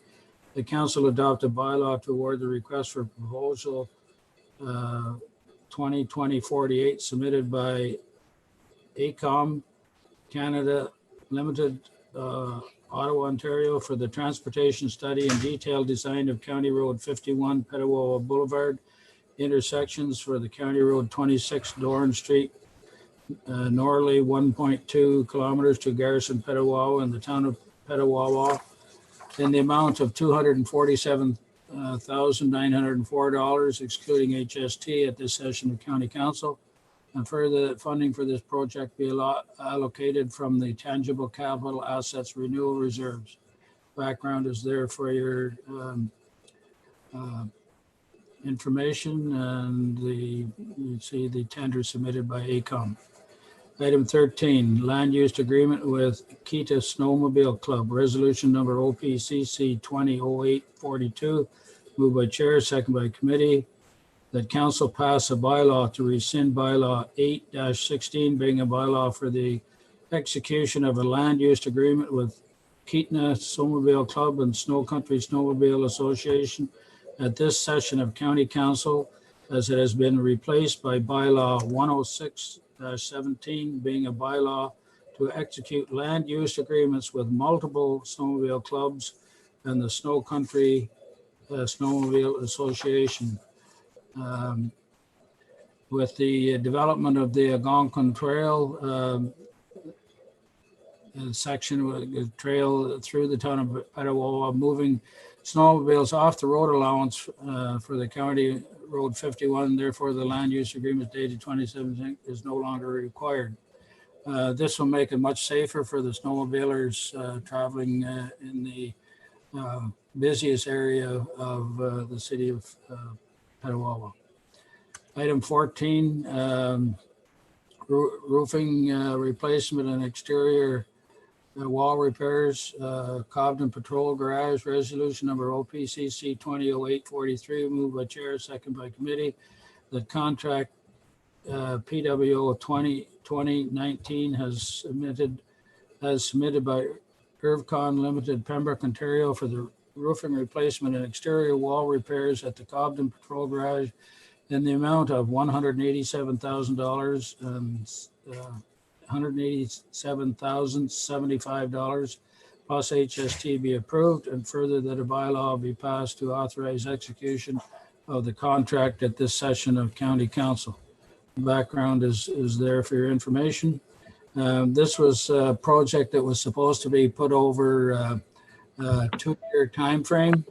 However, staff looked at the extra costs to do it that way, and wish to move ahead and have the project all done in 1 year, thereby saving a substantial amount of money for the county of Renfrew. I've also looked, there are sufficient funds available. I'm sorry? I thought I heard somebody on the screen. I'm sorry. Take a picture. Yeah, no, just go ahead. I think. Okay, so then we're on to sufficient funds available to reallocated from surplus and other departmental capital projects for this project. Item 15, PWO 2014-17, extension of fuel tender to W.O. Stinson and Sons Limited. Resolution number OPCC 200844, moved by chair, second by committee. The extension of contract PWO 2014-17 for the supply and delivery of diesel fuel, gasoline, heating oil, and above ground storage tanks be approved for 1 year in accordance with the contracted documents, and further that a bylaw to authorize execution of the contract extension be passed at this session of County Council. W.O. Stinson and Sons Limited has requested an extension to the existing contract for an additional year beginning August 2020. W.O. Stinson and Sons Limited has supplied fuel to the county for over 15 years, has provided exceptional service during that time. Staff recommends that the contract be extended for the additional 1 year term, all of which is respectfully submitted by myself as chair and committee members Bennett, Emo, Keller, Lynch, Robinson, and Wisniewski Moore. Thank you, Warden. Thank you very much, Councillor Peckett. And I will note at this point that Councillor Bennett and Councillor Wisniewski Moore are not in attendance. Okay, beginning of your report. Any comments or questions under item number 1, the monthly project status report? Number 2, the capital program variance. Number 3, Highway 148 rehabilitation. Number 4, Renfrew Street. Councillor Emo, please. Just wish to report that last night, the town of Renfrew accepted the tender from Thomas Kavanaugh Construction in the amount of 1.37 million for County Road 52. So it's going forward. I took the information back of the committee's recommendation, so that will be inclusive of the contribution of the County of Renfrew of $555,217. So thank you very much, and we'll get started on that with the goal to have it completed next year. Excellent. Any other comments on item number 4? Number 5, the signage. 6, investment in Canada Infrastructure Program. Number 7, adopt a road. 8, quotations and tenders. 9, asphalt scratch coat. 10, the reconstruction of County Road 512.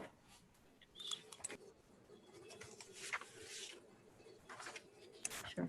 The CAO has asked to go back to item number 4. Mr. Morrow, please. Thank you for your indulgence, Warden. I apologize. I just picked up on something in Councillor Emo's comment with respect to the Raglan Street project. I'm curious as to when that will occur for budgeting purposes. I know we had budgeted that project for 2020 as per the agreement. The project will occur in 2020 or 2021? To my understanding, they're still working out the schedule. All 4 contractors that bid on it suggested they weren't going to be able to complete it this year because of their own other obligations. And so it will start this year, I'm guessing, with about 30 to 35% of it being completed this year, with the remainder next year. I don't know the schedule yet. I was actually leafing through my notes to see if there was something more that I could give you, but there isn't. No, thank you for that. What we'll do is that, if I may, Warden, we'll touch base at the staff level with the town of Renfrew staff just to confirm so we can do some budget planning. Thank you, sir. That's your best bet. Okay, so item number, I believe we were on number 10, the reconstruction of County Road 512. Councillor Murphy. Thank you, Madam Warden. I just wanted to make it clear that I did not declare on this, even though it's outside of my house right now, because this was done under delegated authority and all negotiations for land has already been signed off and done. Thank you. I just wanted that so that people knew that I didn't forget. Absolutely, it's duly noted, I'm sure. Under resolutions, item number 11, the request for road assumption, Ferguson Lake Road. Any comments? Councillor Donahue. Thank you, Madam Warden, and I want to also thank Councillor Peckett for correcting the record. There was a road rationalization in 2013, and I just wanted to ensure that it's being applied similarly.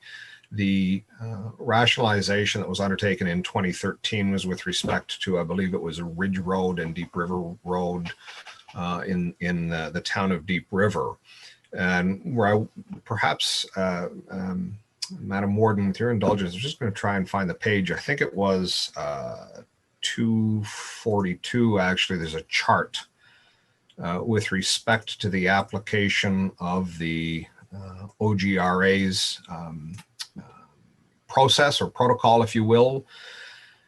And I note on this one, it cites the 12 criteria.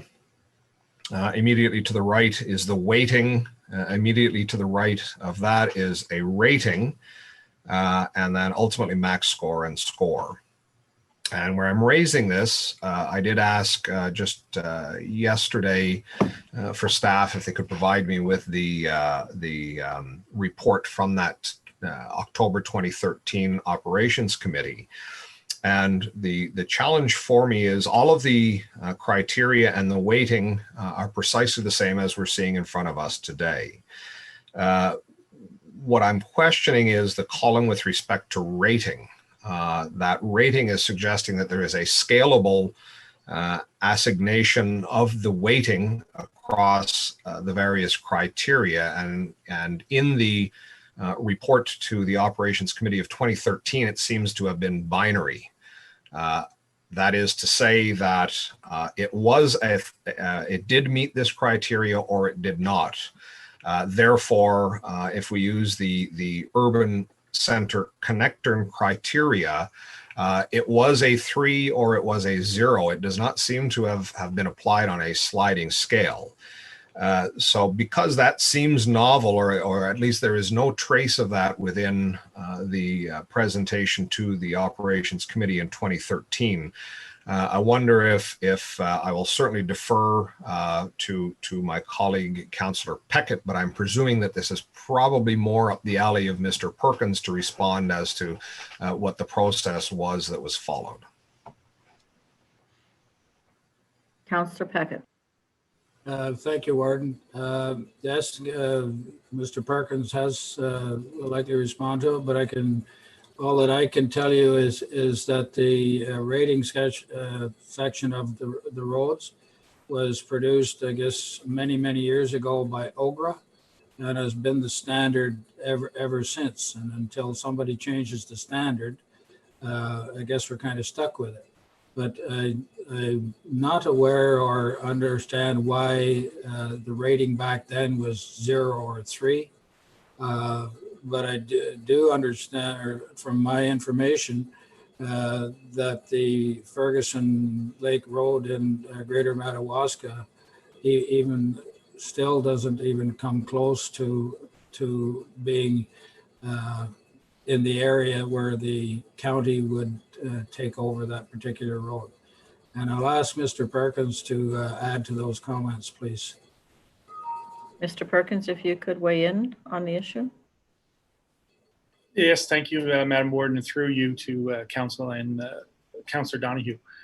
Yeah, that was my interpretation. I read through the road rationalization, and it actually gives you a rating of 1 to 6. And unfortunately, I wasn't aware of Deep River until yesterday, so I'm going to have to look into it a lot further, obviously. But if you read through the road rationalization from OGRA, they give a weighting, and then they give you a rank from 1 to 6. So that's how I did it. So I did see the Deep River, and exactly as you said, is binary. Is they've either yes or no, right? They didn't give it a ranking, but they gave it a weight.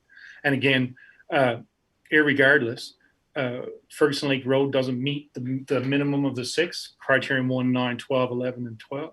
1, 9, 10, 11, and 12, which is the minimum criterion for it to be accepted as a county road. So even though my numbers are different, when I did go back and look at the Deep River one, it would actually work out the same. So I do apologize for the scale of 1 to 6, but if you actually read the road rationalization, it actually says to use 1 to 6 for the criteria. Thank you, Mr. Perkins. Councillor Donahue. Madam Chair, I'm not disputing what the final outcome would have been of this road rationalization request from Greater Madawaska, but given that this only came to Mr. Perkins' attention yesterday, and I will allow that all that I have as information now, I'm presuming that that's also what likely Mr. Perkins has, which is that committee report of October 7th, 2013. So in that, it does not appear that rating was applied. As I said, it seems to suggest that it was binary. Either the request or the particular road met the requirement or it did not meet. If it met it, it got the full weighting of those points. So given that, certainly in my mind, that I would certainly suggest to all of council, there is uncertainty as to whether the OGRA or the OGRA protocol had changed between 2013 and today, but it does not seem to have been applied in the same fashion. And pending that, I would move that this item be severed from the report and dealt with and considered separately, with an estimate, in my view, perhaps the possibility of postponing consideration. Before we do that, I did notice Chair Peckett had his hand up, so I will let Councillor Peckett speak, and then we'll look for a seconder for your motion. Thank you, Warden. The information I have, my understanding of what happened in Deep River, and I'm not sure whether Councillor Doncaster has any further information on this, but my understanding is that back in 1998, it was examined. The Deep River wanted to take back these two roads from the county, who had them previous to that, and because they wanted more autonomy to look after the roads and make decisions about the roadways. So that was granted in '98, I believe, and then in 2013, Deep River wanted to change the roads back to the county. So my belief there, the thinking would be, was they were approved at one time. Nothing's really changed with the roads or anything. And perhaps the council of the day didn't go through the waiting process again because it had already been approved in the past. So that's just some information that and an opinion of mine that I've gathered from what I've received. Thank you. Thank you. So Councillor Donahue, you're making a motion that this item number 11 be severed from the report. Can I have a seconder, please?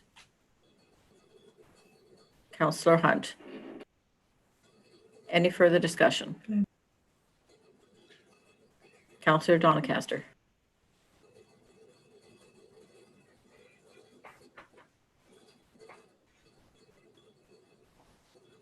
Unmute. Councillor Doncaster, it does not look like your microphone is on mute, but I cannot hear you.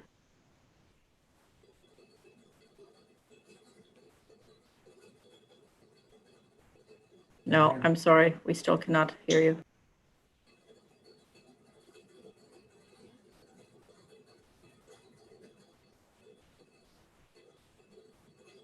Try it again, please.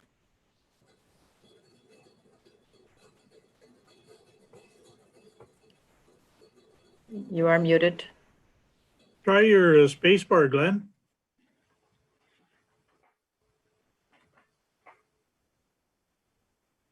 No, I'm sorry. We should be able to hear you because you do have your mic on, but we cannot hear you. I don't know if there's an option of leaving the meeting, coming back in and seeing if that'll work. That's probably the only option we have at this point. Madam Warden, if I might, on Monday's call with respect to the EOC, Dr. Cushman likewise did not appear to be muted, but apparently Zoom was impairing his ability to communicate. And what he had done was just what you had suggested, was to leave the meeting and rejoin. I see Councillor Doncaster has done that, so we'll just give him a couple of seconds. Councillor Emo, did you have a comment? Yes, thank you. My impression is that we have talked about a transportation master plan for some time, and it may even be this year or next year. And I would suggest that this topic, larger topic of roadways and transportation networks, would be a suitable subtopic of the transportation master plan, because I think we've talked a number of times in the past about maybe needing to divert or assist in planning routes around some of the urban centers or residential centers for truck traffic and other traffic as well. So, that traffic study or transportation system analysis might lead itself to changes in the county roads network down the road. I also think you might find a number of municipalities very interested in that traffic study as well. Councillor Donahue, I'm sorry, no, Councillor Doncaster. Can you hear me now? We can. Welcome back. Oh, goody. Thank you. Yeah, I just went in and back out and it's fine. Just a point of clarification, not that important, but 1998, when the provincial download happened, I believe Ridge Road and Deep River Road met the criteria. At that point in time, the town of Deep River, we did our own planning, and part of the county assuming those roads, it was felt at the time, right or wrong, that we would lose planning authority over those roads, and that was a concern for us. So they were never a county road, but they would have became a county road in '98. Subsequent to that, the county does most of our planning for us. So it was not that big of an issue in 2014. So that's it. Thank you for that and for the clarification. So I'm just going to ask right now for the vote that item number 11 be severed from the Operations Committee. I have moved by Councillor Donahue and seconded by Councillor Hunt. All in favor? Okay, I need to count here. In favor again, please. Carried. We'll go on to item number 12, bylaws, the engineering services for County Road 51. Any comments, questions? Councillor Sweet, please. Councillor Sweet, please unmute yourself. Your mic is not turned on.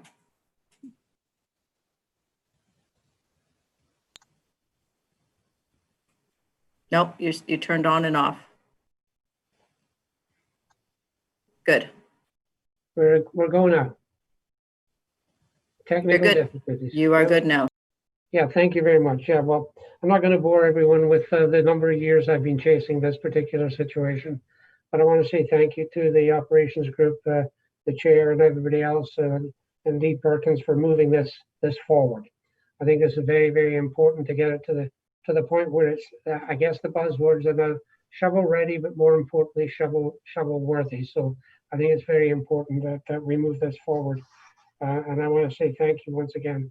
I did have a meeting on Monday, Warden, with the new garrison commander, Colonel Johnny Vaz, and it was an informal meeting, but nonetheless, we had a chat about some things and items that impact the town and the garrison. One of them, of course, comes up as County Road 51.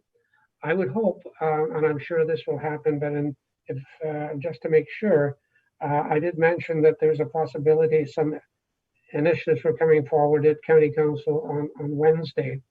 And I was given the impression that he certainly would want to be part of any discussions that are going forward with regards to County Road 51.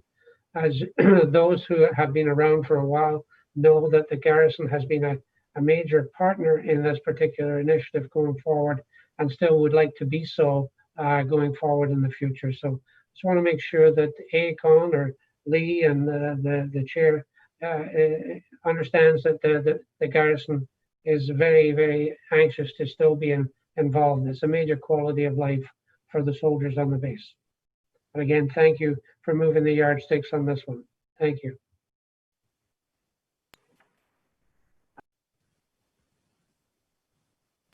Thank you very much, Councillor Sweet. And I believe that a meeting is being set up with Colonel Vass the afternoon of the next F&A committee in September. 2 o'clock, I'm told it's 2. All right, any other further comments on County Road 51? Seeing none, item number 13, the land use agreement with Keatoness Snowmobile Club. 14, the roofing replacement. Councillor Donahue, please. Thank you, Madam Warden. Through you to either Councillor Peckett or to Mr. Perkins. I'm a little unclear because this was proposed to be instituted over 2 years.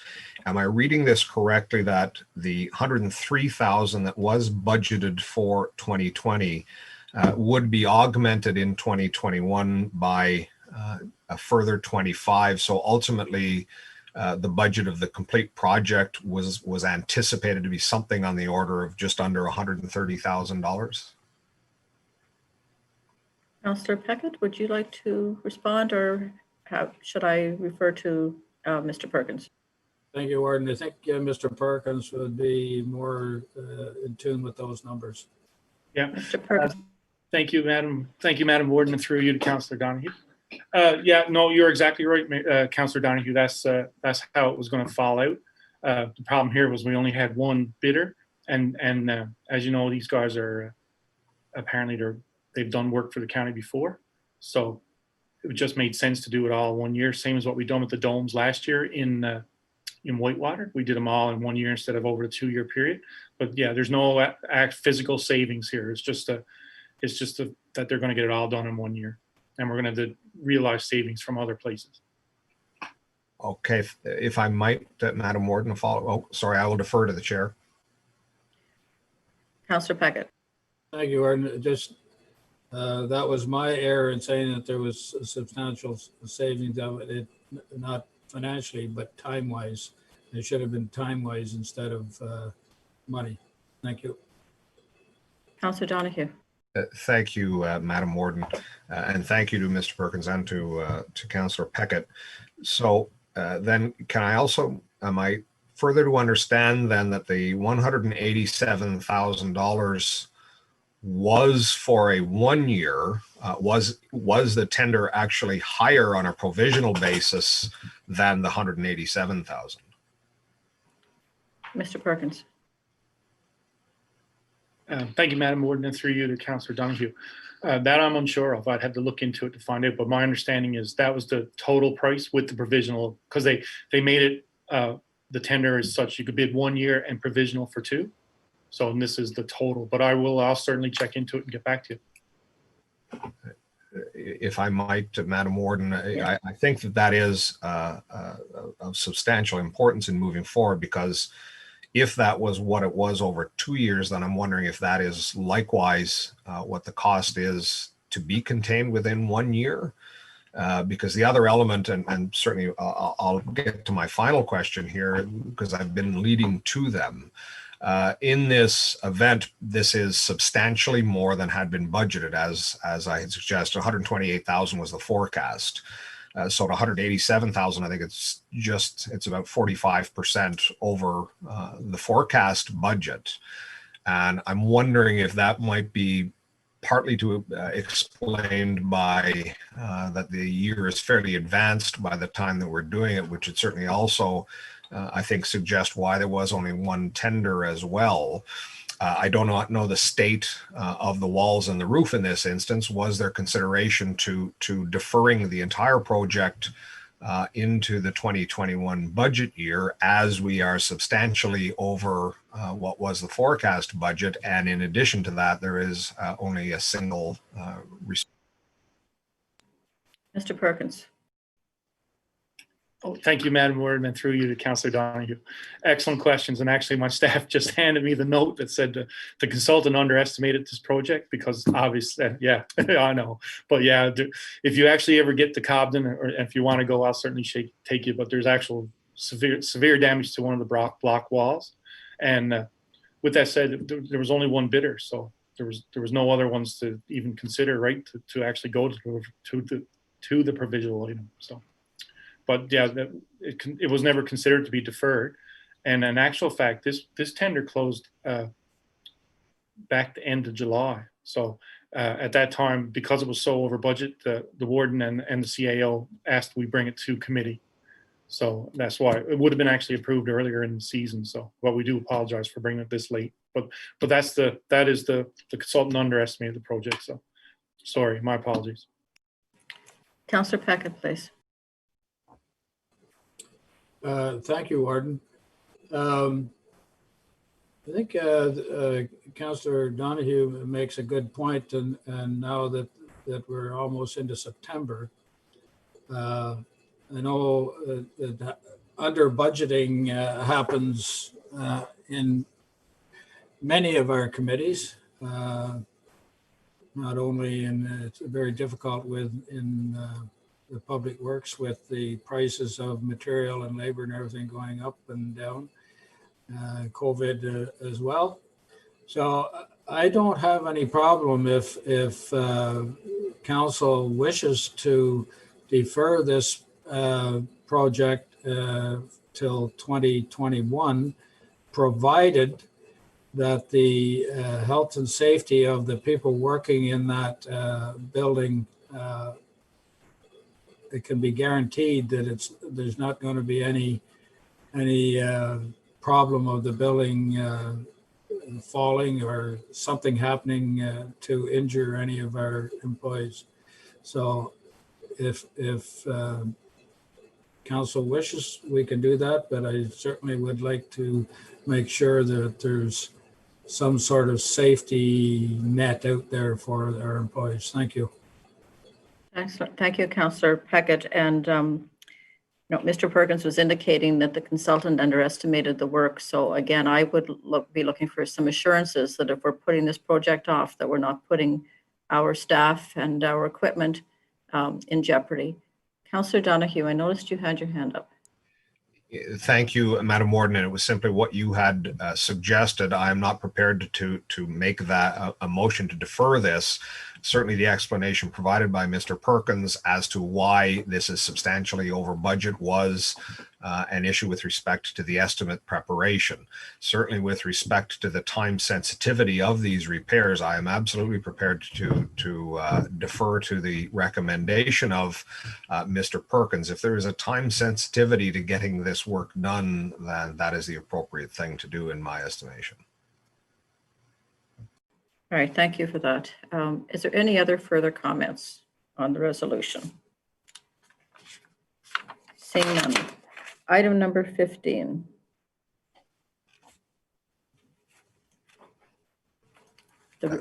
Sorry, Councillor Donahue. Warden, I wonder if I didn't actually hear that from Mr. Perkins. Perhaps he did provide that comment, but if you could just advise council if the degradation of these the structure is of some time sensitivity.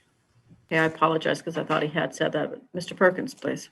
Thank you, Madam Warden, and through you to Councillor Donahue and council. I can't really answer that truthfully. I shouldn't say truthfully. I just can't answer that because the building's been like it for a number of years. We have done temporary repairs in the last few years. So I don't want to say it will fall down, and I don't want to say it won't fall down. I know that getting it repaired is the right thing to do, and doing it all in one is in my opinion the right thing to do. So I do apologize. I'm not a better answer. Just a side conversation with Mr. Morrow indicates that the staff who are working at that facility want that the repairs done. Definitely want them done. Councillor Donahue, you had your hand up again. I did. Thank you, Madam Warden, and the truth will always set you free, Mr. Perkins, so thank you. With that, since Mr. Perkins is not prepared to say it one way or the other, and particularly given the conversation that you just provided, Warden, I am certainly prepared to proceed with this. Thank you. All right, any other further discussion on 14? Seeing none, item number 15. The report as a whole. Oh, Councillor Donahue. Apologies, Madam Warden, I'm just slowing down here. With respect to the extension, I am quite interested. I know that it has shown up in prior years' reports. So it indicates that approximately 600,000 liters of diesel fuel and 150,000 liters of gasoline are consumed. I wonder if we have the number for what the average annual consumption of heating fuel might be. That, as I understand from the background information, that is also a component to the contract. Mr. Perkins, please. Thank you, Madam Warden, and through you to Councillor Donahue. I do not know that. I will certainly find out. Councillor Donahue. Thank you very much, Madam Warden, through you to Mr. Perkins. I would appreciate that number coming forward. On this, it is certainly in searching past years' extensions, the number here is has to be incredibly encouraged by is 80 cents over last year's quoted price. However, this has to be an estimate. Is this based on rack pricing, or how is this actually facilitated? Not having the actual contract from 2014 is difficult to apprise. Mr. Perkins, please. Thank you, Madam Warden, and through you to Councillor Donahue. I would have to look into that as well. Sorry, sir. Councillor Murphy, please. Thank you, Madam Warden. To Councillor Donahue's point, if you look in our financials, it does on a department by department basis give you what those heating costs are. I'm not sure if some of them are blended in other departments. I would leave that up to Mr. Perkins. Mr. Perkins? Thank you very much. And here's the value of YouTube. My staff are obviously watching this, thankfully. The County of Renfrew does not use heating fuel. So we have no heating fuel expenses. And again, I'll check into the rack price and that sort of thing. But yeah, I'll be just informed that we do not use heating fuel. Councillor Donahue. That does unfortunately present some issues because the resolution itself identifies heating oil. Mixed with transmission fluid becomes diesel. Yeah, okay. No, I was just handed this that we do not use heating fuel. So maybe that was years ago. I don't know. But we can certainly look into it. Well, we will have to then amend this resolution. Yeah, that was the issue that I was underscoring there, Madam Warden, is on this in its entirety. I'm not opposed to this, but I will not support to this because of some outstanding information, but it would need to be amended absolutely because it cites the provision of heating oil, and Mr. Perkins has identified that heating oil is not part of this contract. Councillor Peckett. Thank you, Chair, or thank you, Warden. While we're at this, I don't know, does the county use natural gas, or not natural gas, propane gas in any of its buildings or sites?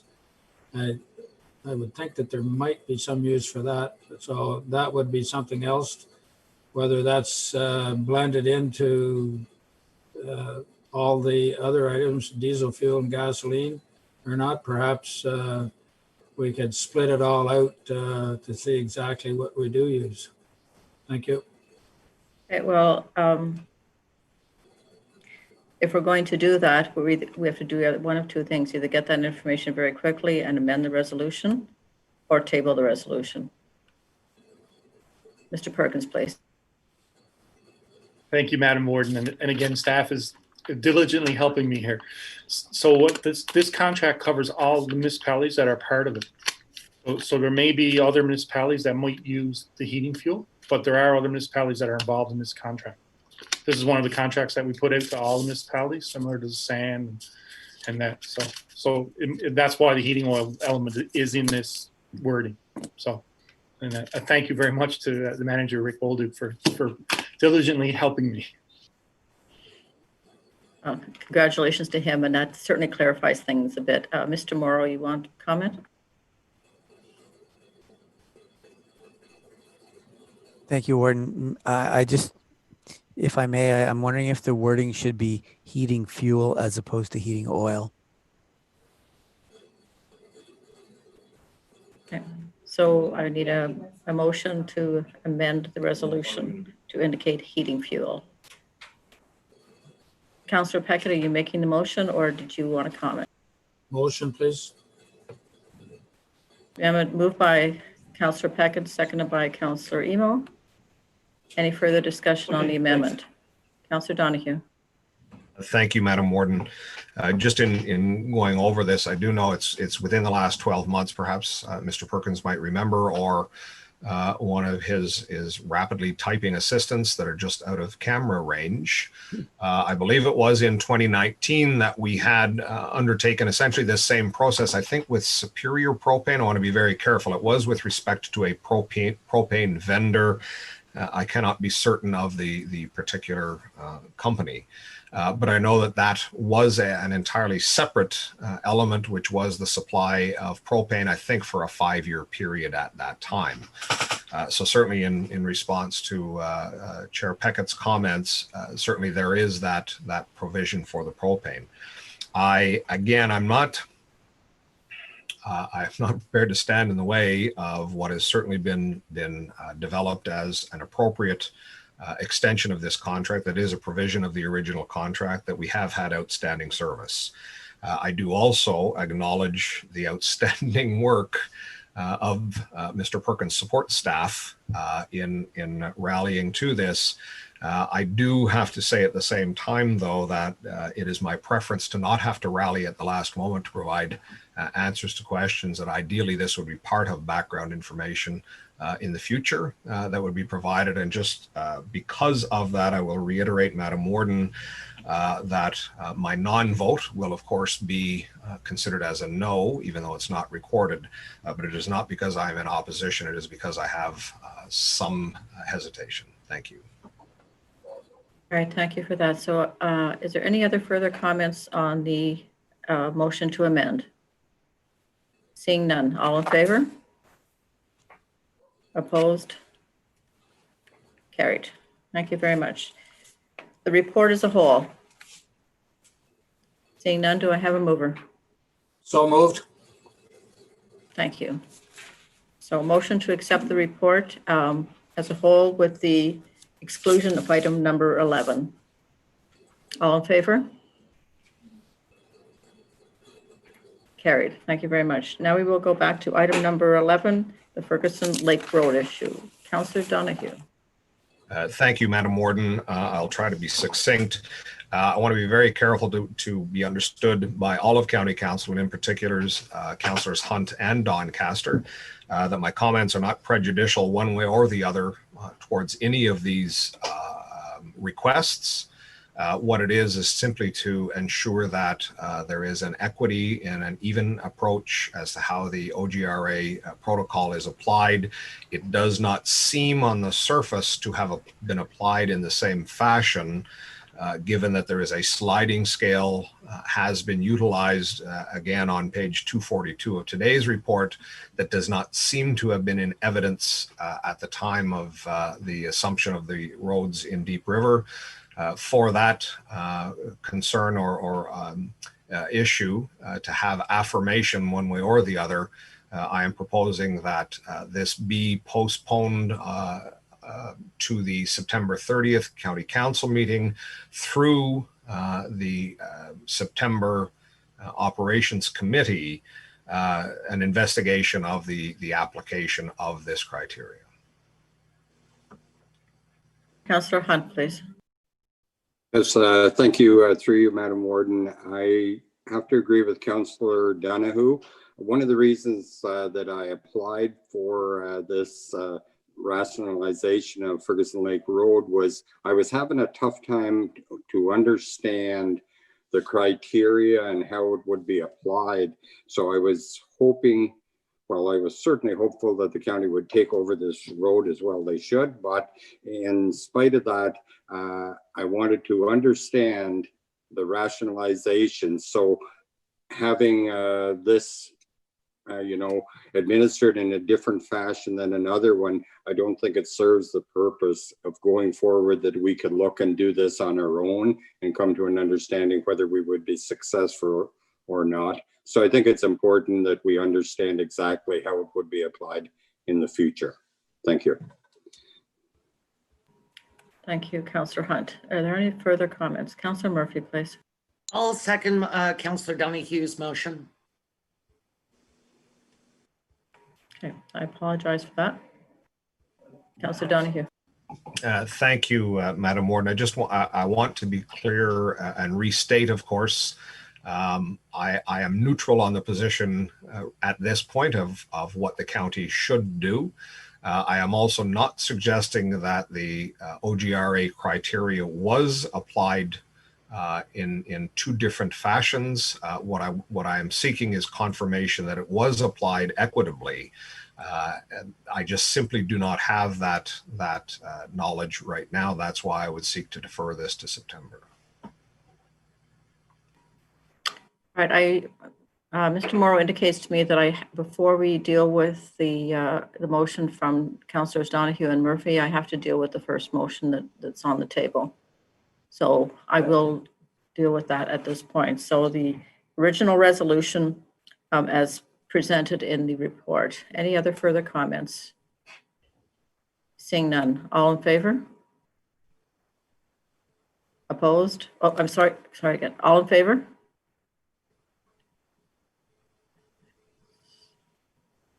Okay. I'm going to ask one more time. I'm sorry, because I'm trying to count people. Okay. All in favor? Or So, sorry, Warden, what are we voting on? the original resolution in the. Yeah, on a point of order. What was his motion then? Certainly. Your motion was to defer this resolution. Is that correct? That is correct. Is that what we're voting on? I just want to make sure. If I could ask for just your indulgence for 30 seconds, please.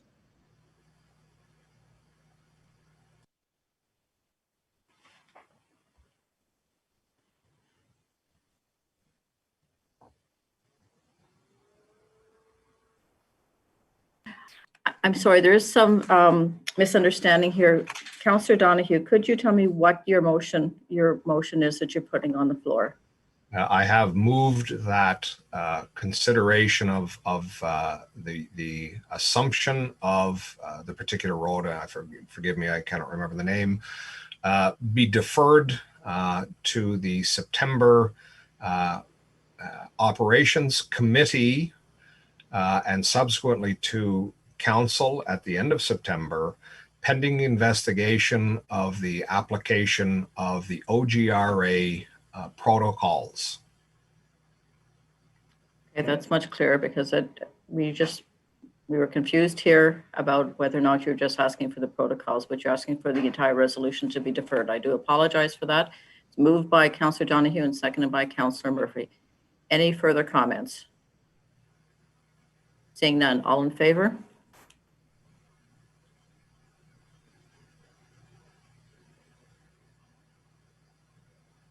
All opposed? Opposed? Okay, thank you very much. Councillor Brose, Social Services, please.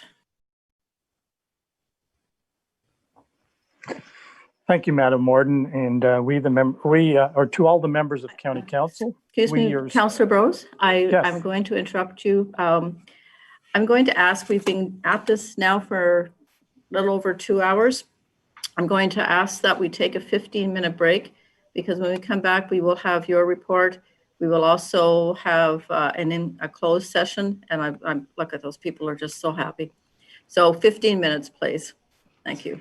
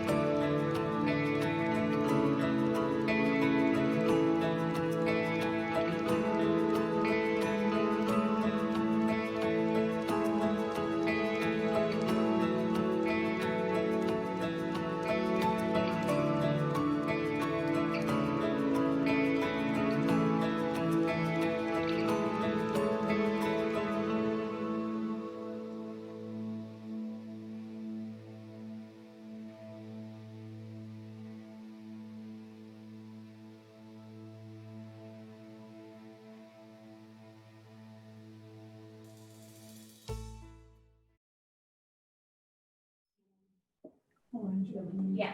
Welcome back, everyone. And I apologize, Councillor Bros, for cutting you off. So would you please present your Social Services Department report? Thank you, Madam Warden. The Social Services report begins on page 247. Members of two members of County Council, we, your Social Service Committee, wish to report and recommend as follows. Information item number 1 is the Rent Cafe Community Housing. Item number 2 is the Ontario Works caseload statistics. Item 3 is the Renfrew County Housing Corporation Annual General Meeting. Item 4 is the 2020 planning allocation. Item number 5 is the Social Services Relief Fund Phase 2, and there's more details in regards to this with the addendum that was sent out to you today. Item 6 is Protecting Tenants and Strengthening Community Housing Act 2020, and tabled is correspondence from the Minister Steve Clark, Municipal Affairs and Housing, regarding the Protecting Tenants and Strengthening Community Housing Act. Item 7 is the online applications that Rent Cafe now has available. Item number 8 is the 2019 Housing and Homelessness Report Card. Item 9 is the COVID-19 Energy Assistance Program. Item 10 is the Social Assistance Mental Wellness Initiative. And from my conversations with social services staff, this initiative is a pilot project and has been very well received. And there's been good participation on behalf of some of our Ontario Works recipients. Item 11 is the Social Assistance Digital Application. Item 12 is the ending of the emergency benefit, and just a few details on that initial intake of the initial distribution of the emergency benefit. In 2019, 69 people applied for the emergency relief funding. So far in 2020, 184 have applied for that benefit. And that number does not include people accessing gift cards and cleaning supplies, as well as ODSP clients who were issued emergency discretionary benefit through the Ontario Works. So it certainly indicates that there has been increased need for it and utilization of it as well. Item 13 is the Child Care and Early On Sector Funding Reopening Plan and Cohort Update. Resolutions. Resolution number 14, which is the capacity training for licensed child care providers. Resolution SSCC 20-8-29, moved by chair, seconded by committee, that County Council approve that Laurie Baird provide professional development training to early on and licensed child care providers through 2020, utilizing capacity funding. The background there is attached, and my understanding is Lauren Baird has done some of this training before and certainly has done an excellent job in building capacity and integration in the team to grow pedagogical leadership in the early learning sector. And this training involves 4 modules totaling 40 hours. And item number 15 is the resolution SSCC 20-08-31, and it's the Social Services Relief Funding Phase 2. A little bit of the recommendation that the Social Services Committee recommends that County Council agree in principle on the business case submission by staff to the Ministry of Municipal Affairs and Housing for the Social Services Relief Phase 2 funding. I want to certainly compliment Laura Lapine and her staff because they had very little time to put this business case together. They had to do it in about 6 days because the application has to be, or the business case has to be submitted by September the 11th. And just a little bit of the background on that, on August 12th, 2020, the county received a letter from Minister Clark, Minister of Municipal Affairs and Housing, regarding the Social Services Relief Phase 2 funding. County of Renfrew is eligible to receive an initial planning allocation of $1,137,918, less 3% for our $34,137.54 for administration costs in 2021. Prior to receiving the funding, a business case is required to be submitted to MMAH outlining how the County of Renfrew will use this initial planning allocation. The business cases will be reviewed by interministerial working group that will make decisions on the funding. This funding allocation is subject to change and reallocation across other service areas based on COVID-19 and other public health emergencies. The business case template must be completed and submitted to MMAH by September 11th.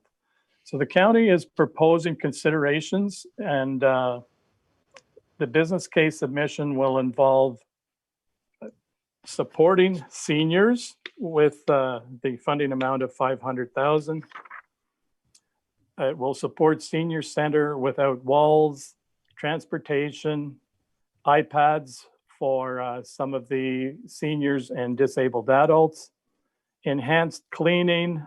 Some of the senior centers are experiencing program complications based on the fact that they have to enhance a lot of their cleaning procedures and may affect the programs they can deliver moving forward.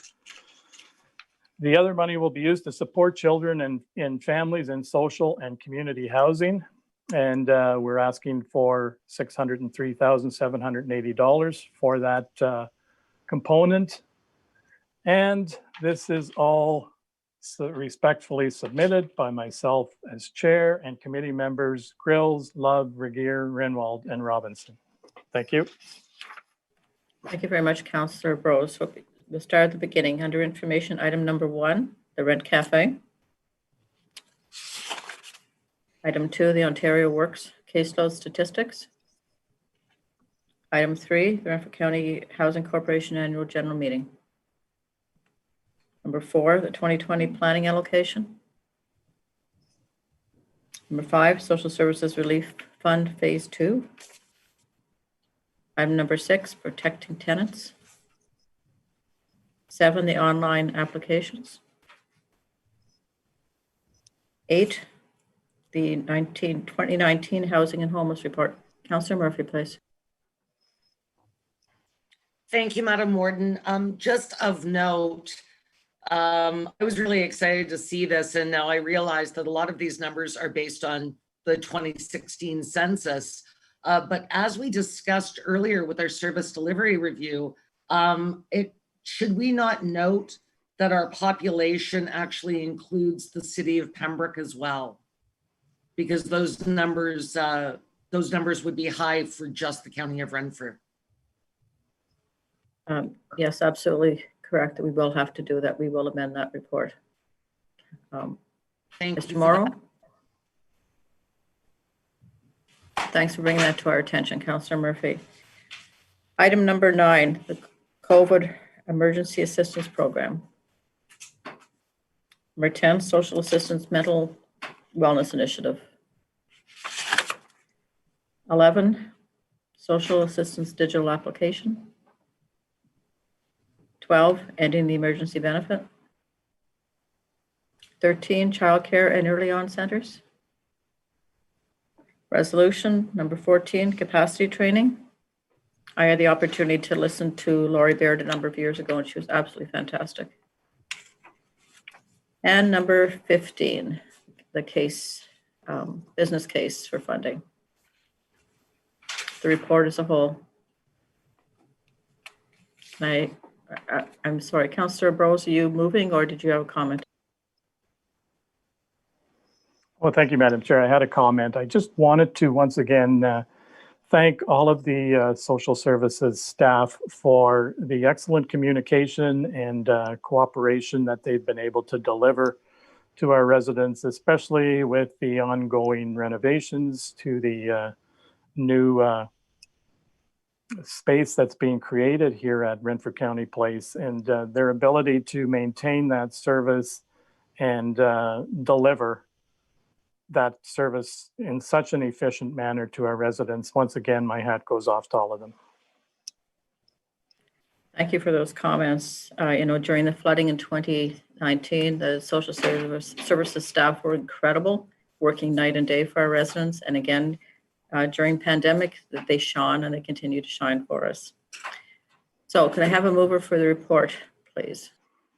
So moved, Madam Warden. Thank you. All in favor? The report is presented. Carried. Thank you very much. So can I get a mover and a seconder that the bylaws listed on item 11 attached hereto as Schedule A on the County Council agenda dated August 26, 2020 be deemed read 3 times and passed? A mover and a seconder, please. Councillor Donahue, Councillor Sweet, all in favor? Carried. Thank you very much.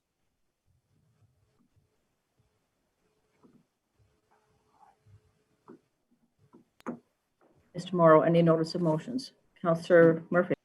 Sorry, Madam Warden, I was just going to say heating oil needs to be changed on bylaw number 8320 as well to heating fuel. Thank you very much for that. Thank you. Sorry about that.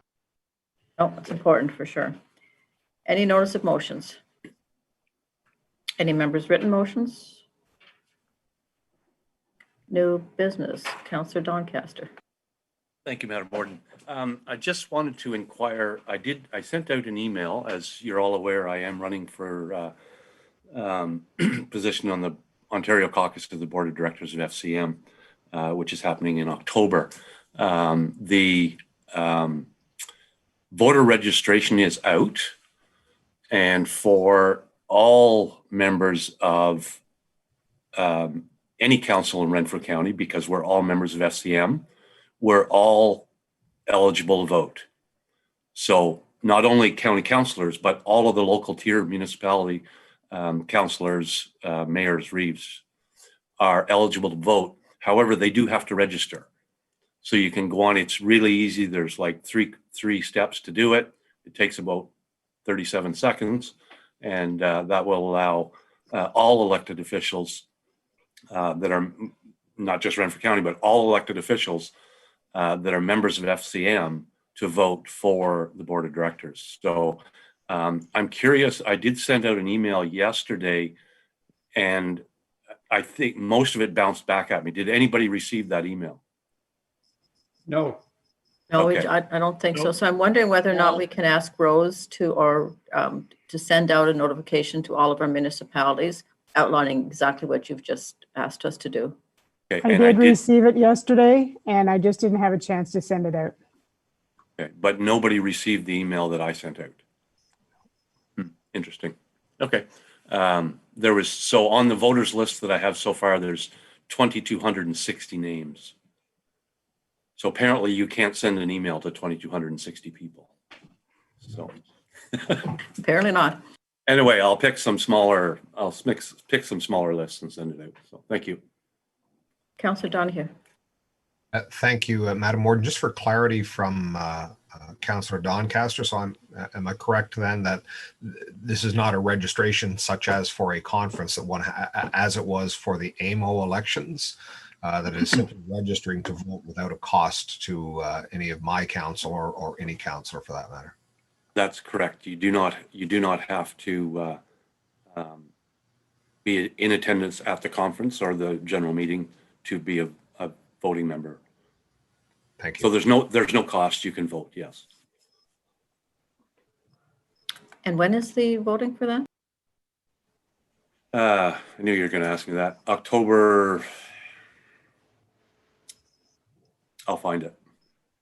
Okay, so that's important. So if we can get it out, so if we can get, the notification, the information out to our respective councils, and then closer to the date, send out a reminder so that we can make sure that all of our members of each of our councils vote. The voter registration is open from now, from August 24th to September 11th. So to be eligible to vote, you have to register before September 11th. And Rose does have that notification, so. Okay, well, that gives us a couple of weeks. Yeah.